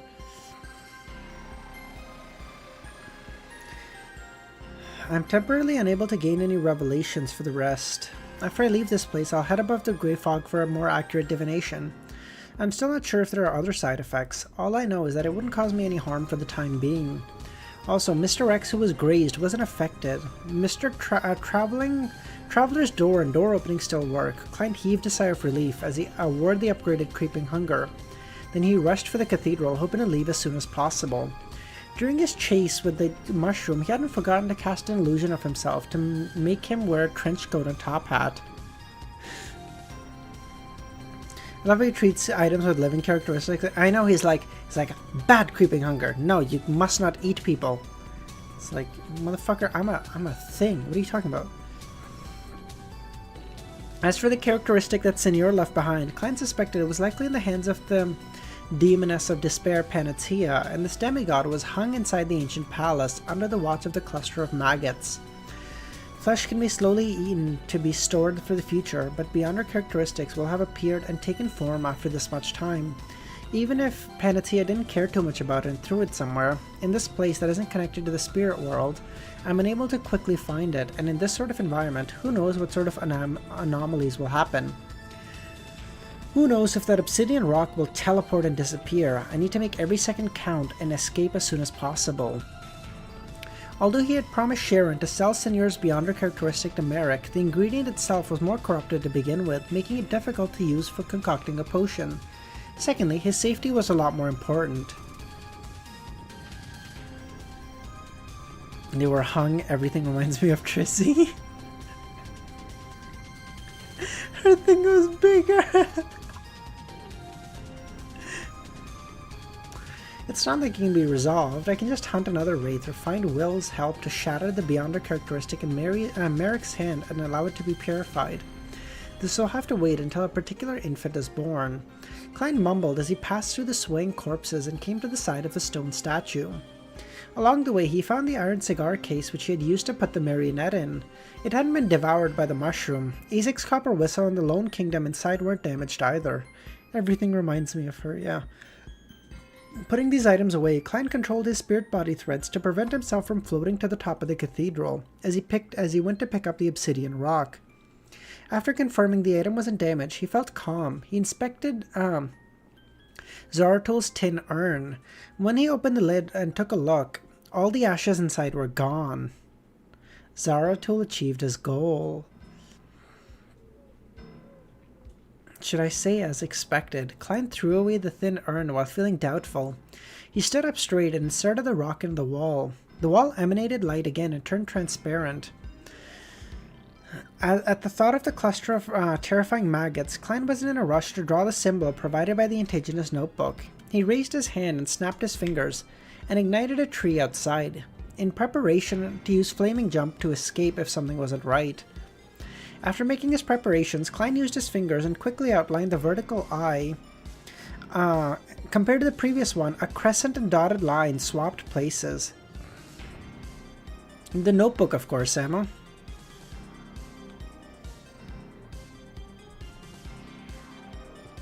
Because the indigenous family notebook seems to be attracted to anyone of the seer pathway, whereas Zaratul only gives a fuck about himself. So the notebook is probably concerned to make sure that any one of the seer pathway can live and advance because it wants to see the return of that family, probably because of convergence or whatever. Whereas Zaratul don't give a fuck, because Zaratul is like, bro, everyone can die as long as I become a god.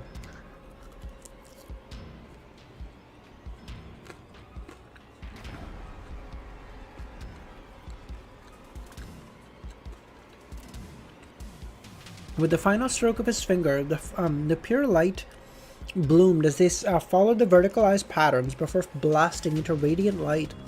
The entire cathedral turned ethereal. Klein felt as though he had instantly arrived at the top where the corpses were being hung. In front of him was a pair of illusory doors. Behind him was a familiar palace.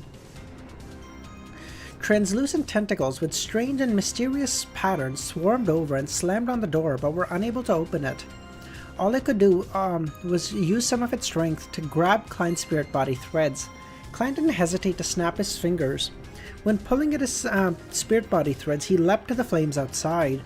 Right on the heels of that, he snapped his fingers repeatedly and flashed away, escaping to the furthest side of the foggy town. After the ethereal feeling of the pitch-black cathedral vanished, this also leads to the palace with the rampaging angel.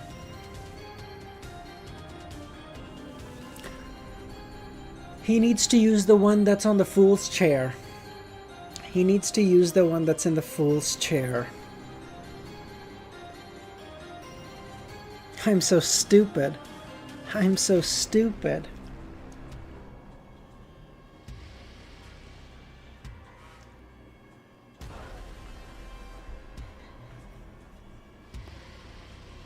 After the...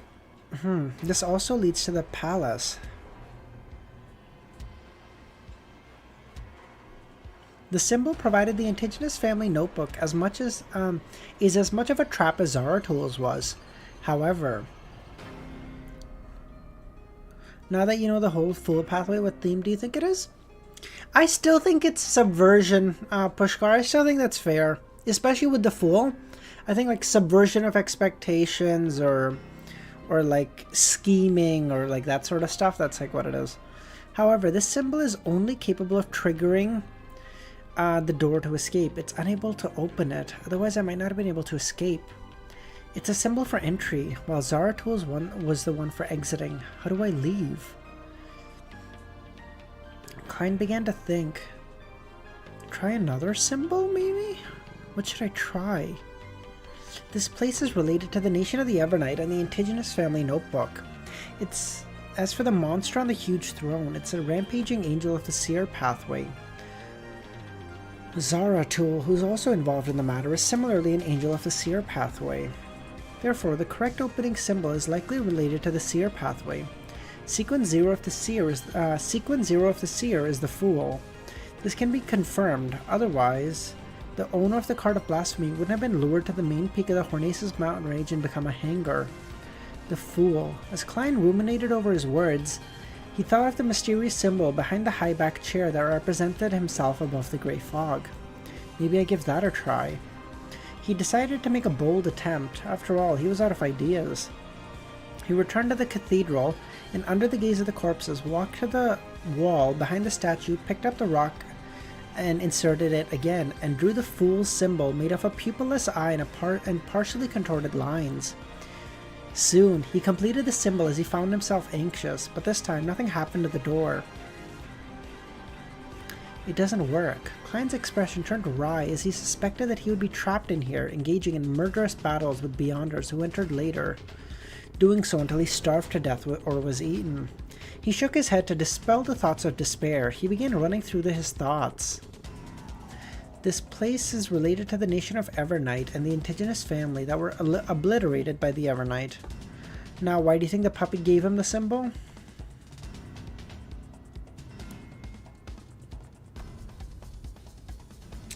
Maybe it's convergence again. Maybe I was just looking at it wrong. Maybe they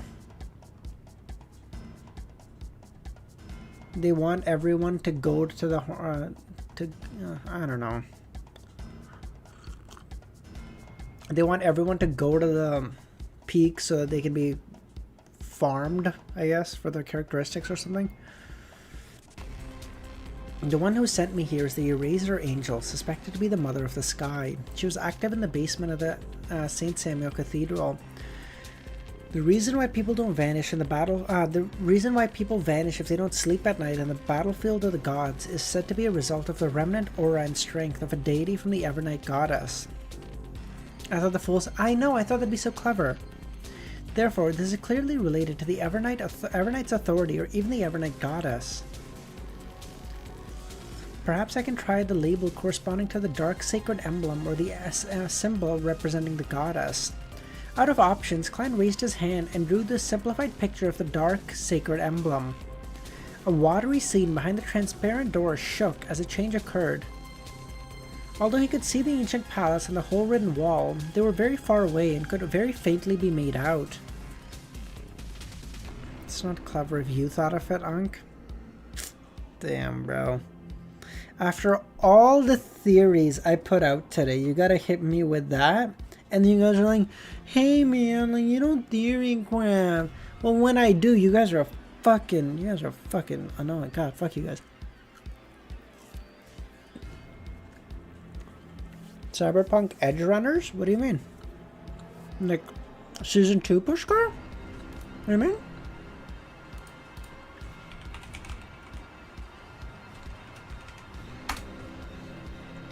Oh shit, it's in production, let's fucking go! But my Go is dead. I don't remember his name. But he's dead. Well, how are they gonna make it without him? How are they gonna make it without David? What's even the point?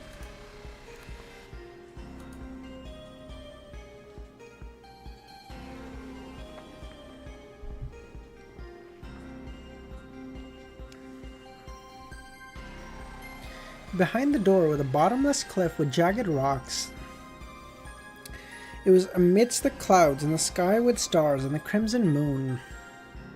Concealed by the sunlight, it works.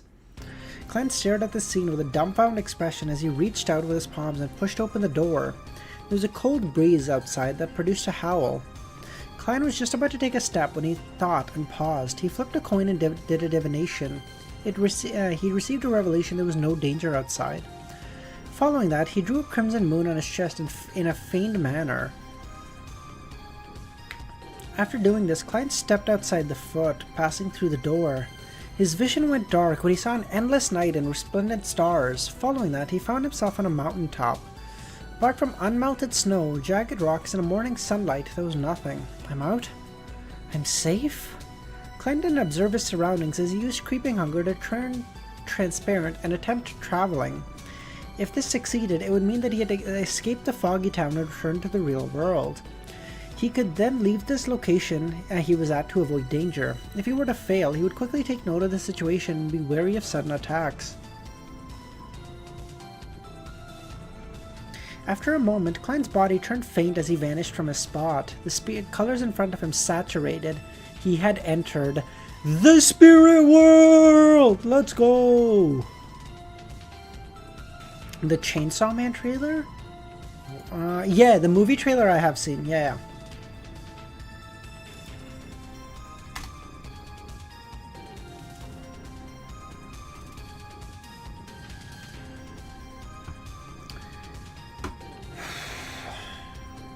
My god, we still have 4 chapters to go? Are we done at like 6? Jesus Christ. Yeah, no, I'm not ending here. I'm not ending here. Chill. I said I will do the whole thing. I will do the whole fucking thing, okay? No, we'll do 4 more. We'll do until 8:48. That's what you guys wanted me to do. That's what I will do.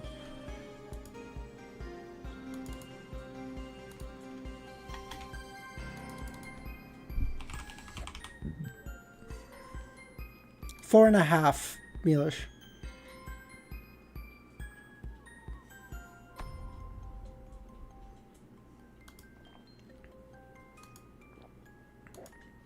Well, I've been reading for 4.5, yeah.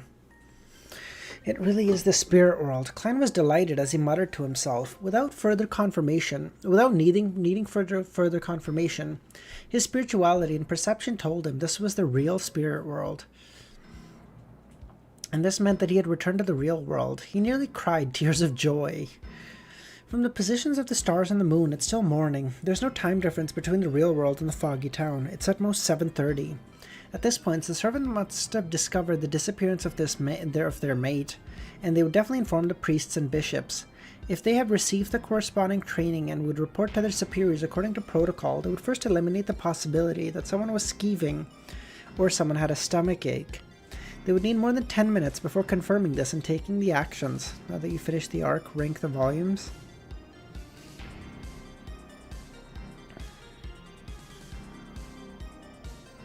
Three, 4, 2, 1.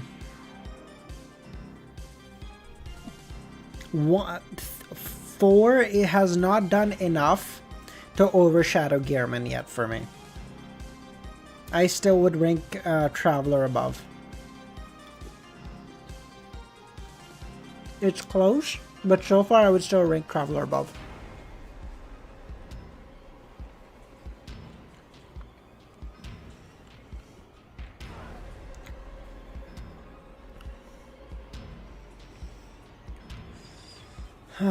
After the matter was reported, the bishops and priests wouldn't be able to instantly tell the severity of the matter. They'd only believe that the servants escaped, and that they wouldn't quickly connect the matter to the keeper.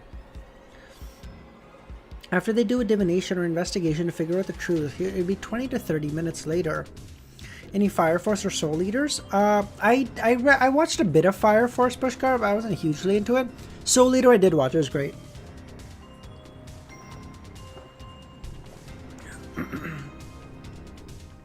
This also meant that they hadn't likely begun their search for the surrounding area to find the intruder. The identity of Dwayne hadn't been exposed yet. If the Bizarro Sorcerer Potion, a formula given by Zaratul, is real, then the identity of Dwayne still has many uses. If I can keep the identity going, I should try harder not to abandon it.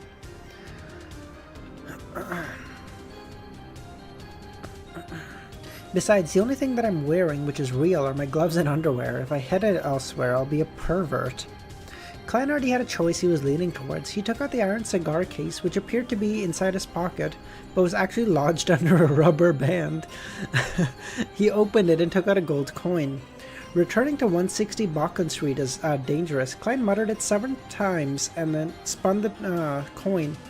It was tails, indicating a negative response. Some good chapters just got animated recently for Fire Force. Oh, true. Yeah, more calmer music. Yes, you're right. Oh my god, after 4 hours of reading, we made it to some peaceful music. This is crazy. Oh, I feel like I just want to take like a 10-minute resting break. I'm so tired. My god, that was so exhausting. There was so much. This time, Klein nodded indiscernibly and traveled to Backland Street. After 3 stops, his figure appeared in his room. The curtains were drawn and it was dim, suitable for sleeping. And on the bed, Dwayne was lying on the bed facing up. His hands were grabbing at the ends of the blanket. From the looks of it, the investigation hasn't reached me. This appearance is ridiculous. Klein heaved a sigh of relief and saw Dwayne Dantes dissipate into a palm-sized mirror. Just read at the end of this chapter. It's a good place. Just ended at this chapter? You sure, Ramiro? I can do the other 3 chapters. I really don't mind. Since we're already here, I'm not doing... You know what? We got 40 peeps. We'll keep going. Fuck it. I'm here. Let's just do this. Nah, fuck it. After that, I'm gonna take like an hour of rest, and then I'm gonna have you or Devil turn on the fucking Minecraft server, and I don't want to hear shit about how long I play. Okay, you guys can shut the fuck up. I'm gonna play with impunity. I don't want to hear shit from you guys. The water rippled across the mirror's surface. Exalted Master, did you encounter something? Erdes failed to sense you before. It wasn't anything important, Klein answered. Did anyone look for me? No, and no one came to disturb you, Master. All right, Klein felt relieved and said, you may leave. I'll summon you again if needed.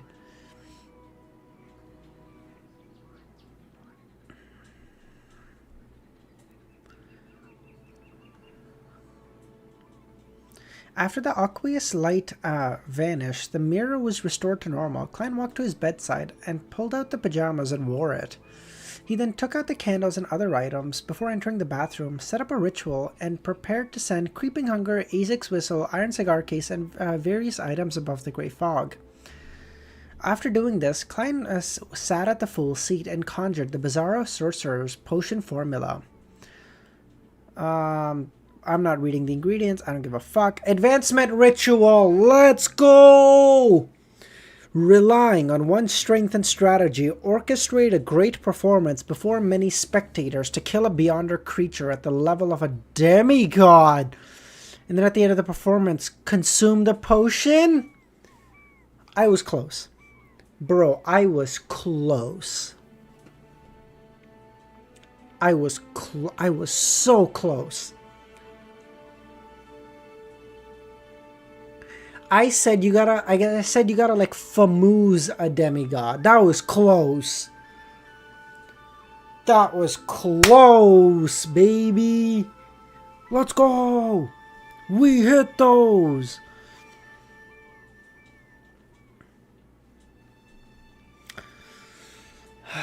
Klein didn't consider. Somehow you got it. I'm fucking nuts. I'm goated. I'm goated and woated. What the fuck? By the way, on that note, since we've been doing this for like 4.5 hours, if you're new here, thank you for popping by so much. I think we've been at like 40 or 50 people for like basically 4 hours straight. Love that. Thank you so much, everyone, for being here. If you're new here, consider joining our Discord. Link in the description. We talk about Lord of the Mysteries. Where and we also play Minecraft. If you're interested in that, either. Read the ingredients. Ugh. Okay, fine. Bizarro Bane's main eye, the true soul of a spirit world plunderer. Supplementary ingredients: 200 milliliters of Bizarro Bane's blood, 30 milliliters of Spirit World's Plunderer, 10 gram of red-haired birch bark, 1 segment of golden grapevines, fingernail-sized self-made rubber mask. I don't know what any of that means. Thank you for making me read it. I got nothing out of that. Hope you did, though. Klein didn't consider what this ritual meant. Beneath the potion formula, he read the corresponding statement. Following that, he summoned a spirit pendulum from the junk pile and held it in his hand and did a divination to confirm that it was indeed genuine. Let's go! After a dream divination and several attempts, he figured out the exact situation in less than 2 minutes. Regarding the various negative effects of creeping hunger. Creeping hunger could now gaze 7 souls. During each grazing process, it could obtain 2 or 3 Beyonder powers. One of them could be chosen by the wearer. That is huge! That is huge! There are currently 8 souls inside Creeping Hunger. The others completely dissipated from the mutation brought about by the Attendant of Mystery. And due to the excessive number of souls, it caused a congestion, making some of the powers unusable. 1 soul needs to be released to restore it back to normal. We're actually just a shepherd now. True. Klein is a sequence 5 marionettist and sequence 5 shepherd rolled into one.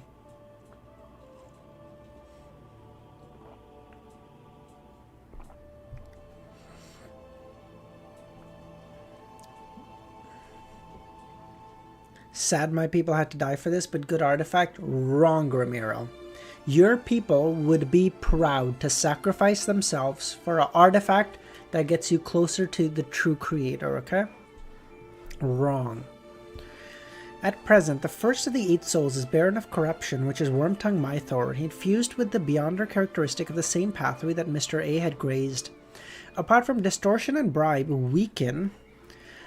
Distortion and Bribe weaken, there's another AoE effect Beyonder power called Corrosion. It can turn the hearts of people within 10 meters dark and greedy, making them make irrational choices. The second is Desire Apostle Kirchus. He fused with Mr. A's Devil and replaced Danger Premonition, which requires advanced activation before being useful, with Sulfur Fireball and the Language of Foulness. Slow and Sword of and Language of Foulness Slow and Sword of Lava have been enhanced. Based. Third is Traveler. Mr. X Lewis Wayne fused with Mr. A's Scribe. While keeping traveling and door opening, it has obtained the Beyonder power of Record. While there's... Fuck me. Okay, hold on. I'm changing the music. This Witcher 3 music has like characters talking in the background. It's irritating the fuck out of me. Because it feels like someone's talking over me and I don't like that.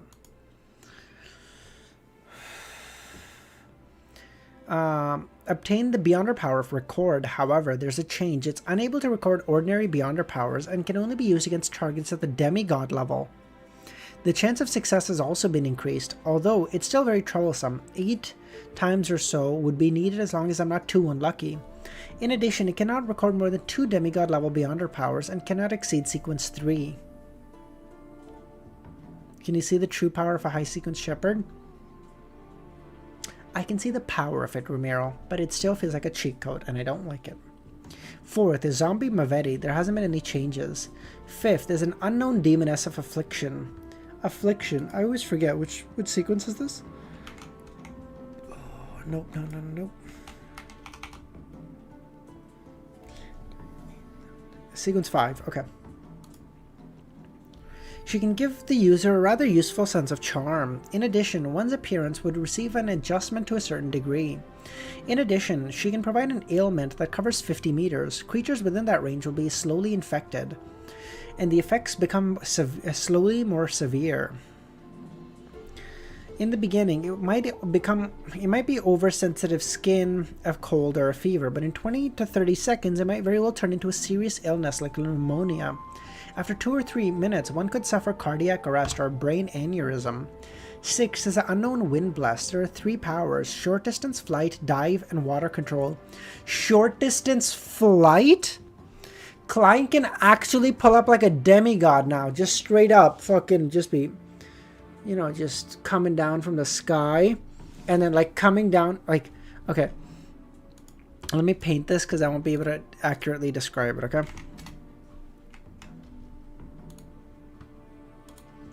Let's say Klein or Gearman wants to max aura farm, okay? I don't give a fuck about nothing else. I want for you to be like, holy shit, who's come back, okay? So like you're standing here, you and your dumb fuck haircut, okay? You're standing here on a bridge and you're like, oh, Mr. Gearman, I require thy great help. Please come visit me at the bridge at 11 o'clock at night. And Gearman fucking teleports out of the sky here, okay? Just bang, goated and woated. He's got a big head because he's goated, okay? And then he starts flying down towards you, okay? He starts like basically walking on air because he's goated. And just as he's about to land in front of you, instead of landing like a fucking normie, he TPs again behind you. And he goes, sup, bitch, what do you want? Oh, max aura farming. Are you kidding me with this? Goated.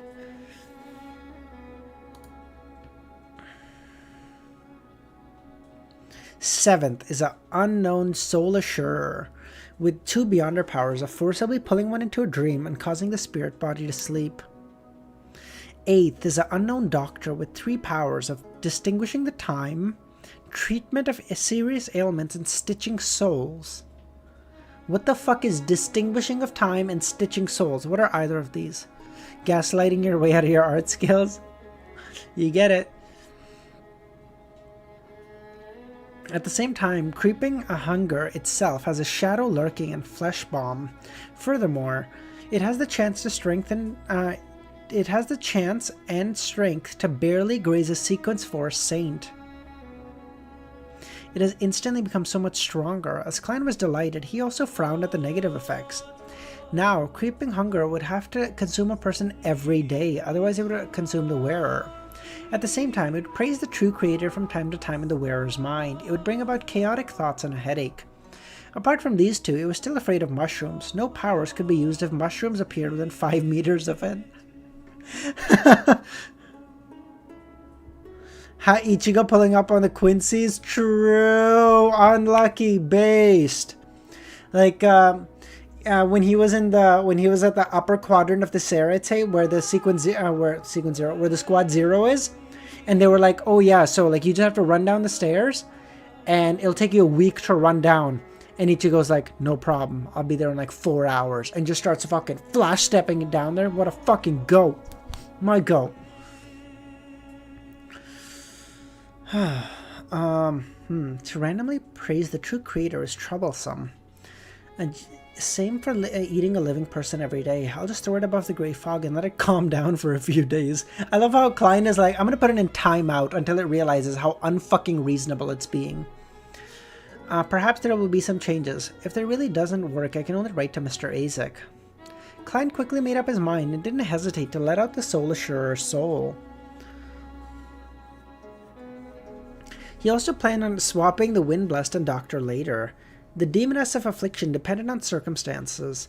To the side of the bronze table, Soul Assurer's spirit surfaced, and during the mutation it couldn't be maintained once it lost its host and quickly dissipated. His Beyonder surface characteristic was produced, entirely black in color, and its core was shimmering light that looked like the night sky. Bro, the next Tarot Club gathering, Gearman's gonna go, I have this characteristic of a Soul Assurer, sequence 5. And they're like, another one? What is he on? The Beyonder characteristic, okay. After doing this, Klein didn't hesitate to throw Creeping Hunger and other items into a junk pile. He then returned to the real world. Following that, he washed up his face and brushed his teeth to make Dwayne look sharp. After leaving the bathroom, Klein, in his pajamas, walked to the door with his usual expression and said, prepare a set of clothes that's suitable for homeware. Yes, sir. Richardson didn't ask why and walked to the wardrobe.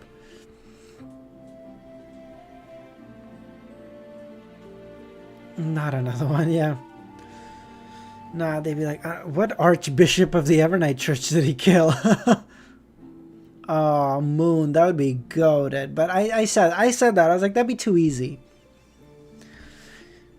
Only at this point, with him seeing his servants back, did Klein confirm that he was out of harm's way and returned to his normal life.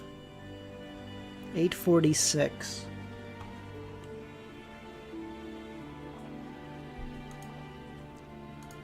Okay. 3 more chapters, okay, guys? Let's just be goated and woated. And let's do this quickly, okay? We're gonna do this so fast. We're gonna leave their heads spinning. They're gonna go.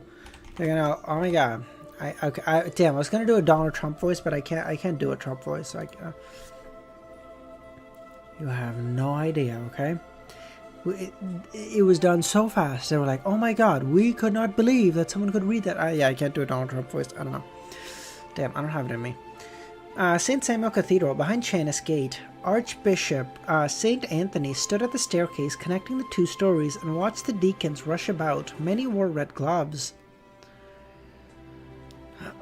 You sounded like a bit... As a spokesperson for the Evernight Church in the kingdom's capital, St. Anthony had a clean-shaven face. But everyone who passed by him would feel their souls tremble. Your Grace, an inventory count has been made. None of the mysticism ingredients are missing, including the potion main ingredients and characteristics. Your Grace, all the potion formulas are in their original location. It can be preliminarily determined that no one has gone through them. Your Grace, all of the prisoners in prison on the first floor are accounted for. None escaped, nor did anyone pass away. Your Grace, none of the information or books suffered any damage or were moved. Your Grace, the grade 2 and 3 sealed artifacts are all present. None of them have been taken. Your Grace, the 3 grade 1 sealed artifacts remained in their sealed state, and none of them show any signs of leaving their confines. Your Grace, the core seal remains intact and didn't suffer damage. Your Grace, it has been confirmed that there are no new items here. There are no remnant setups. Your Grace, we didn't find the enemy who disguised himself as a keeper. He seems to have evaporated. One deacon after another came over to make a report. They found it unimaginable that a scheming and powerful beyonder would take such immense risk to set up such a tight plan and nothing was taken. This made it seem like the person was only trying to prove themselves, or that it was someone who had specially come to find flaws in the surveillance of the Chanis Gate. The deacon who led the Red Gloves surveyed the area and came up with a theory. Your Grace, could it be the advancement of some sequence? Or could it be the advancement for a ritual of some sequence?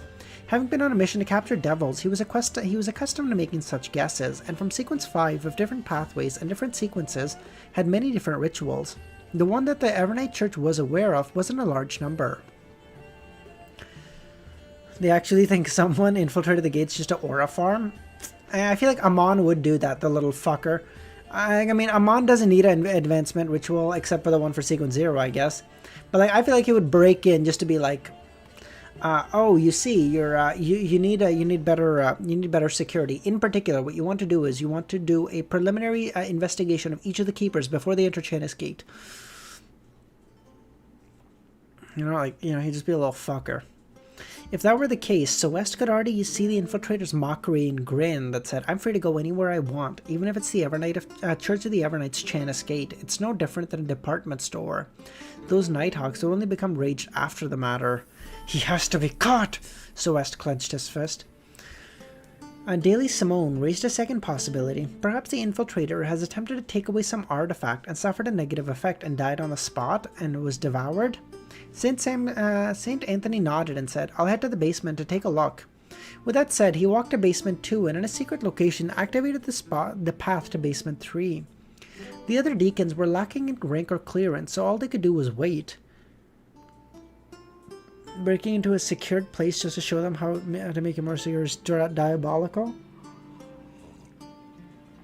The only reason I thought of that, Milosh, is it's a plot of one of the episodes from Archer. Morpheus, what was your thing? What other Beyonders do you think, do we know who's a former member of the church who has infiltrated Chanis Gate as a sequence 5 to become a 4? Yeah, in Zongwil, yeah. Bye, Pushkar, thanks for staying for so long, buddy, I appreciate it, man. You were here for basically the whole 5 fucking hours. You're goated, dude. Seriously, anyone who's been here for so fucking long, love you guys, dude. I've barely been here for 5 hours. Saint Anthony arrived at the basement 3, which and confirmed that sealed artifact 129 and 180 hadn't gone through any changes. Following the strict protocols, he observed 180 and 129 017 lying inside with half eyes open, like always. During this process, Saint Anthony approached thrice and opened a distance from it thrice. Sometimes he changed where he stood, and at other times he cloaked himself in the darkness of night. He didn't dare skip the necessary steps. You've been procrastinating me for 5 hours? Aw, thanks, Morpheus. Love you guys too, man. Holy shit. Even as a saint, he didn't dare belittle any of the items in here. Ignoring the powers that would break out of its vessel, temporarily causing the seal on 017, 129, and 180, which were rather dangerous items, to become ineffective. Saint Anthony didn't wish to degenerate into an amnesiac who had to relearn how to eat, drink, much less become part of a dream that existed between reality and illusion. I normally hear while at work. Oh, okay. Nice. There's nothing wrong. Anthony heaved a sigh of relief and began restoring the 2 sealed artifacts to their original state. You know, I'm older than Sam. Oh, fuck you, dude. Yeah. A few minutes later, the Nighthawk Deacon saw the Archbishop return. The infiltrator must have died from touching a sealed artifact. His pronunciation of died seemed somewhat muffled. He didn't give any explanation as he instructed. Regardless, this matter needs to be investigated. The infiltrator might have had a partner. To infiltrate St. Samuel's Cathedral without causing a stir means that the target is familiar with this place, and is familiar with recent duty shifts of the Keepers, and is familiar with how the Nighthawks handle and take over matters, and has the ability or an item to change appearance. In addition, he had obtained the help of a Beyonder with a sacred Evernight Pathway item, or he has one. Putting all these conditions together, investigate the servants and priests to see if they encountered any indistinct spirit channeling or enticement. Check if the bishops have betrayed the goddess, as well as the believers who have recently come to the cathedral on a regular basis. At the same time, check on all the believers and their surroundings of their residence. Perhaps they unexpectedly divulged something and had something stolen. I'll carry out investigations pertaining to you. Also, find the missing servant and if there are any clues. Yes, Your Grace. Celeste and the other Nighthawk Deacons answered. In an office, in a rather tense mood, Leonard Mitchell wasn't having his feet up on the table like usual. He sat properly, wearing a solemn expression. This was the second time he had encountered a matter that targeted items behind Chanis Gate. It invoked the memories buried deep in his heart. And more importantly, he had encountered the fake keeper without realizing the problem. If I were stronger and had better observational skills, perhaps I might not have... Leonard's lips pursed tightly as he looked at the documents in front of him, but he wasn't reading a word. That keeper has awoken. He didn't see the infiltrator and only knew that he encountered the possession ability of a wraith. A red glove entered, said to everyone in the room, how can a wraith move about inside a cathedral? Many red gloves asked, but no one had an answer. Perhaps the wraith believes in the goddess, Leonard mumbled inwardly. Old man, didn't you discover anything abnormal back then? Leonard asked himself. It's not like I'll observe the outside all the time, especially when I'm near Chanis Gate, the old voice sounded. Leonard didn't dare ask further as he joined in discussion with his teammates. Before long, Celeste, the captain, entered the room and threw in a stack of dossiers. These are the targets we need to investigate. The bishops have provided the names of the believers who frequently come to the cathedral. Leonard glanced at it, and at the back of the dossier was a familiar name. Dwayne Dantes.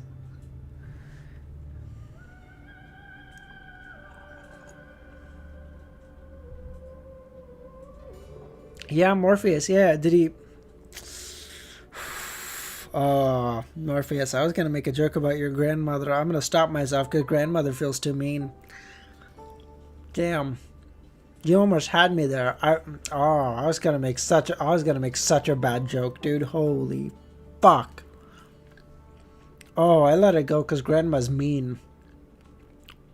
Go ahead, keep pushing me. See what happens though. I fucking dare you. You don't... Coward. I give him mercy and he goes, coward. That's crazy.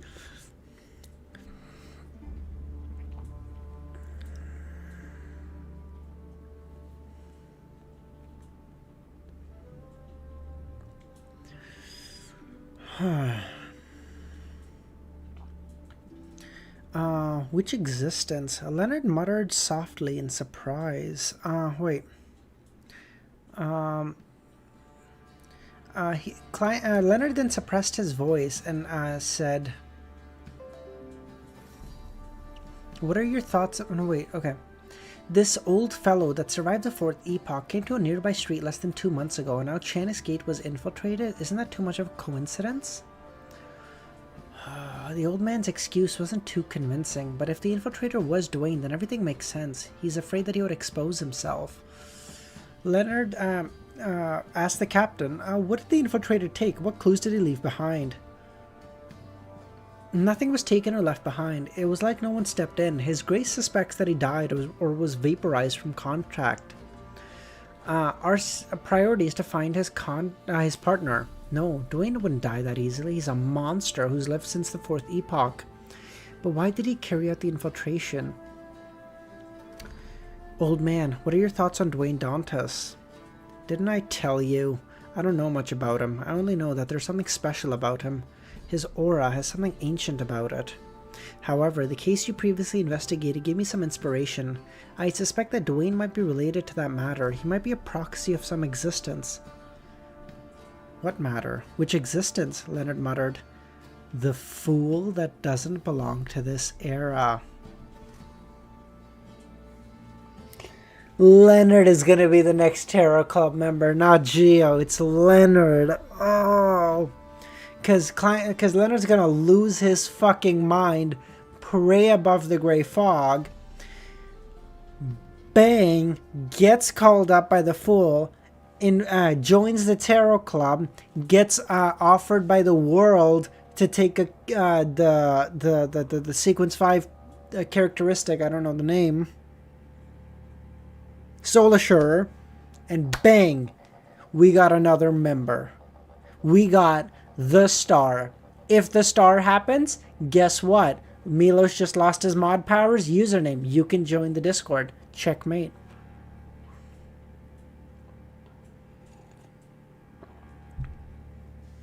(160) Backland Street. Klein had his breakfast and returned to the balcony's half-open room.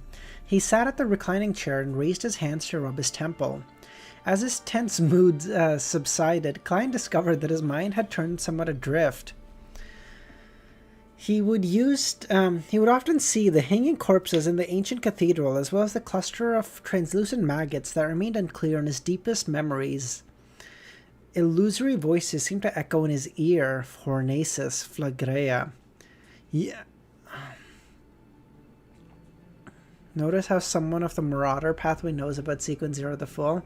Same way that Amon would know, and that's why he chuckled when he saw the Fool. He's like, oh, cute. Although I had quickly connection with my marionette, I suffered some of the damage. My soul has been corrupted, as expected of a real mythical creature. After the preliminary investigations are done, I'll have to find a way to resolve the remnant problems. Klein heaved a sigh of relief and used cogitation to calm himself. 847, the name hidden in the dossier. Milos, yes we did. But last I checked, you have had your mod powers the entire time. That's fine, but it's time to pay the piper. That means when it's time to get rid of the rotation, or sorry, when it's time to start the rotation, whoever you're trading the powers with is gonna have to have it for an equal amount of time that you've had your powers, which is gonna be a little bit, man.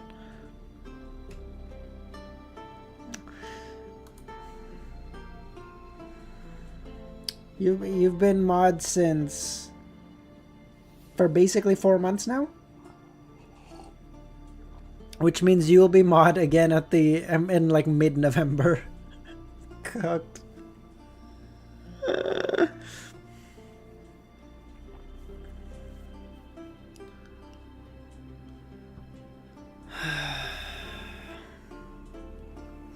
A carriage passed by Backland Street as Leonard and two Red Gloves discussed the target they were investigating. Dwayne Dantes. I still haven't had any direct contact with this gentleman.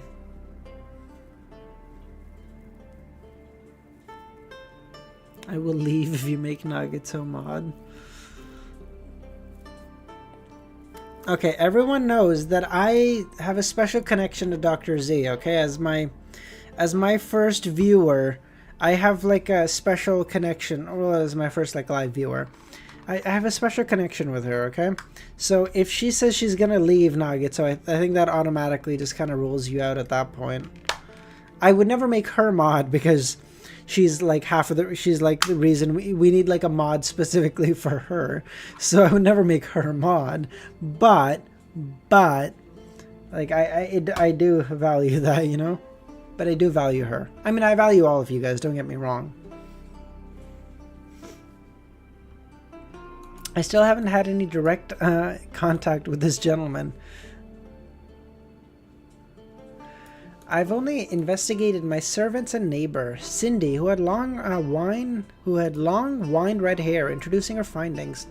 For now, it has been confirmed that Dwayne has acted the same since last night to this morning. He went to his bedroom to sleep at 11 and finished washing up at 7:30 in the morning. At times, he would have supper and end the day after midnight. At times, he would wake up before 7 and head out for a stroll, but that's not the norm.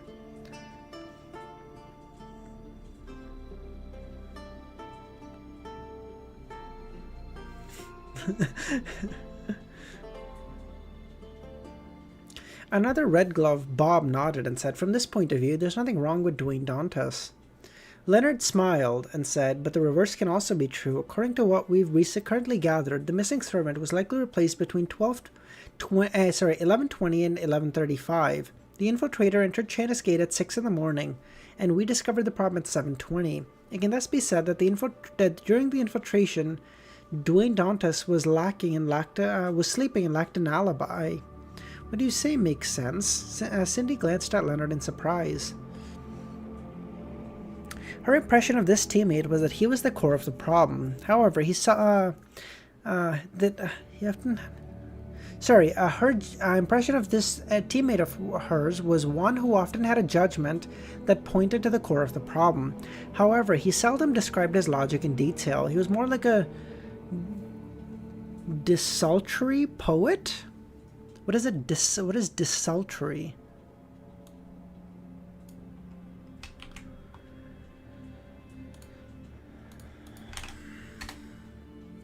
Lacking a plan, purpose, or enthusiasm. Desultory. Desultory. Apologies. Bob, who had a sharp chin, frowned. If that's the case, everyone on this list can't be cleared. They were sleeping with no one watching them. Even if they have wives or husbands, they would similarly be sleeping. Nagato, what did you say? When the fuck was your last comment, bro? I don't even see it. It's confirmed. I don't know what your last comment was, bro.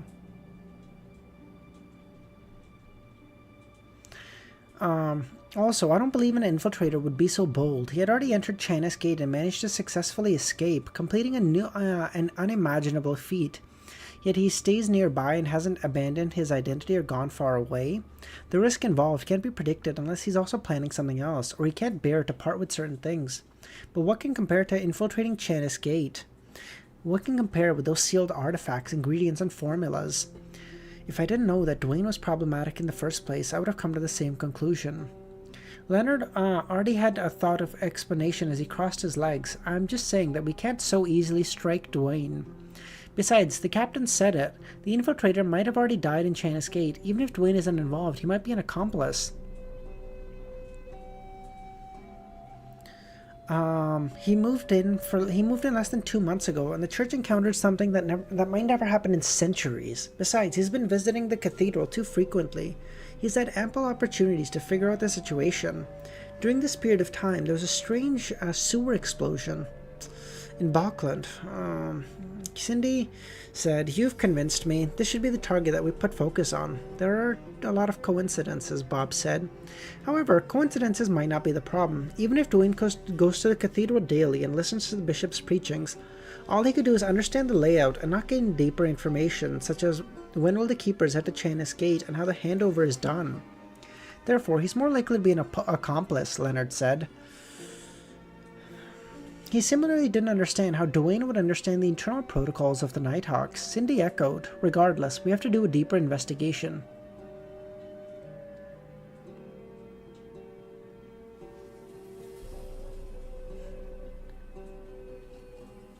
Bye, Ron. Thanks for staying for so long, buddy. See you. Seriously, like, I know I already said it, but, like, thank you to everyone who stayed for so fucking long. It's crazy. Okay, we only got one chapter and a half to go. That's crazy. Out of 18? How many did we do? I don't know, something like that. Like, a crazy number. Shall we wait till noon and directly enter Dwayne's dream to question him? He has a bit of a habit taking afternoon naps. Leonard raised his hand and waved it. "There's no need to be in such a hurry." I skip. "Aw, Kami, thank you, buddy. There's no need to be in such a hurry. It's not like we've never done any routine inspections in the past or entered his dreams, but we didn't discover anything wrong." I've been home alone for the entire... I know, that was the thing, Milosh. I've been home the whole day, too. Like, when I started streaming, it was noon for me. My family left at, like, 11:30. It was, like, perfect timing, and then there's no one home all day. So, like, I'm just chilling.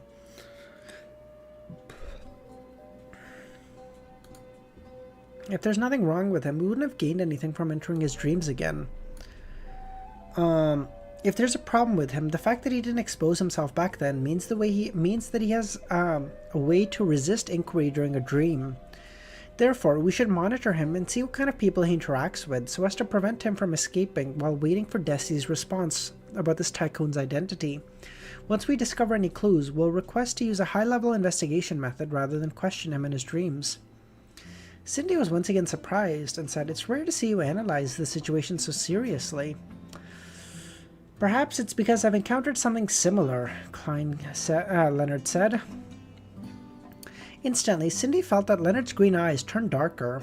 She didn't speak further. "Let's take turns monitoring Dwayne. I'll go first." "All right." Leonard nodded and turned to Bob. "Get the case files on the sewer explosion. Let's see if we can discover any problems. I'll head back to read through the corresponding dossiers and see if I can find any other abnormalities." After splitting the work, the three red gloves began. Leonard returned to the cathedral's basement and obtained the information regarding Backland Street and the cases that the Aurora Order had recently been involved in. The latter was something that sparked off the clues provided by the parasite in him. It gave him the idea, since the Fool's investigation and honorific name initially came from the Aurora Order, it means that the Aurora Order was involved in something or suffered some setbacks. It might be related to the organization that believes in the Fool. After returning to the office, Leonard held back his delusory attitudes as he seriously read through the thick dossiers. In the dossiers related to the Aurora Order, there was a Lanavis case that he was most familiar with. The true creator's descent he had miserably failed because of some baffling report.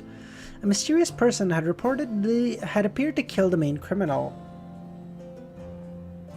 He was suspected to be the hero bandit Black Emperor. As he targeted evil criminals, he would scatter tarot cards over the target's corpse. That person wasn't able to do it for the Desire Apostle, Jason Bedia, only because Leonard rushed over too quickly. Similarly, Leonard once again saw the name Sherlock Moriarty appear in the periphery of the case. Aurora Order's Mr. X was assassinated at the gathering he convened. There were traces of powers that at the demigod level left at the scene. At this point, Dwayne had already arrived in Backland. That also matches. The Aurora Order's Mr. A and the demoness sect cooperated to create this great smog of Backland. This person vanished as a result. The Aurora Order's Mr. A assassinated the Intis ambassador. Leonard read case after case but couldn't find anything of use. He decided to attack it from a different angle and began from the cases related to the hero bandit Black Emperor. Lanavis case. First murder case with the tarot cards thrown as a ritual, and the Fool is beginning. And the Fool is the beginning of the tarot cards. Capim's case. On the strength and level showcased by the Hero Bandit Black Emperor, he won't and wouldn't mimic others. He similarly scattered cards. Desire Apostle. Jason Bedia. I saw Hero Bandit with my own eyes, preventing him from scattering the cards. Apart from the major events and the evil criminals, what other connections do they have? He was certain that Sherlock Moriarty had been involved in the Lanavis and Capim cases, but what about the Desire Apostle one?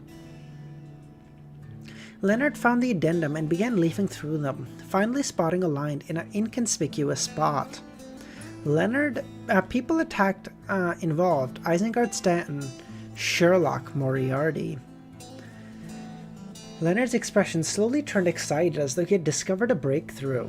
He flipped through the Aurora Order's dossier and didn't miss out any names involved. He kept expanding his search and requested for all the dossiers that involved every name. Aurora Order's Mr. A assassinated the Intis ambassador, and the Intis ambassador was in charge of the conflict over the difference engine manuscripts. The clues to the manuscripts came from the spy who was acting as a private detective.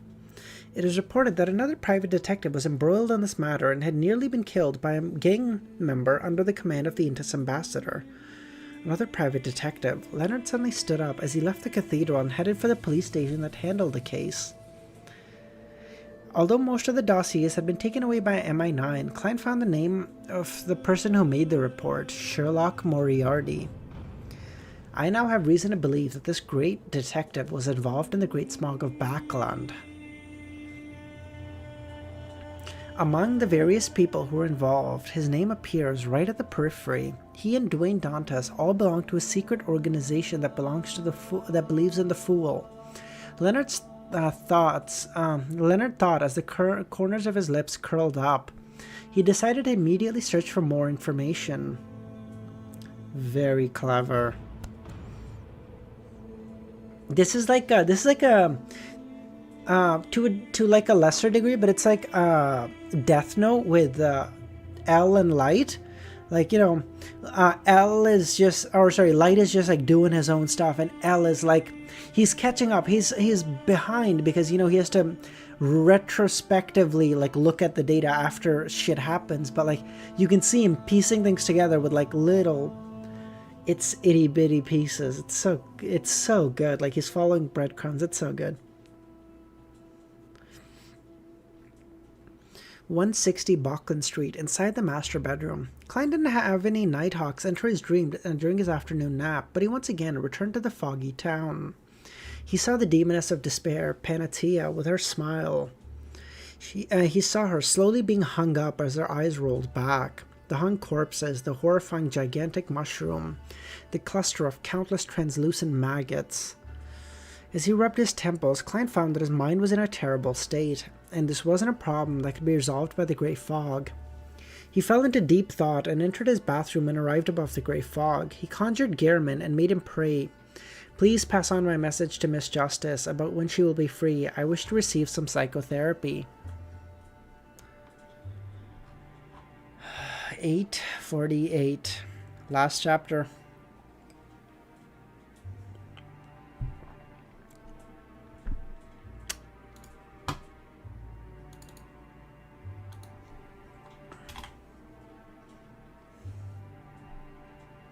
What is this title? Crosshairs of what? Or crossfires of what?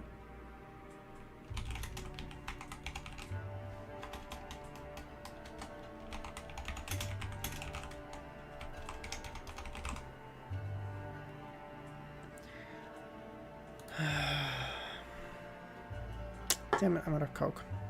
Shit. Backland, Empressboro, inside the Hall family's mansion. Audrey, who had just tried on the 3 selection of evening gowns today, was sitting on a cushioned chair. At this moment, she saw the endless grey fog appear from in front of her. She saw the figure of the world and the corresponding words. Instead of being alarmed, she was delighted. Her unease and worry that there wasn't a tarot gathering today was quelled. As expected, it was nothing. The world really is having a problem. He must have been in some immense stress. It's no wonder he booked an appointment in advance. Audrey began to wonder when she was free. As she pondered, she scanned the maids who were busy, and this golden retriever, Susie, who was sitting by the door, and said, please tell Mr. Wall that I'm currently free. He can determine the location and time, as long as it's not night time and doesn't exceed the boroughs west of Backland.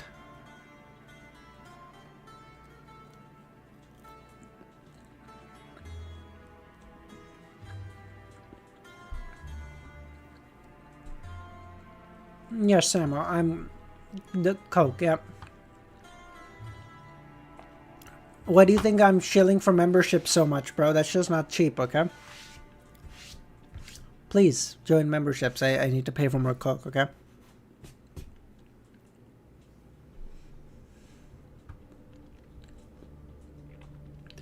In regards to this, the golden retriever who was observing the maid's work seemed to sense someone looking at her.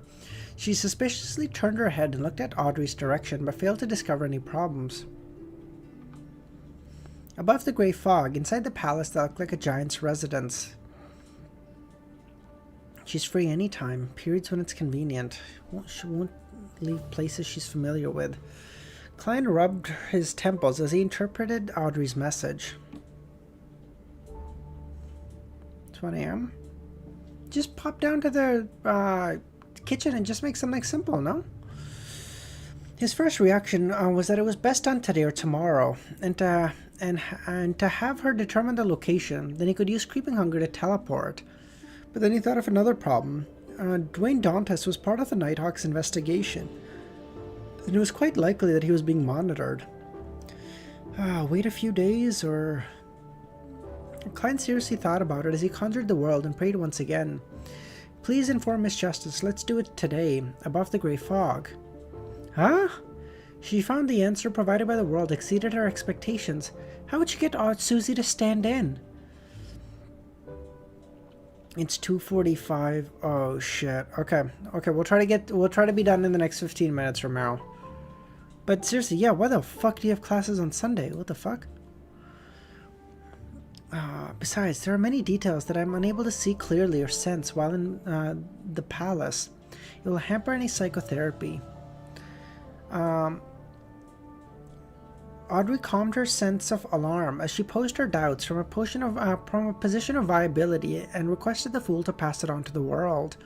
I will request Mr. Fool to remove those restrictions. We'll use other means to conceal her true appearances. That can be done? This is the special treatment one receives from being a blessed. Our continuous communication is basically like a conversation. I've really troubled Mr. Fool, and he seems to almost allow us to indulge in it. Alright, let's do it today between 11:30 and 12:30. She didn't believe that she would have anywhere to be alone before the end of her birthday ball. At the same time, in a building at 39 Backland Street, Hazel was looking at the selected evening gown in boredom. She was to accompany her parents to attend Miss Audrey Hall's birthday. Just as Hazel's thoughts were wandering and her mind turned blank, she saw a grayish-white rat appear in front of her. This. Hazel patiently listened to her mother repeat herself one more time before finding an excuse to return to her bedroom. After she closed and locked the door, the rat appeared from somewhere and arrived by her feet. It sat there in a rather comical manner. I've discovered something wrong with the surroundings. The rat had sent vibrations in the air to speak with human words. What's wrong? Hazel asked. There are Beyonders from the Church of the Evernight investigating the street at a rather large scale. What are they investigating? What are they looking for? Hazel asked. How would I know? But it's definitely something serious. This way, they might very well discover something wrong about you. How did they make the discovery? Weren't the clues in the sewers blasted away? Weren't the corresponding problems dealt with? Official Beyonders have plenty of strange but effective investigation methods. In short, I'll have to deal with your dream. This is where it's easiest to divulge things. Alright, Hazel said. Don't look so unwilling. It wasn't easy for me to accumulate this bit of strength, and now it's going to waste again. Is this street cursed? First that stupid demoness, then that hero bandit. Now there's some baffling unknown situation. The grayish-white rat squealed. At 11:30 in the morning, Hazel, accompanied by her parents, visited the Hall family's residence. Really? We're doing the rat emoji? That's what we've come to at this point? To her, these respected aristocrats were, in essence, the same as commoners. Therefore, she didn't appear notably reserved. If it wasn't because of her mother's repeated exhortations, Hazel even believed that the beautiful dance floor, the murals with high artistic value, and the elegance and statues were more worthy of respect. As she smiled at the people she knew and didn't, Hazel waited until the ball began. She saw the stars of tonight's show. Miss Audrey Hall held the arms of the Earl and the Earl's wife as she walked out of the room on the second floor before arriving at the railings that faced the dance floor. Hazel scanned her and habitually ignored her appearance as she observed the matching of her gown and accessories. But her gaze couldn't move away. On the chandelier hanging above, whale oil candles produced light that came from dreamy colors, while shining on the 18-year-old Audrey. It made her emerald-like eyes, pure and indescribable face, and lustrous gold hair seem to glow. Hazel was caught in a daze. She failed to hear what Earl Hall said until the melody filled the room as she snapped out of a daze. Ratatouille. Yes. The always proud her suddenly felt a little inferior. She felt that if the striking lady didn't possess any beyond her powers, there was no way Audrey was inferior to her. She felt that even if this striking lady didn't possess any beyond her powers, there was no way Audrey was inferior to her. Damn. Hazel pursed her lips and looked around. She realized that everyone's gaze had been grabbed. The only difference was that they all had different feelings. Hazel heaved a sigh of relief. That night, she didn't come home. She didn't act that arrogantly again. However, she yearned to leave at every minute of the night. She wanted to head home and busy herself with matters to obtain more magical and powerful abilities. Finally, the ball came to an end as Hazel's family bade farewell and walked to the door. On the way out, Hazel couldn't help but look back. She saw Miss Audrey standing alongside the sides of the dance floor, with a faint and beautiful smile, and as she expressed her gratitude to each and every guest. She seemed to remain under the spotlight.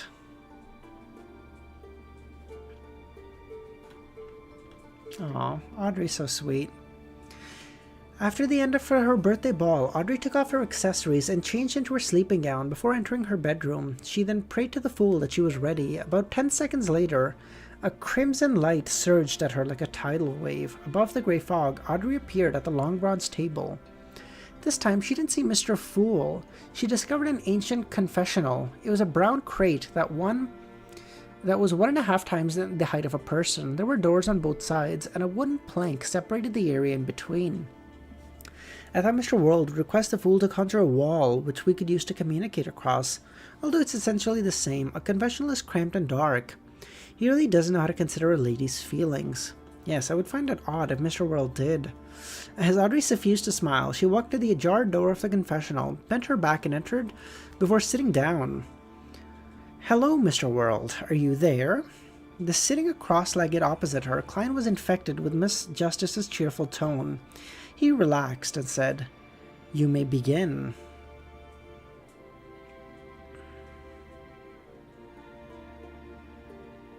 At this time, he didn't use the grey fog to enshroud himself, but had turned into Gehrman. Indeed, Mr. World's mental state isn't too good. He's tense and worried. Audrey sensed him first, and then used the psychiatrist's placate. A gentle, invisible wave emanated over Klein instantly, as he felt a cool, refreshing morning breeze blow at him during a hot summer day. His frustrations and feverish feelings vanished. Seeing Mr. World having an obvious recovery, she heaved a sigh of relief and asked, "Have you had any nightmares recently?"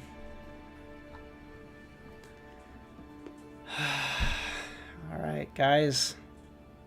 5.5 hours, 18 chapters? Is that what we were at? What was the number? I don't know. That's close, something like that.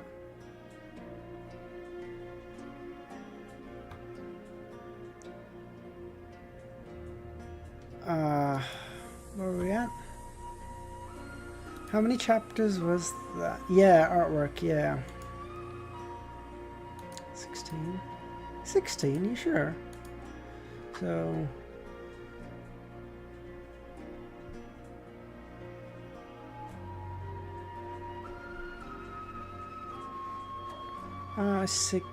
16 or 17, I don't know, something like that.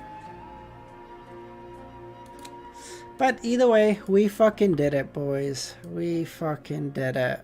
Let's go. And it did not actually take that long. It was manageable.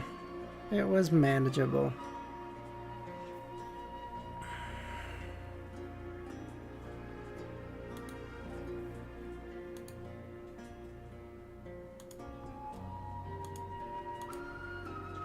But damn, we got the full seer pathway now. That's goated and loaded.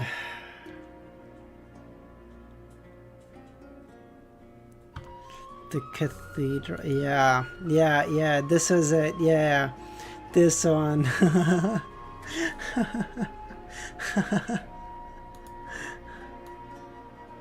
That's so funny. That's so funny. Just never... I didn't even pay attention to this until someone else... Until I think Milos was like, no, like, don't look, stop using these, stop looking for photos on your own. And I was like, there's nothing even, and like, cause I just saw this part and I was like, oh, this is so cool. And then I was like, why the fuck is he so, like, mad? Like, bro. And then I looked up and I was like, what the fuck is that? And there's no, like, because there's no rope or anything. I thought these guys were, like, flying. I was like, what the fuck is happening? I didn't know what was happening. This is so cooked. But, oh. Like, okay, this looks proper terrifying. This looks terrifying. Oh, yeah.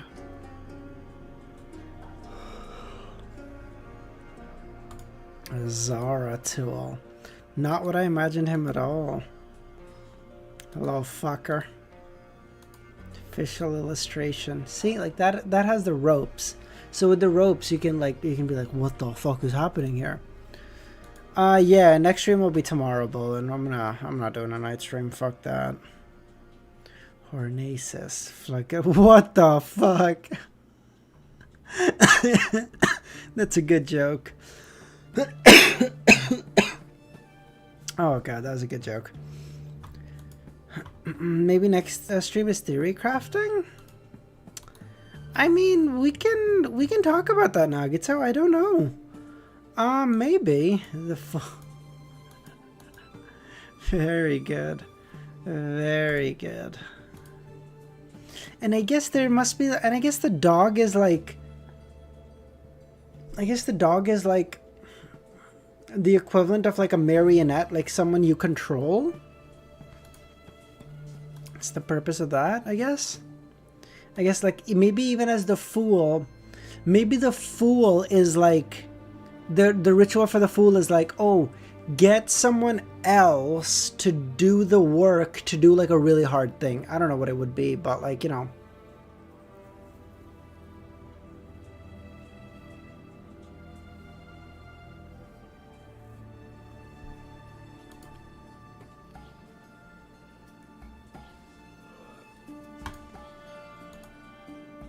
Cluster, that's a lot of maggots. Jesus, that's disgusting.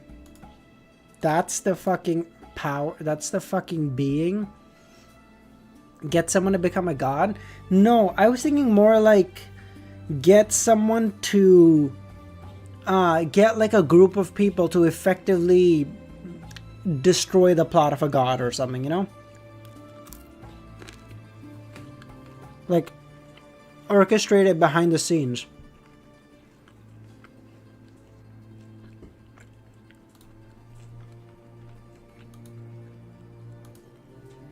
Mr. Mestrom, get fucked, loser.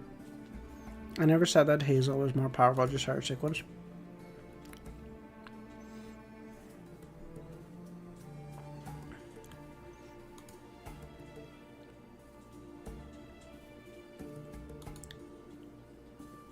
I like your funny words, Magic Man.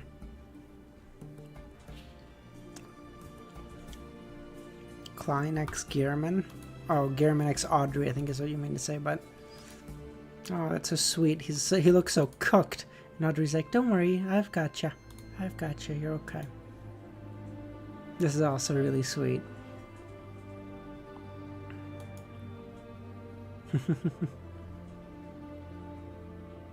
This is super sweet.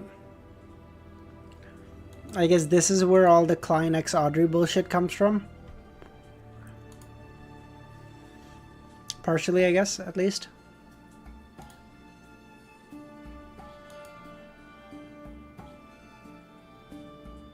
This world is a cruel, unjust place.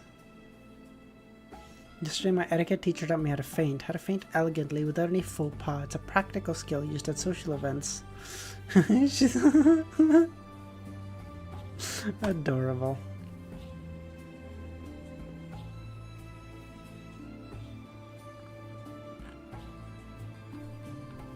Yeah. Alright, guys. No, Morpheus.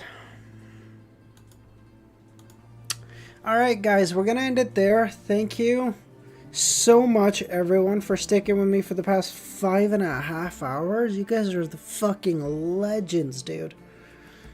Yeah, that's it. We're gonna call it there. Hope y'all have a great rest of your day or night. I'll catch y'all tomorrow. We'll figure out the timing and stuff. Thank you. And, yeah. I'm out. Bye, guys.